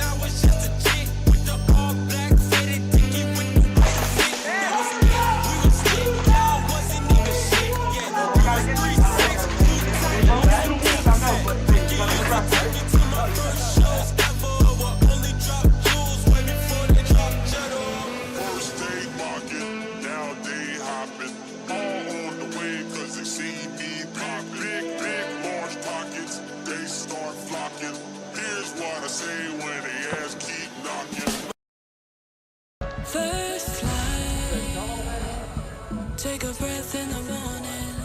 First time, oh, we could be anything. Run wild, right here in the moment.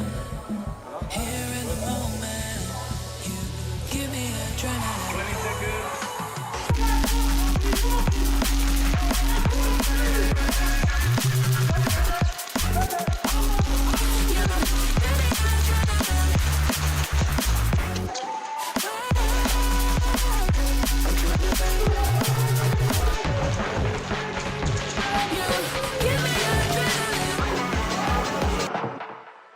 Bert, yeah, how are we doing? Fine, how are you? Good to see you, man. Nice to see you, man.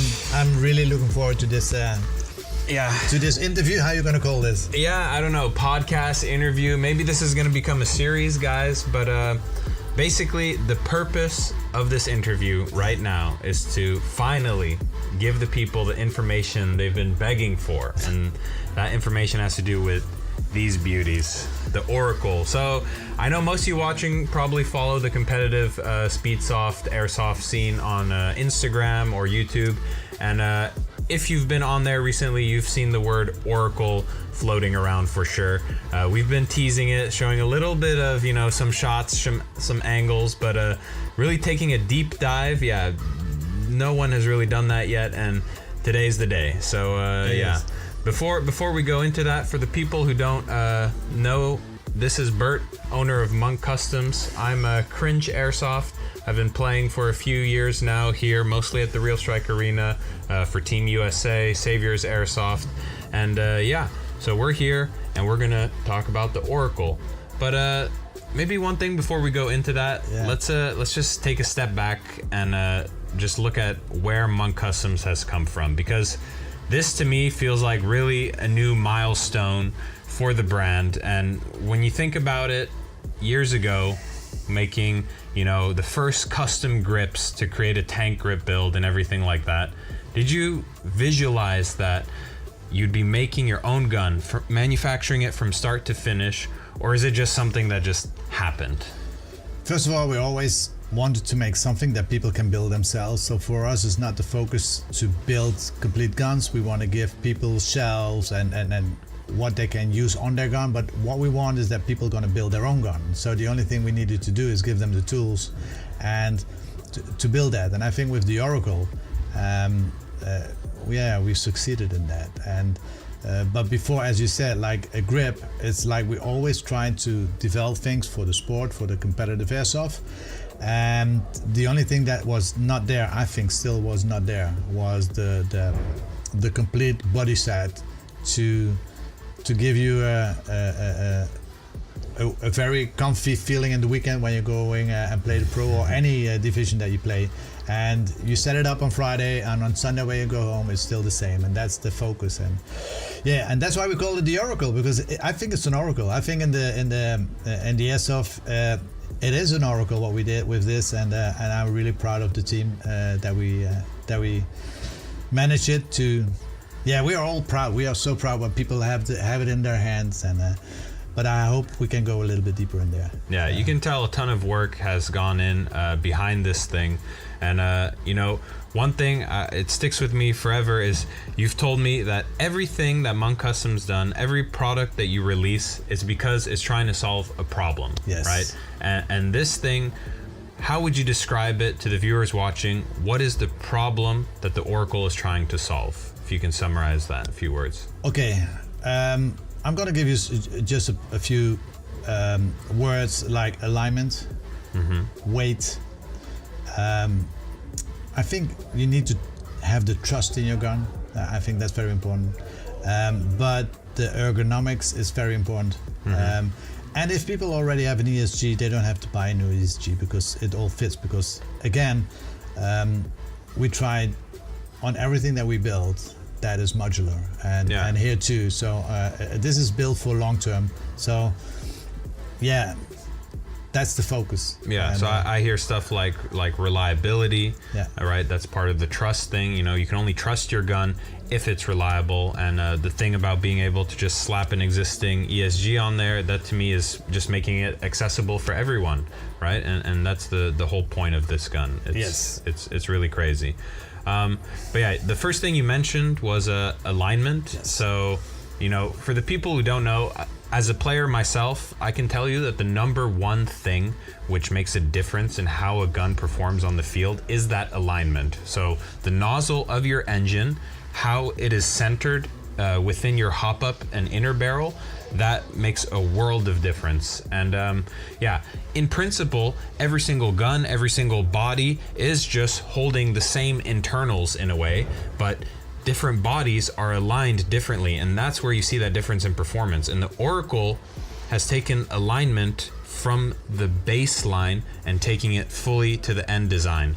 So maybe explain a little bit how the alignment is better in the Oracle compared to other guns. Well, the alignment is built on 3 phases. So when we start from the front, the basic, and it's not the most important one, but get balance in your outer barrel. So now the outer barrel is fixed with 4 screws, so it cannot move anymore. That's the first thing. So if you see when you put a tracer on there and you push on it, your outer barrel is going like that. That's a part of the balance that's gone. So now we have it fixed with 4 screws into your upper.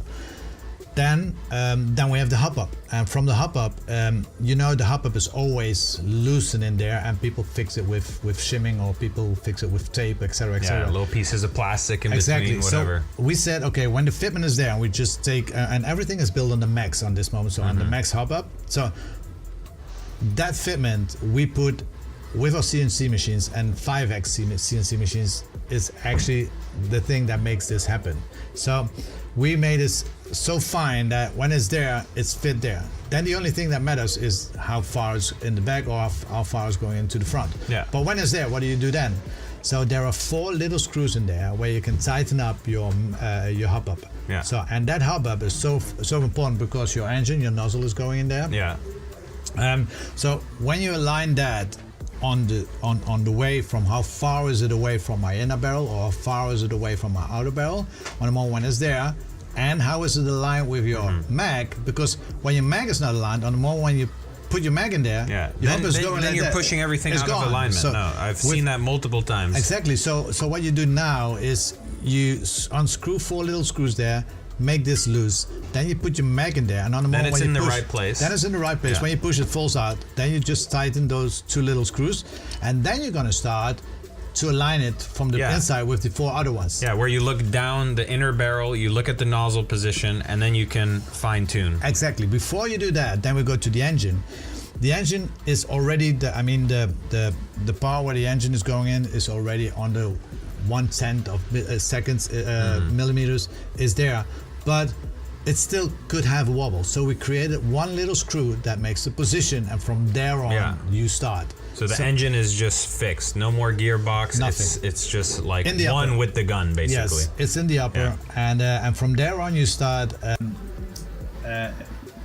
I think that's the line of alignment. So that's very important. So you don't need to have the end cap screw to align, or you don't need to have the grip screws to align. That's the basic. That's how now the Oracle works to get your alignment perfect. Yeah. To me, it's a really logical system. So first, eliminate as much variables as possible which cause problems with alignment. So the first thing is the gearbox, obviously, because it's connected to your grip, it's connected to the rear screw where the stock originally would have been. So do away with that. And then focus in on the hop up, because the hop up is basically this meshing of all the components of your gun. It's where your BBs feed into, it's what's pressing against your nozzle, and it's also holding your inner barrel. So really honing in on there and fine-tuning that to get the perfect alignment was such a brilliant idea. So yeah, I think this thing, it not only is good and perfectly aligned, but it actually guarantees alignment because of the fine-tuning that you can do. So everything that could be in the way of alignment, we took off. So we take away the front body pin. Yeah. Because the body pin always has that wobble, and we don't want to have that wobble anymore. So what we created is actually a connection where you don't put it like that, but you just shove it in like that. Yeah, it just slides in, and then you can't go anywhere. Then you have a little screw in the front to tighten that can go nowhere, and then there is only one back body pin. So Yeah. on the moment when this is connected, don't forget in the upper where the body pin is going through, there are two little holes. Even in those holes, we put O-rings, Yeah. so that the O-rings absorb any. Yeah. So there's no.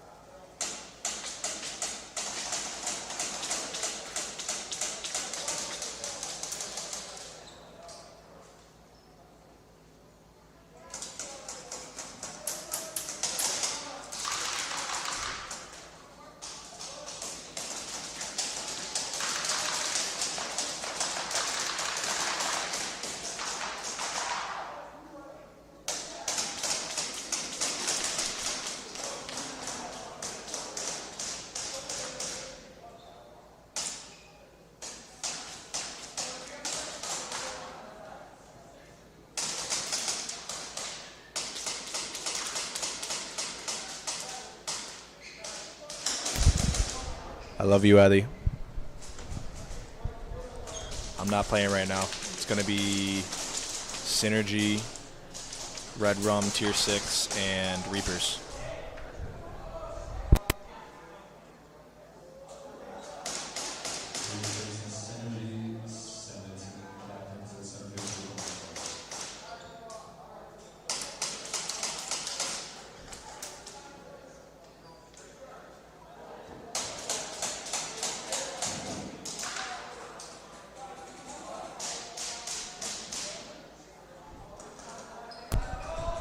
Synergy in Tier 6 up first for the coin toss.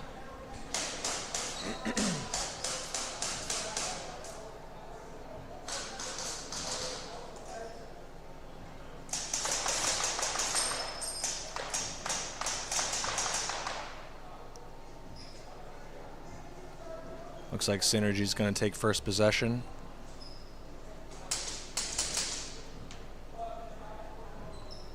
Is there a link between Synergy and ECE? Kinda, I guess. Synergy is like a couple of guys who played on ECE last year are playing for Synergy this year, and they are kind of like ECE's B tier USA team because ECE can't play in the East Coast conferences anymore. So yeah. All right, ECE is up with their first try against Tier 6.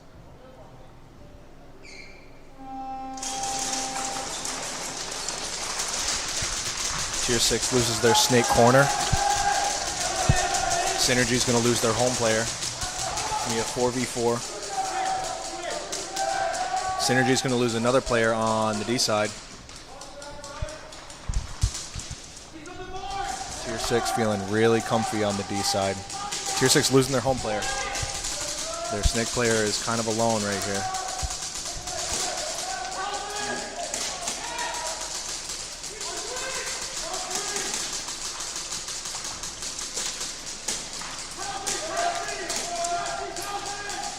Snake player is battling it out. Like a sister team in the conference division. That makes more sense. Like a sister team that's playing in the East Coast conferences. Tier 6 making a run. Yeah, I think Dredd saw it. He saw it in the corner, but he couldn't get there fast enough. Good plays. Synergy made the suicide play. Prevented the snatch.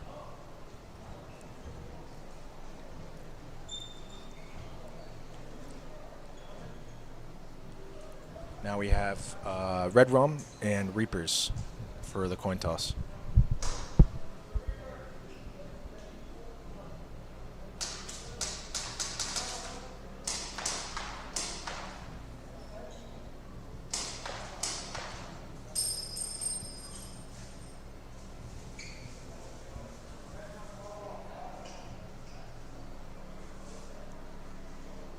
Who got possession? Red Rum. All right. Red Rum first try. They're going to take the far side of the field.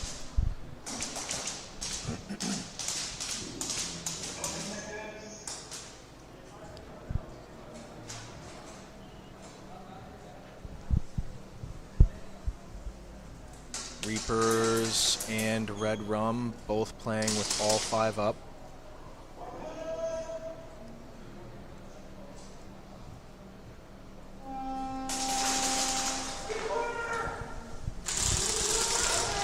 Red Rum's going to lose their D-side corner.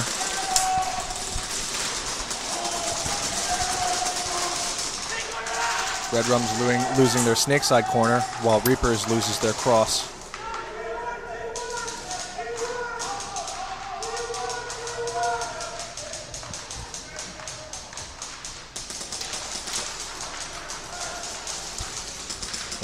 Looks like it's a standoff right now.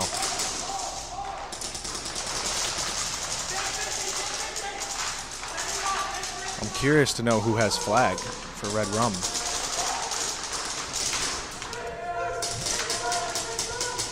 Maybe the snake player has it? Oh no, I see it. It's on the Anthrax Dorito.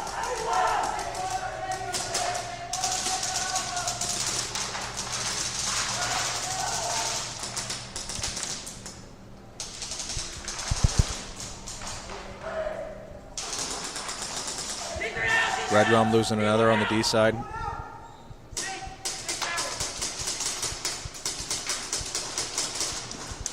Red Rum losing their snake player. And losing their D side. Wow, huge play for Reapers, but couldn't get the snatch.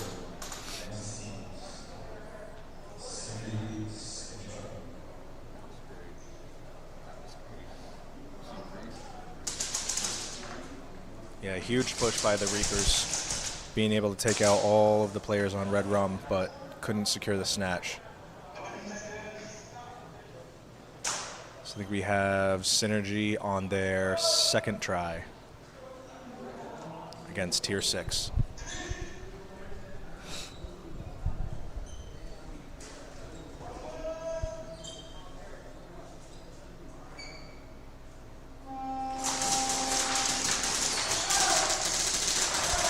All 5 players up for both teams. Dread getting shot out on the D side. Jerry's getting shot out from the home on Synergy.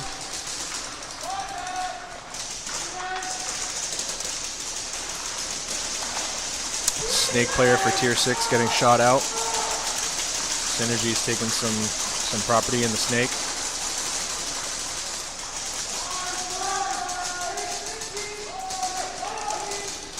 Tier 6 losing their D side player.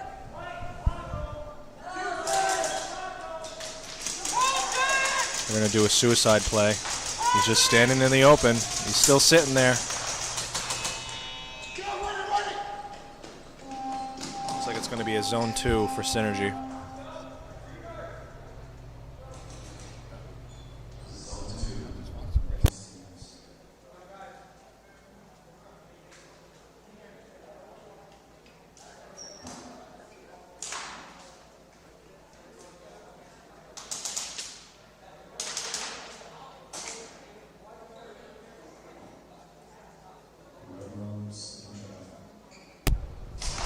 All right, so that was a zone 2 for Synergy.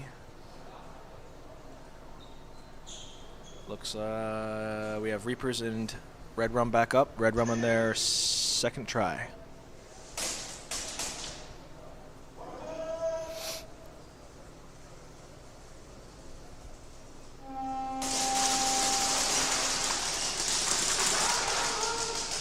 Red Rum losing their snake side corner. Reapers losing someone at home, I think.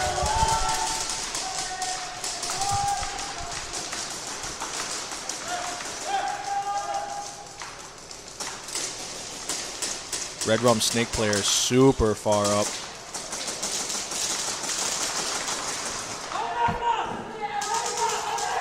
Red Rum and Reapers losing one.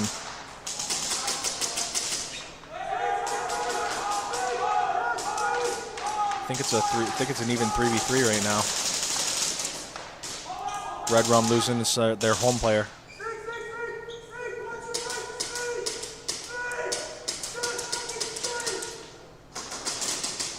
Reapers losing one from the push.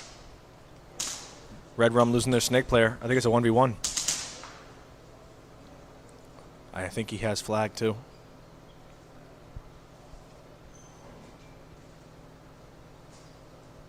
He's shadow bunkering. Wow. I couldn't tell if they traded or if Heath was able to get around the bunker. I think he got around the bunker. Crazy play by Heath. I don't know if he even saw him go to that Dorito. I mean, he must have because he knew he was there.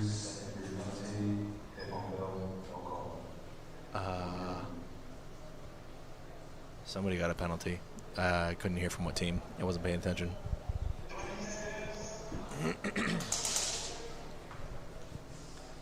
So that's going to be a second try flag hang for Red Rum. Who's going for the 1v1?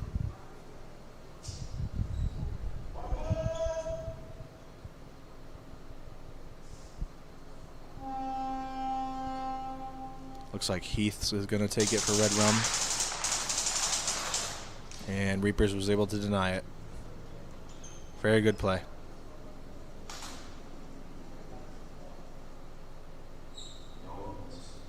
Good defense for Reapers.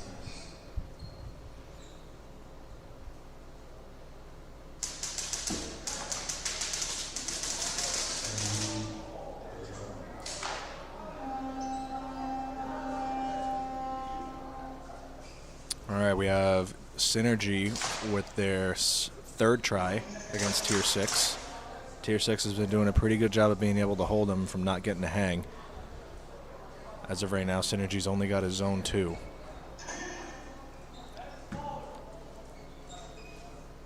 Let's see if Synergy can pull something off, maybe get a third try hang here.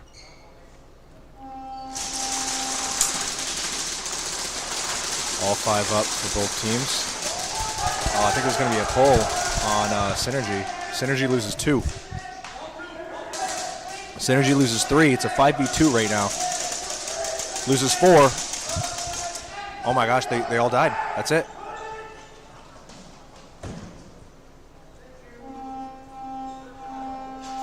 Yeah, it was try 3 anyway, so Tier 6 just ended the clock to have more time for a snatch.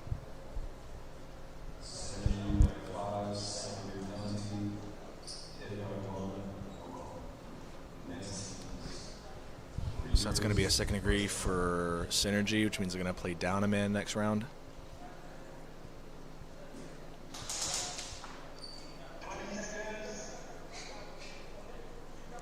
And I think Red Rum is serving a penalty as well.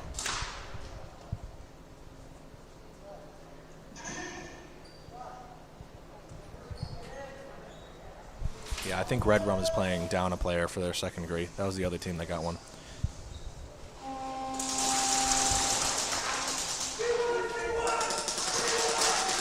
Reapers losing 1 off the break. Reapers losing 2. They're snake corner. Reapers making a huge push to the snake corner, but he gets shot out.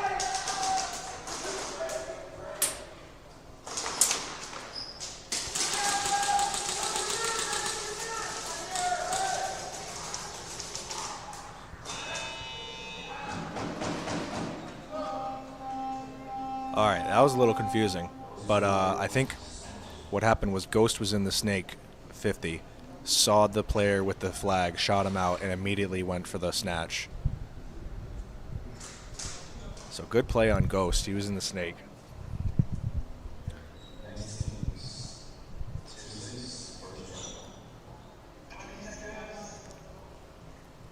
All right, Tier 6 versus Synergy. Tier 6 is going to be on their first try. I think Synergy is going to be serving a second-degree penalty. So they're going to be down a man on Tier 6's first try. See if Tier 6 can capitalize on this and make something happen.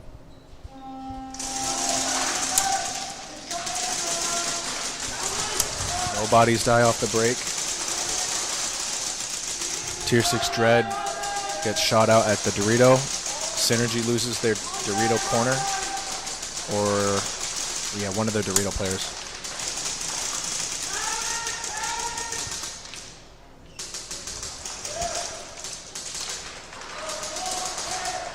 The flag was dropped at the high Kappa Hub Dorito on Tier 6's side.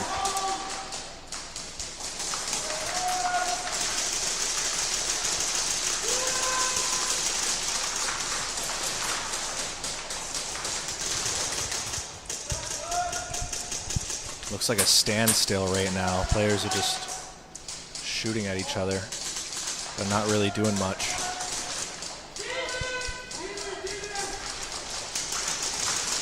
Synergy is going to make a push into the middle Dorito to make a trade.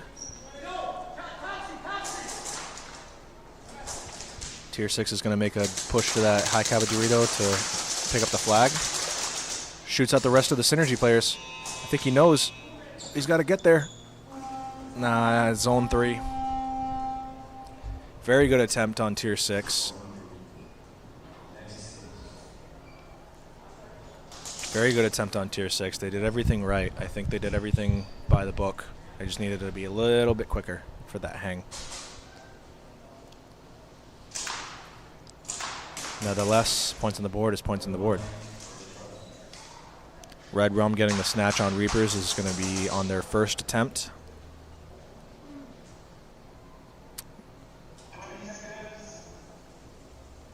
Right now, I believe Red Rum is in the lead with 11-0.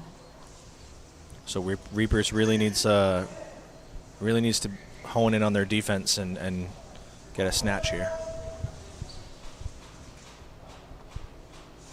They got 7 minutes on the board. Both teams are all 5 up.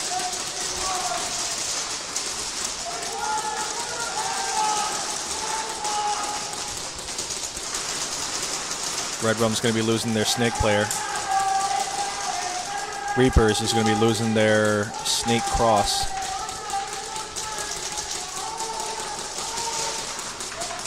I see Keegan on the Dorito corner with the flag. He's kind of just waiting for his team to make a call. Reapers is going to be losing one of their snake corner. Keegan makes a push up to the high Kappa Hub Dorito. Reapers loses another player on the snake side. Red Rum losing the Dorito Monk, or Monk Dorito player. Keegan's behind the, Keegan was behind the plexi. Couldn't get around it in time. He ended up getting his own. Oh no. Reapers still had a player in at home. So that's going to be an automatic hang bonus points for Red Rum.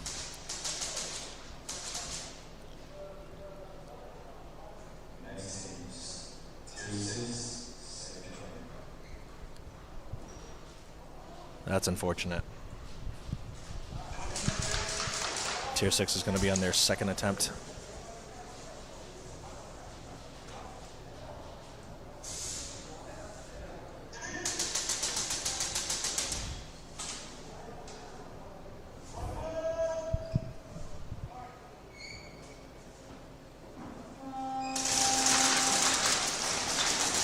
Synergy making a huge push to the middle Monk Dorito.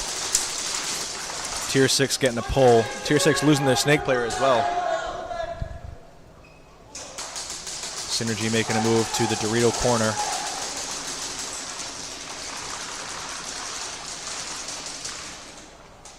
Synergy taking a lot of property in the snake. Trades out with the home player. Tier 6 is going to drop the flag at the Dorito corner and get shot out. Suicide. Can they see it? I think they got it. I think they got the snatch.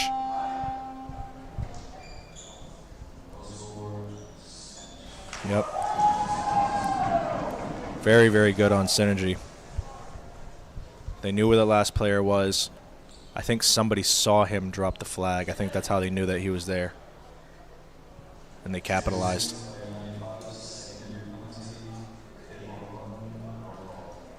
So Tier 6 is going to have a second-degree penalty on them for the next round.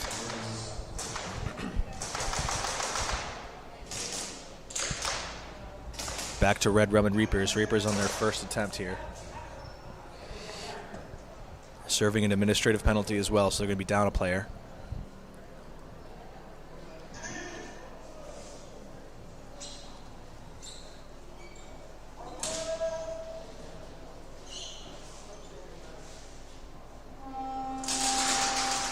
Just under 6 minutes on the clock.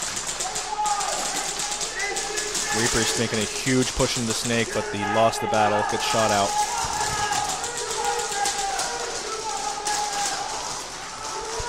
Red Rum losing their Snake corner player. Red Rum making huge pushes in the Snake. Reapers losing their Snake corner. Red Rum is on their side now in the Snake. Gets shot, shoots the cross. Shoots the corner. Can you see the flag? Yeah, got the snatch. Right at the home.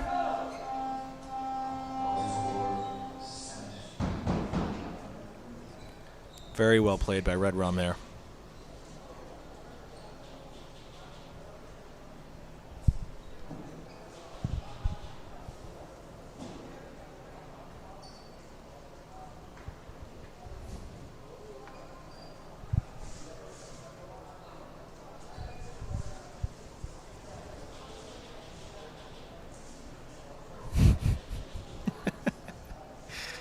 Oh, goodness.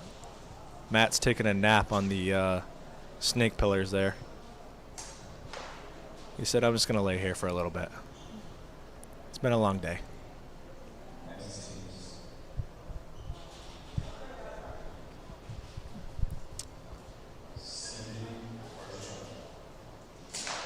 So with Synergy getting the snatch last match, they're going to take their first try on the store side. I believe Tier 6 is going to be serving a second-degree penalty, so they're going to be down a man. What's up, Zarian? Let's see what they can do here.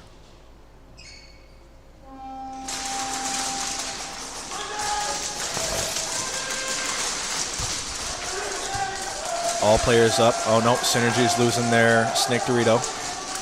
Or Snake Corner, rather.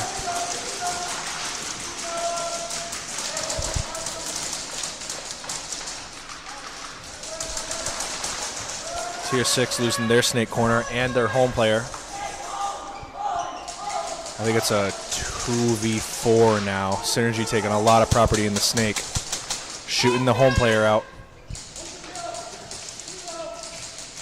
Where's the flag? They need to have flag up. He's suiciding.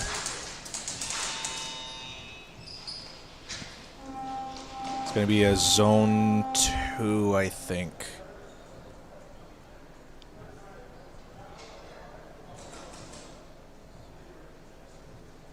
What are the standings so far? Ooh. All right, so it's not a zone 2. It's going to be automatic hanging bonus points for Synergy for an admin penalty. Standings right now, if you want the exact number, I know they're updated on the NSL website right now, but from what I understand and what I think is Red Rum is in the lead in first.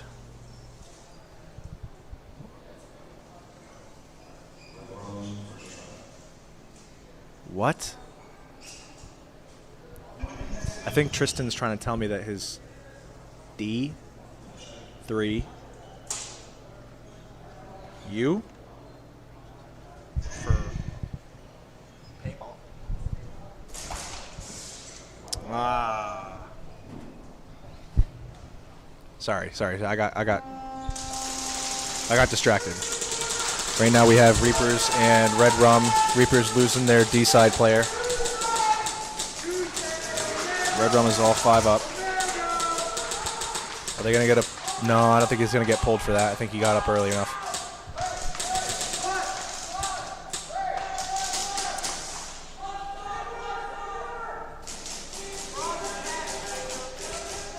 Reapers holding their ground.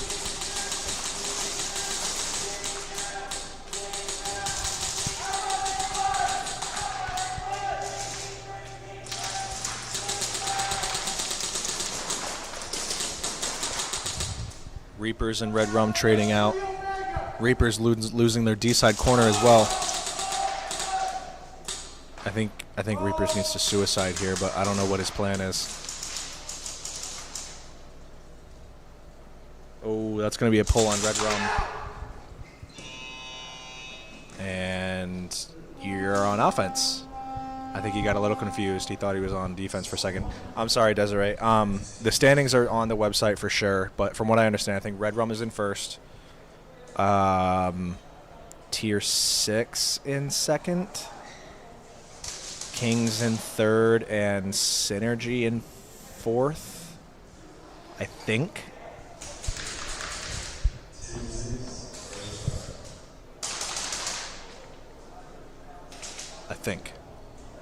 To the best of my knowledge, I believe that's what it is. But the standings are all on the NSL website right now. If you want exact stats.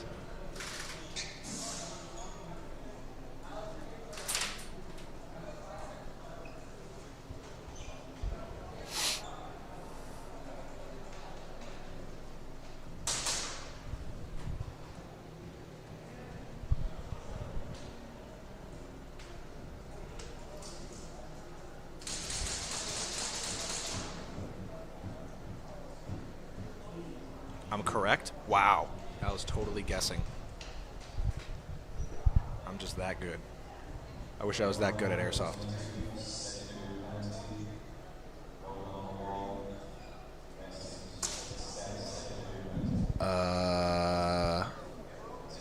Was that on Red Rum? Or did you hear that? Was that on for Red Rum? Oh, okay. You are Papa. What am I? What am I? I know I'm Papa, but what else am I? Talk to me nice.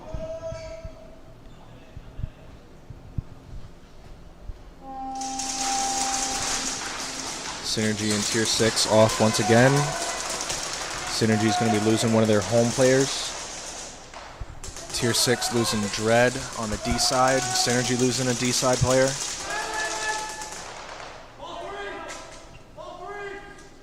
Tier 6 has their flag on the D side corner. Synergy inside the Snake 50.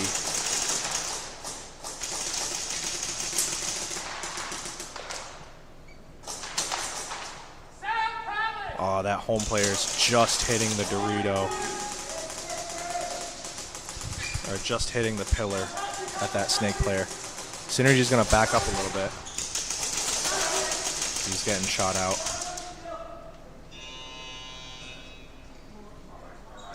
Oh, close. I think it looks like a Zone 3. That good at Airsoft. Ooh, that made me tingle a little bit, Hollywood, I'm not going to lie. That made me tingle.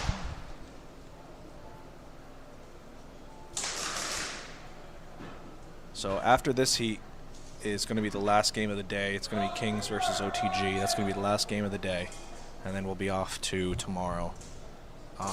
I got to look at the clock to see when I have to leave, because I can only commentate for so long before I have to get up on the field. Love that ref cam. Yeah, that's Matt up there in the Snake wearing the ref cam. Pretty cool that they can make it a live feed. God. we need more of those. Yeah, that'd be pretty cool. I mean, I don't know how crazy it is to set up, but it is pretty cool.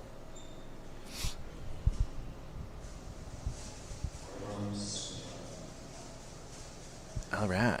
So I think Red Rum's going to be serving a second degree, if I'm not wrong.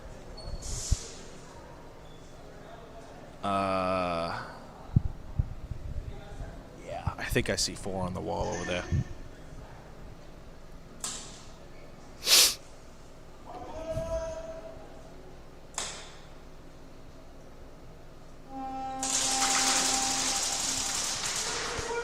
Looks like all 5 up for Reapers, 4 up for Red Rum.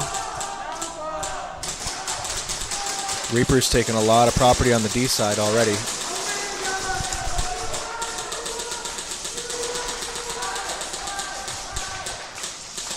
All players are still up. Reapers losing their cross player.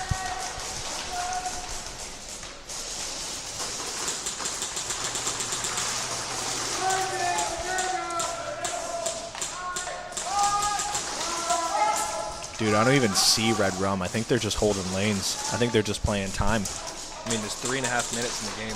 Reapers loses their high Kappa Hub Dorito player. I think Red Rum is just taking it nice and slow.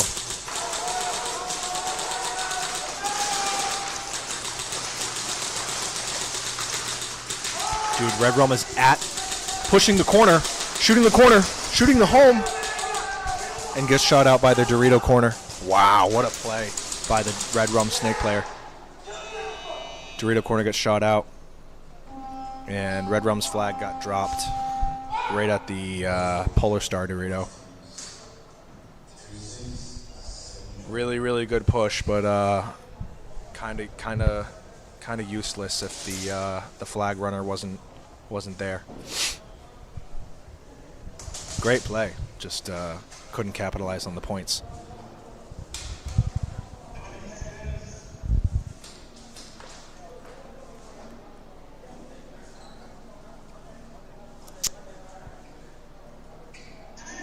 I think Synergy and Tier 6 both have 5 up.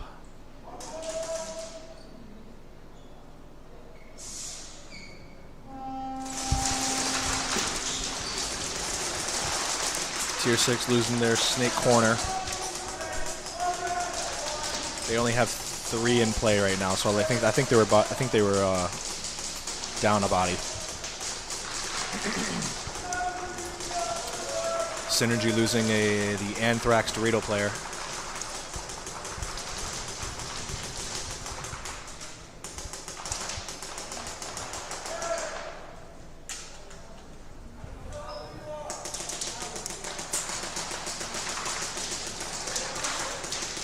Tier 6 getting shot out at the home.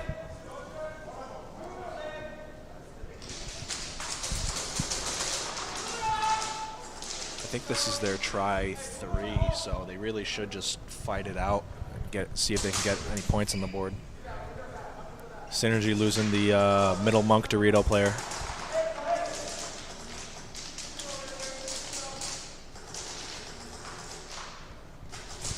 Synergy is on Tier 6's Snake side, shooting out the Dorito corner, trading out, and there's nobody left alive. Work and NSL lit. I like that. I think it would be better if you were here, though, Chase. I think that'd be probably better than being at work.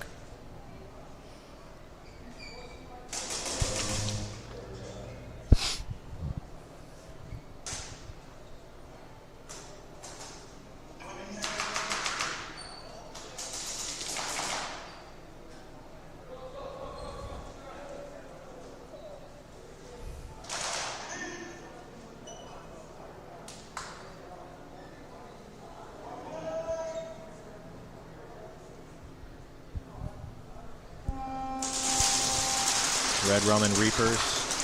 Reapers losing 1 at the home.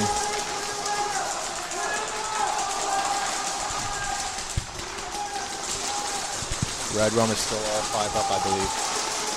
Reapers getting shot out at the high Kappa Hub Dorito.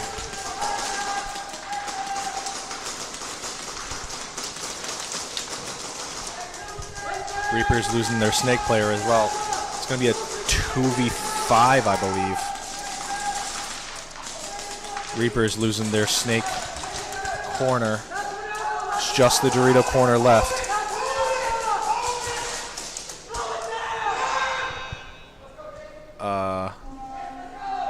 Did they get it? Who had the flag? Oh, Snake had the flag. And they got the hang mercy rule against the Reapers. Opinions on the layout. I haven't been able to run it yet because of life. I hear that. Layout is... it's fun. I mean, I don't even really know how to explain it other than everything is on short king base. Like, you really got to be, you just got to stay low.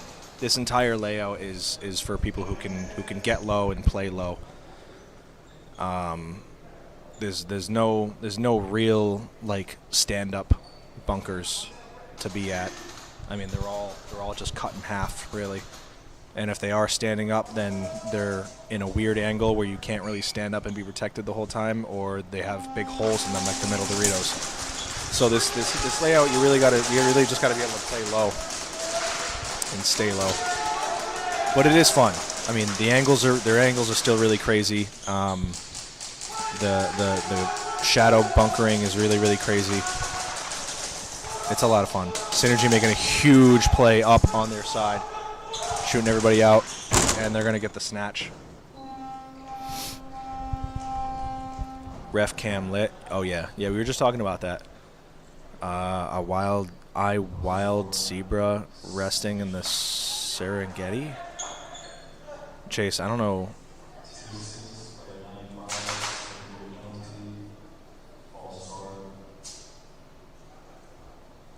Tier 6 is going to have a second degree. Chase is going to have a stacked... not Chase.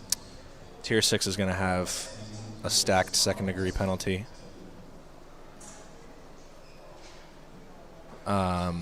Wild zebra resting in the Serengeti. Yeah, I don't know what you're talking about, Chase. I'm sorry. I don't speak... what's that sport that you play? Chase, what's that sport that you play? Lacrosse. I don't speak lacrosse.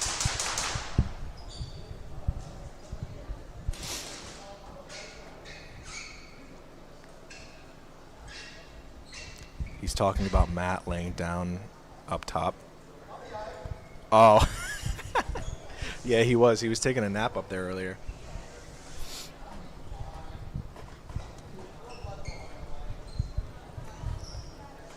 Yeah, he must have done it again, but earlier he was definitely taking a nap up on that up on the pillars.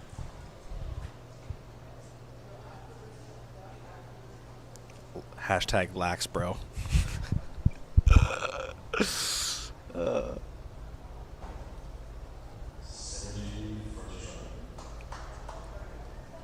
Are baseball players and lacrosse players allowed to be friends?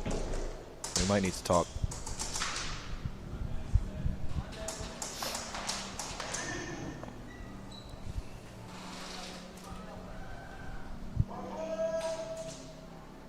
Nah.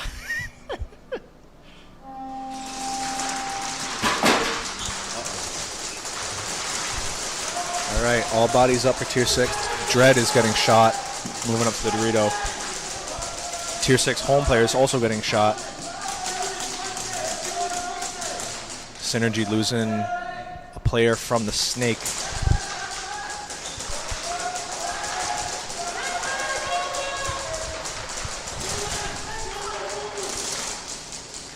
Tier 6 getting shot out in the Snake corner. Getting shot out in the Dorito corner. It's going to be a zone 3.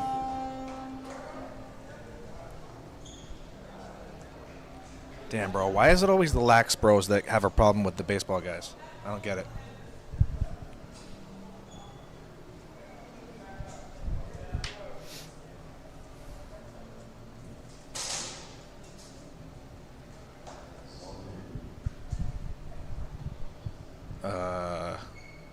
Yeah, zone 3. I don't know exactly. I think they were trying to discuss something, but I'm not entirely sure on what. But zone 3 for Synergy.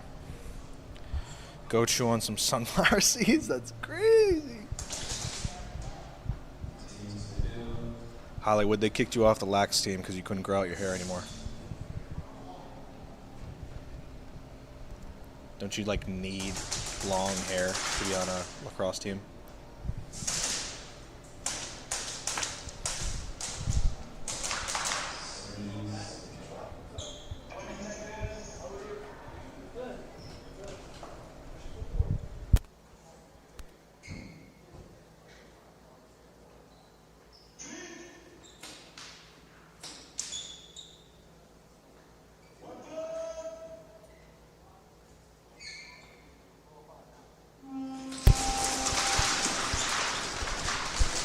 All 5 up for both teams.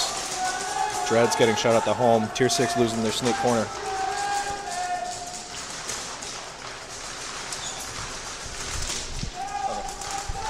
Tier 6 losing their home player.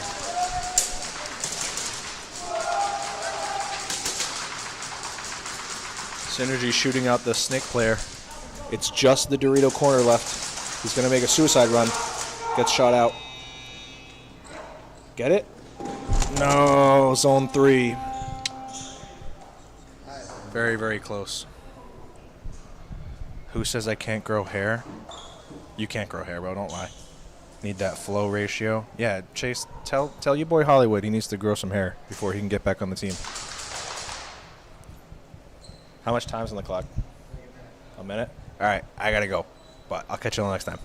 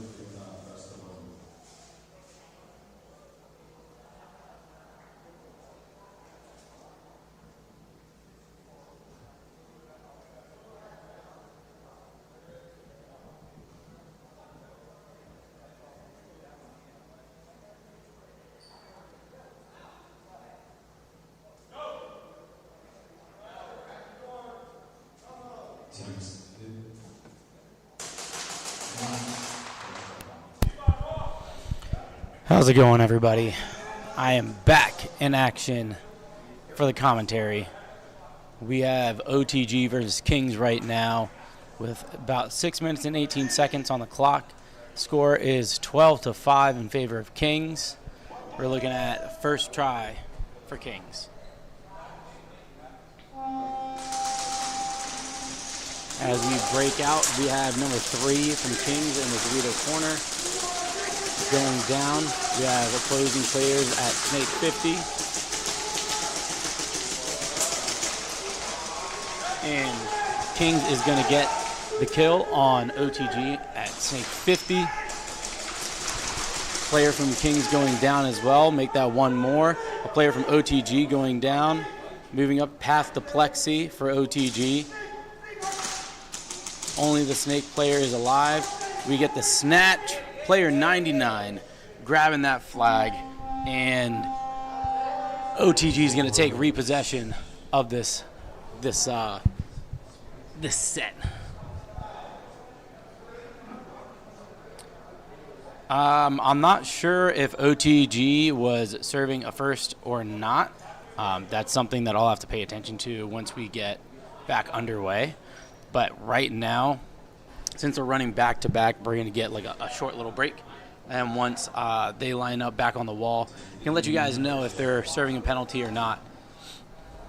Looks like OTG is going to take the close side of the field, and Kings will be on the far side.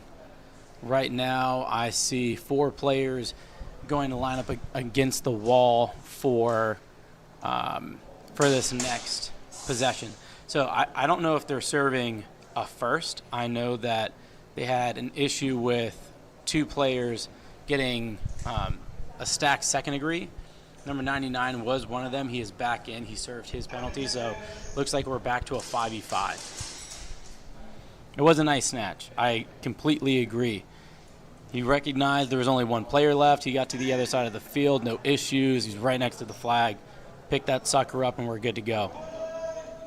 5:38 on the clock.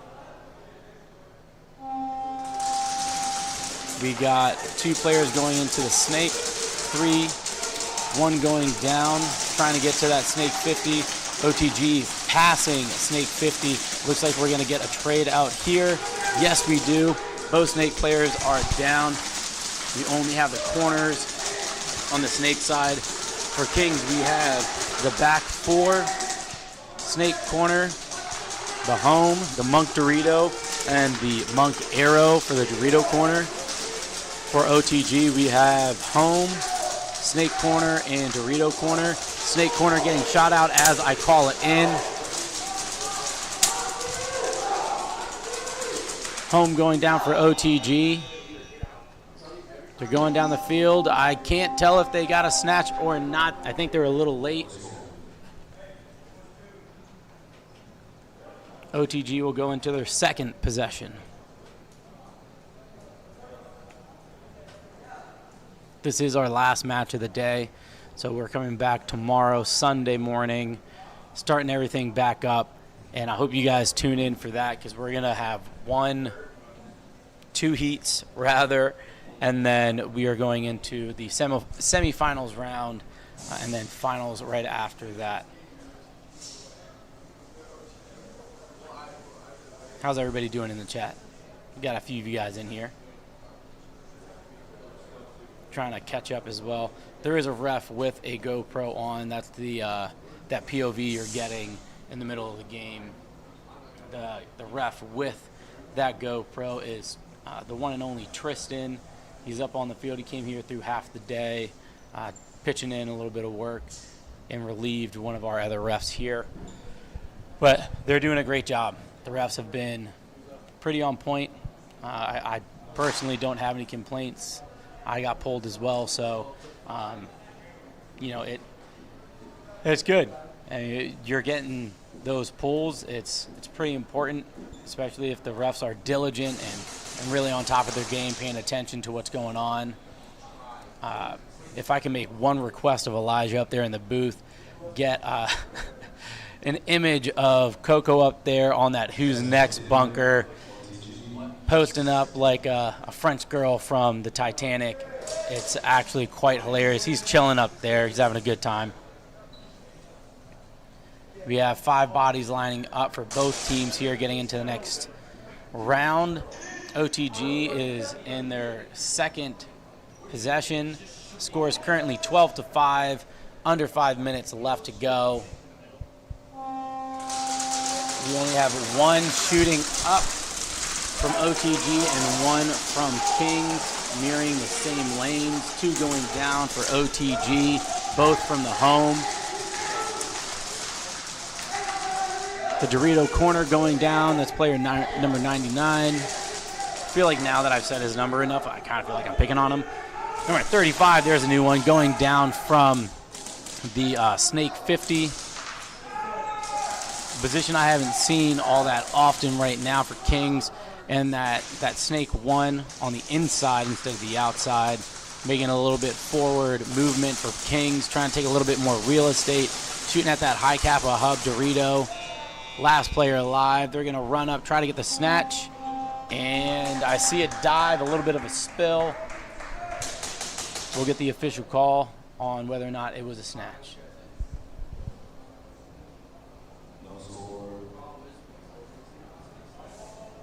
So we don't have a snatch on that last one, or at least they haven't announced it. So we're going to go into try 3 here for OTG. We have a pretty good lineup here this weekend with the teams that are coming out. You know, huge props to the guys that are coming from out of state. Not only the guys from Red Rum, but you have the OTG guys coming out of state and the Tier 6 guys coming all the way down from Richmond, Virginia. It's quite a bit of a drive for them. So, you know, props to you guys for making the drive, showing your dedication to the sport, to the format, and the willingness to get better as we move through the weekend. Matt is really just, he's vibing. Elijah, you please pan that camera over to Matt real quick. We need to put him in the spotlight. Look at that beautiful man, just laying out. Okay, JB, I see you, or C-Mac, trying to get that Kings win. I mean, the game's pretty close right now. OTG could bring it back. There is enough time for them to, you know, not only go through their third try, but they do have the opportunity to also get another snatch and come back. So with that being said, what do you guys in the chat think is going to happen? Do we have a close score, OTG making the comeback and getting the win, or is Kings going to run away with this match? Curious to see what you guys got going on.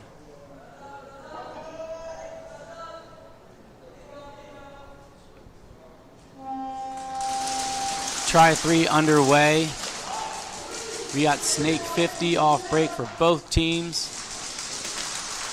He's looking over. He doesn't find anybody. He sees one. Can't quite get that connection. And we have a trade going out. A motion for that Snake player as well from the referees. We'll see if we get a penalty call once the round is done. Snake corner going down for OTG as well. I believe it's 2-on-3. And as I say that, one player from Kings is going down, 2-on-2. We look like we might get a pick-off here. Yes, we do. OTG shooting number 4 for Kings. As he wraps around, that's the last player. They do not have the flag, but they do a pretty good job within their third try. The third try is always kind of a gamble, you know what I'm saying? You have the offensive team who can run down the field and try their best to get a few points, and the snatch doesn't necessarily matter in that sense, since the next possession is going to go to the other team as well, and the defensive team can just try to sit back and deny the points as much as possible without catching any penalties. So we see a little bit of deliberation here from the refs as they're talking to TJ up there in the booth, trying to figure out what is going to be the call for the OTG guys in terms of a penalty or not. I didn't see how much time was left. Let's go back here on the stream, give you guys an update. We're just above 3 minutes, somewhere around the 3:20 mark. So again, there's still some time.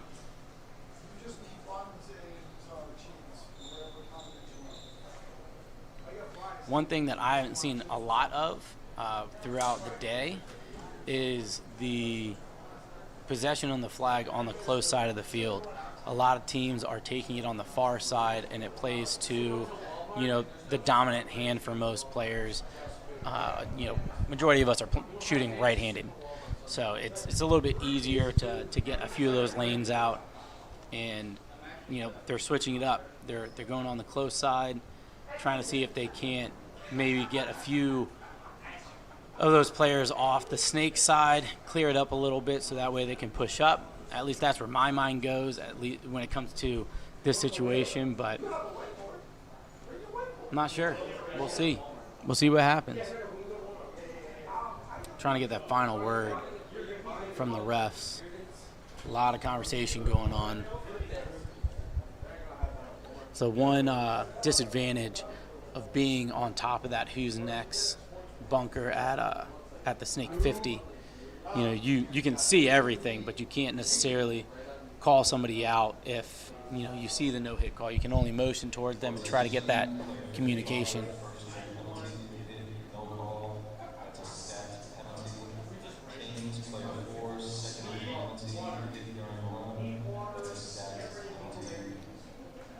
All right, so we have 2 stacked penalties from this last round, number 4 and number 55 for OTG. So both teams are going to be playing with 4 going into the first possession for Kings. And, it's 4v4. Well, actually, that's a lie. There's a first degree for OTG, so they should be down 2 players here, making it a 4v3.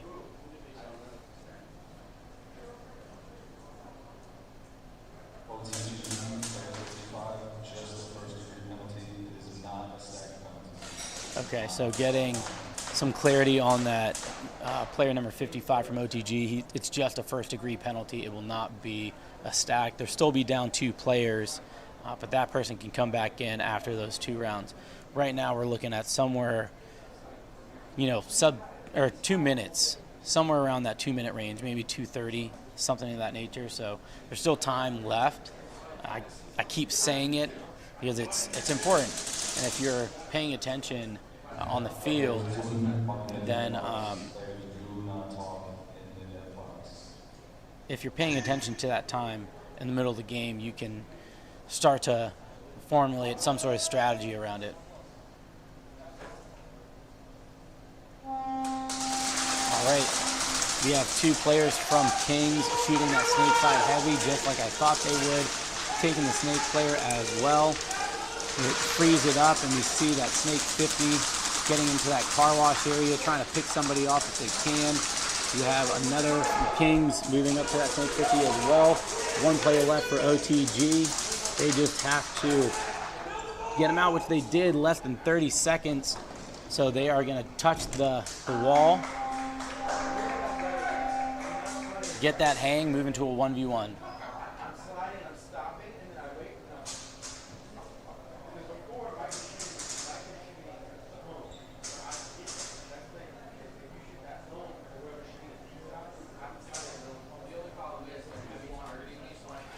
There's really good awareness on the Kings' part for that round.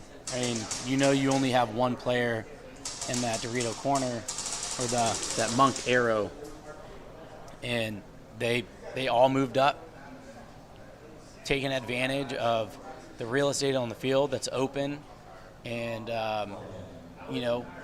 getting it within those first 30 seconds. If you guys didn't know, the buzzer is not active until 30 seconds, so they had plenty of time to just kind of walk it up and get that flag hang. We have, I know that's Ant over there on the wall for Kings. Trying to see who is here. We got number 11, KT for OTG. Actually going against KT today in the 1v1s. He's done a really good job for his defense. He's thrown a lot of BBs down range and been able to suppress, the guys he's going against in those 1v1s.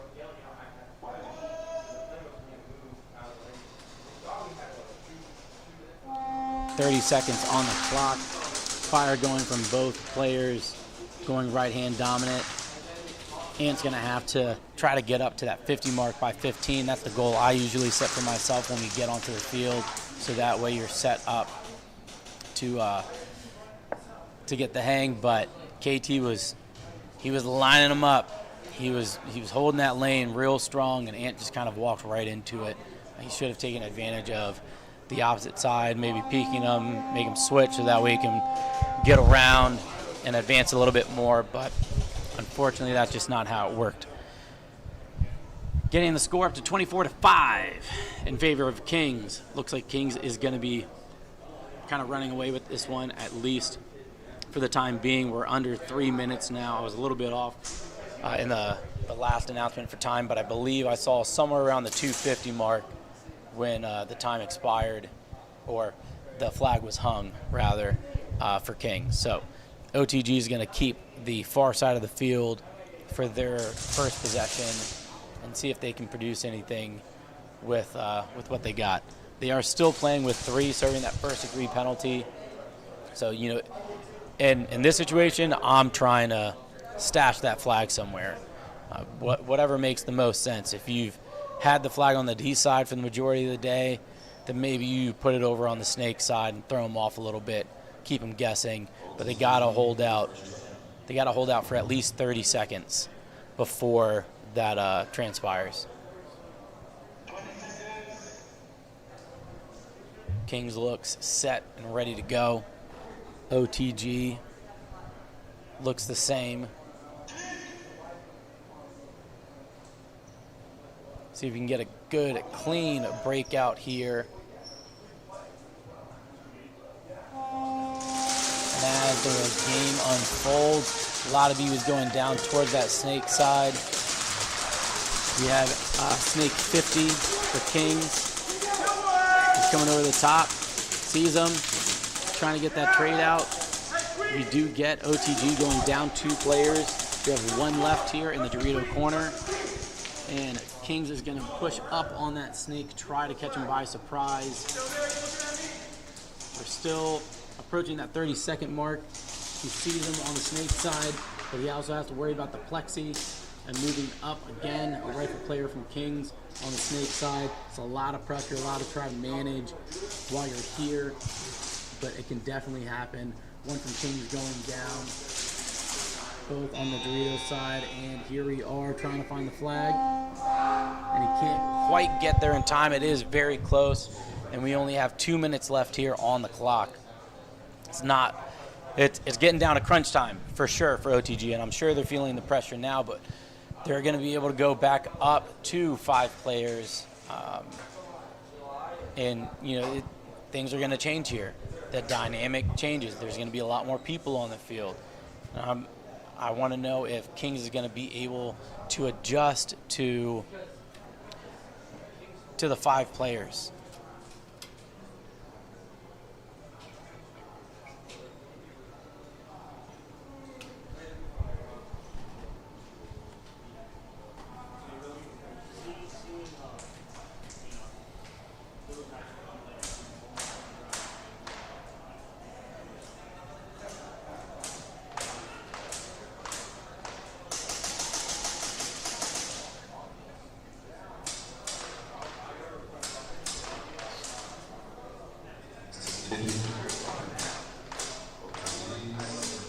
Let's give the standings a look here.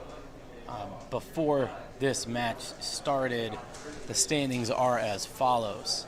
In first place, or leading currently in the event, is Red Rum at 4-0 and 108 points. Tier 6 at 2-1 with 54 points. Synergy 2-2 with 41. Kings is 1-2 with 55. And Off the Grid is 1-2 with 45, and following up at the latter end of our lineup is Reapers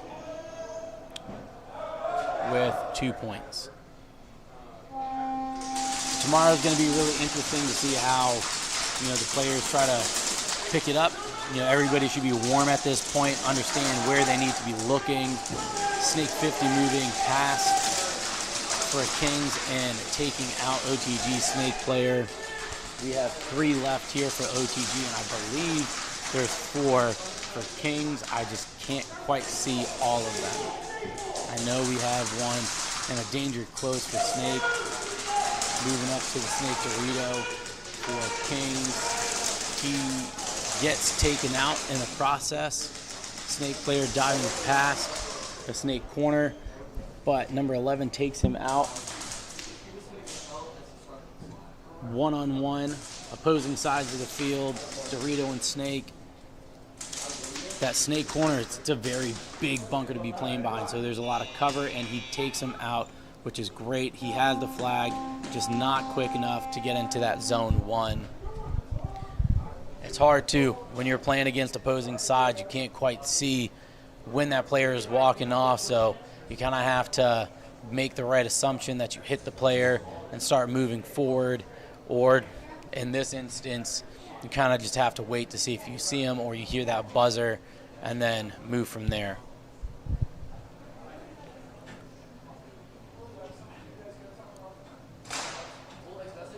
Now, if it looks like Kings will end up getting this win, that's going to bump them up into 3rd place, overtaking Synergy. They'll both be 2-2, but the point differential and the overall points for the event will be in favor of the Kings, so they're going to take 3rd, and Synergy will be in 4th. OTG should be staying in the same place. So at the end of today, it looks like we will have Red Rum Tier 6, Kings, Synergy, OTG, and Reapers for our Sunday lineup. Going into Sunday, our first match of the day will be Red Rum versus Tier 6 and Synergy versus Reapers, and the following heat will be OTG versus Reapers. So Reapers is going to get a double header going into Sunday.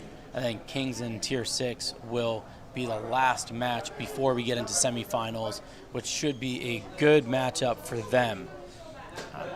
That Kings Tier 6 game is going to be kind of big, considering the standings and how they are right now. If Kings were to take that match, they could not only move from today from 4th to 3rd, but then overtake Tier 6 and go from 3rd up into 2nd. And semifinals from there is going to be kind of insane. So I'm really looking forward to the gameplay for tomorrow morning. In the afternoon, things are going to get super spicy in terms of the teams and the caliber of the teams that are going to be playing for those podium positions. So right now, I believe we're just entering like a reload session. Looks like TJ and Peso are doing a little bit of calculations up there in the booth to see.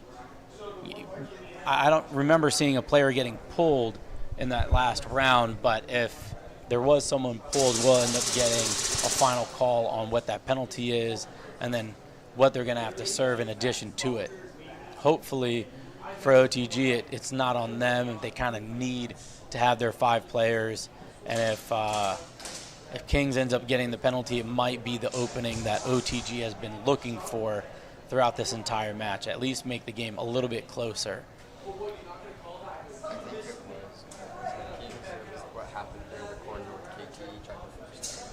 So I got CBK or Heath here from Red Rum with me as well.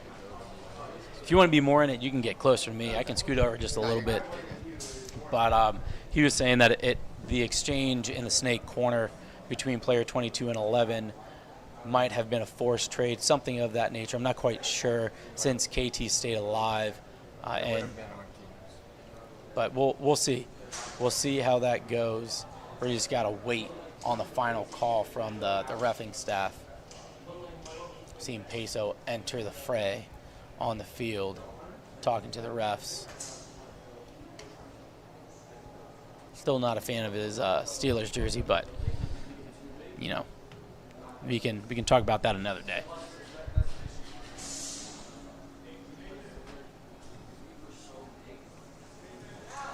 Now, one thing that I've noticed, at least for Kings, is they have a pretty deep roster. The issue that OTG had ran into earlier today with their 2 stacked penalty players is that they were only able to field 4. I believe that was because they didn't have another pistol player to fill in.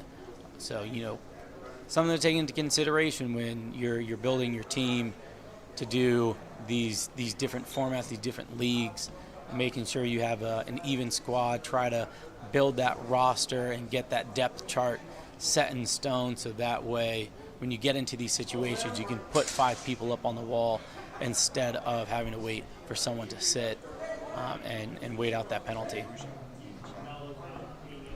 What up, Musha? How y'all doing, man? What time is it over there? Yeah, it's got to be late. I mean, there's like a 6-hour difference depending on where you are. Yeah, bro, I'm just chilling. C-Mac, you're here, right, in the U.S.? Yeah. See you guys. So we got 10-12 in the U.K. All right. So it's not too late. It's not too late at all.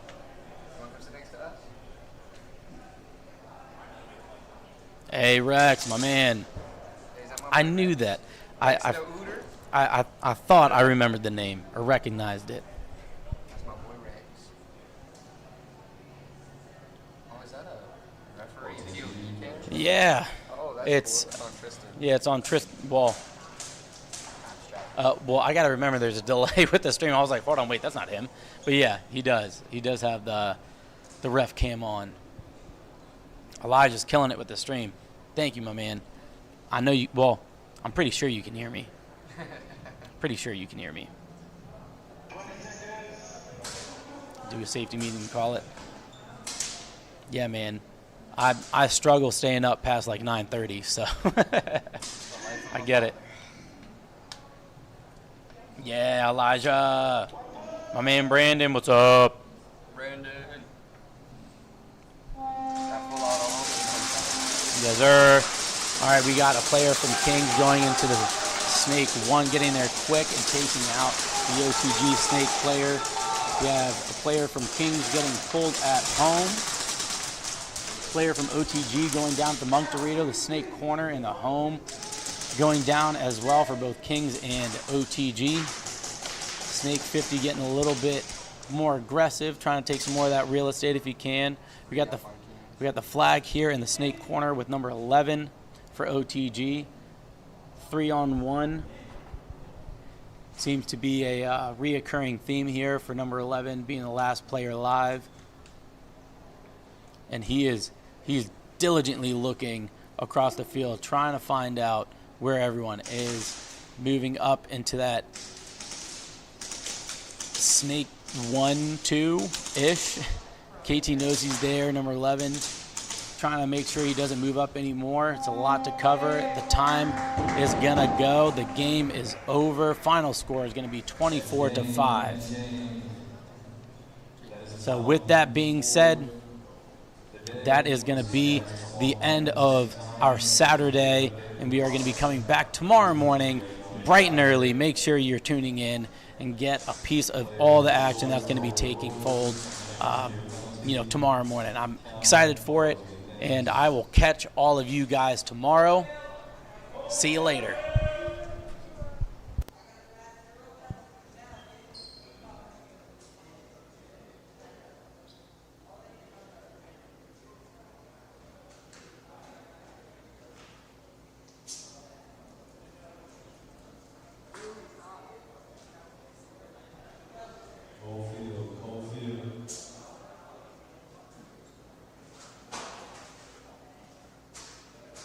Referees before the league got lower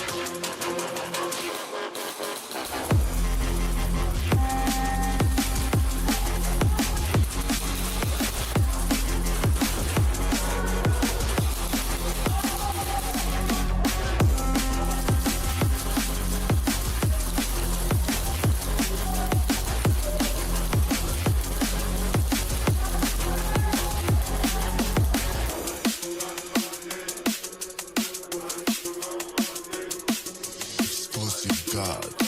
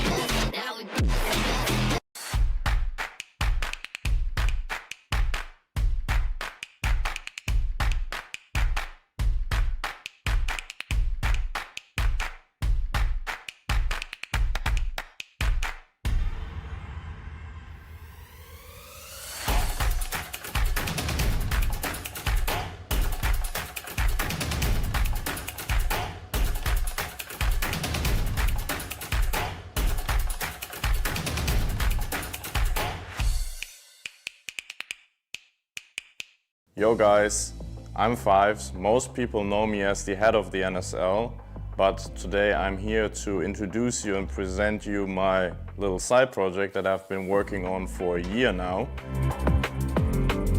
So the core of Who's Next are the so-called collector patches. So when you open that box, the first thing you will see is the certificate, which is handcrafted. The patch itself, which is super nicely done, typical long patch. Also what is in there is that acrylic glass. It comes with 2 Velcro straps on the back, so you can perfectly mount it on your patch wall. Then to round things up, each box comes with 2 of these full-size holo stickers, which are like super nice, shiny in the light. I do have the regular patches, so these are not limited. If you turn it around, you see like some sort of the summary of this whole project.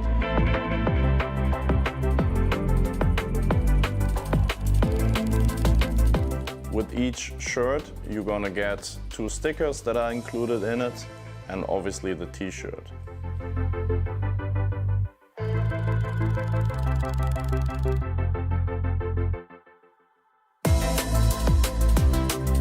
And there we have it. That's all I got for the start. I'm super excited to launch who's next. I hope you enjoy the designs. I hope you enjoy my ideas. Right now, you can get everything that I showed you in my web store, which launched. Just go to whoisnextc.com. You can see it here as well. Or if you're around the Netherlands, you can visit the Real Strike shop. That's where I'm standing, so you can pick up everything there. Thank you for your interest. Let me know if you're excited about this, and I hope to see you guys soon.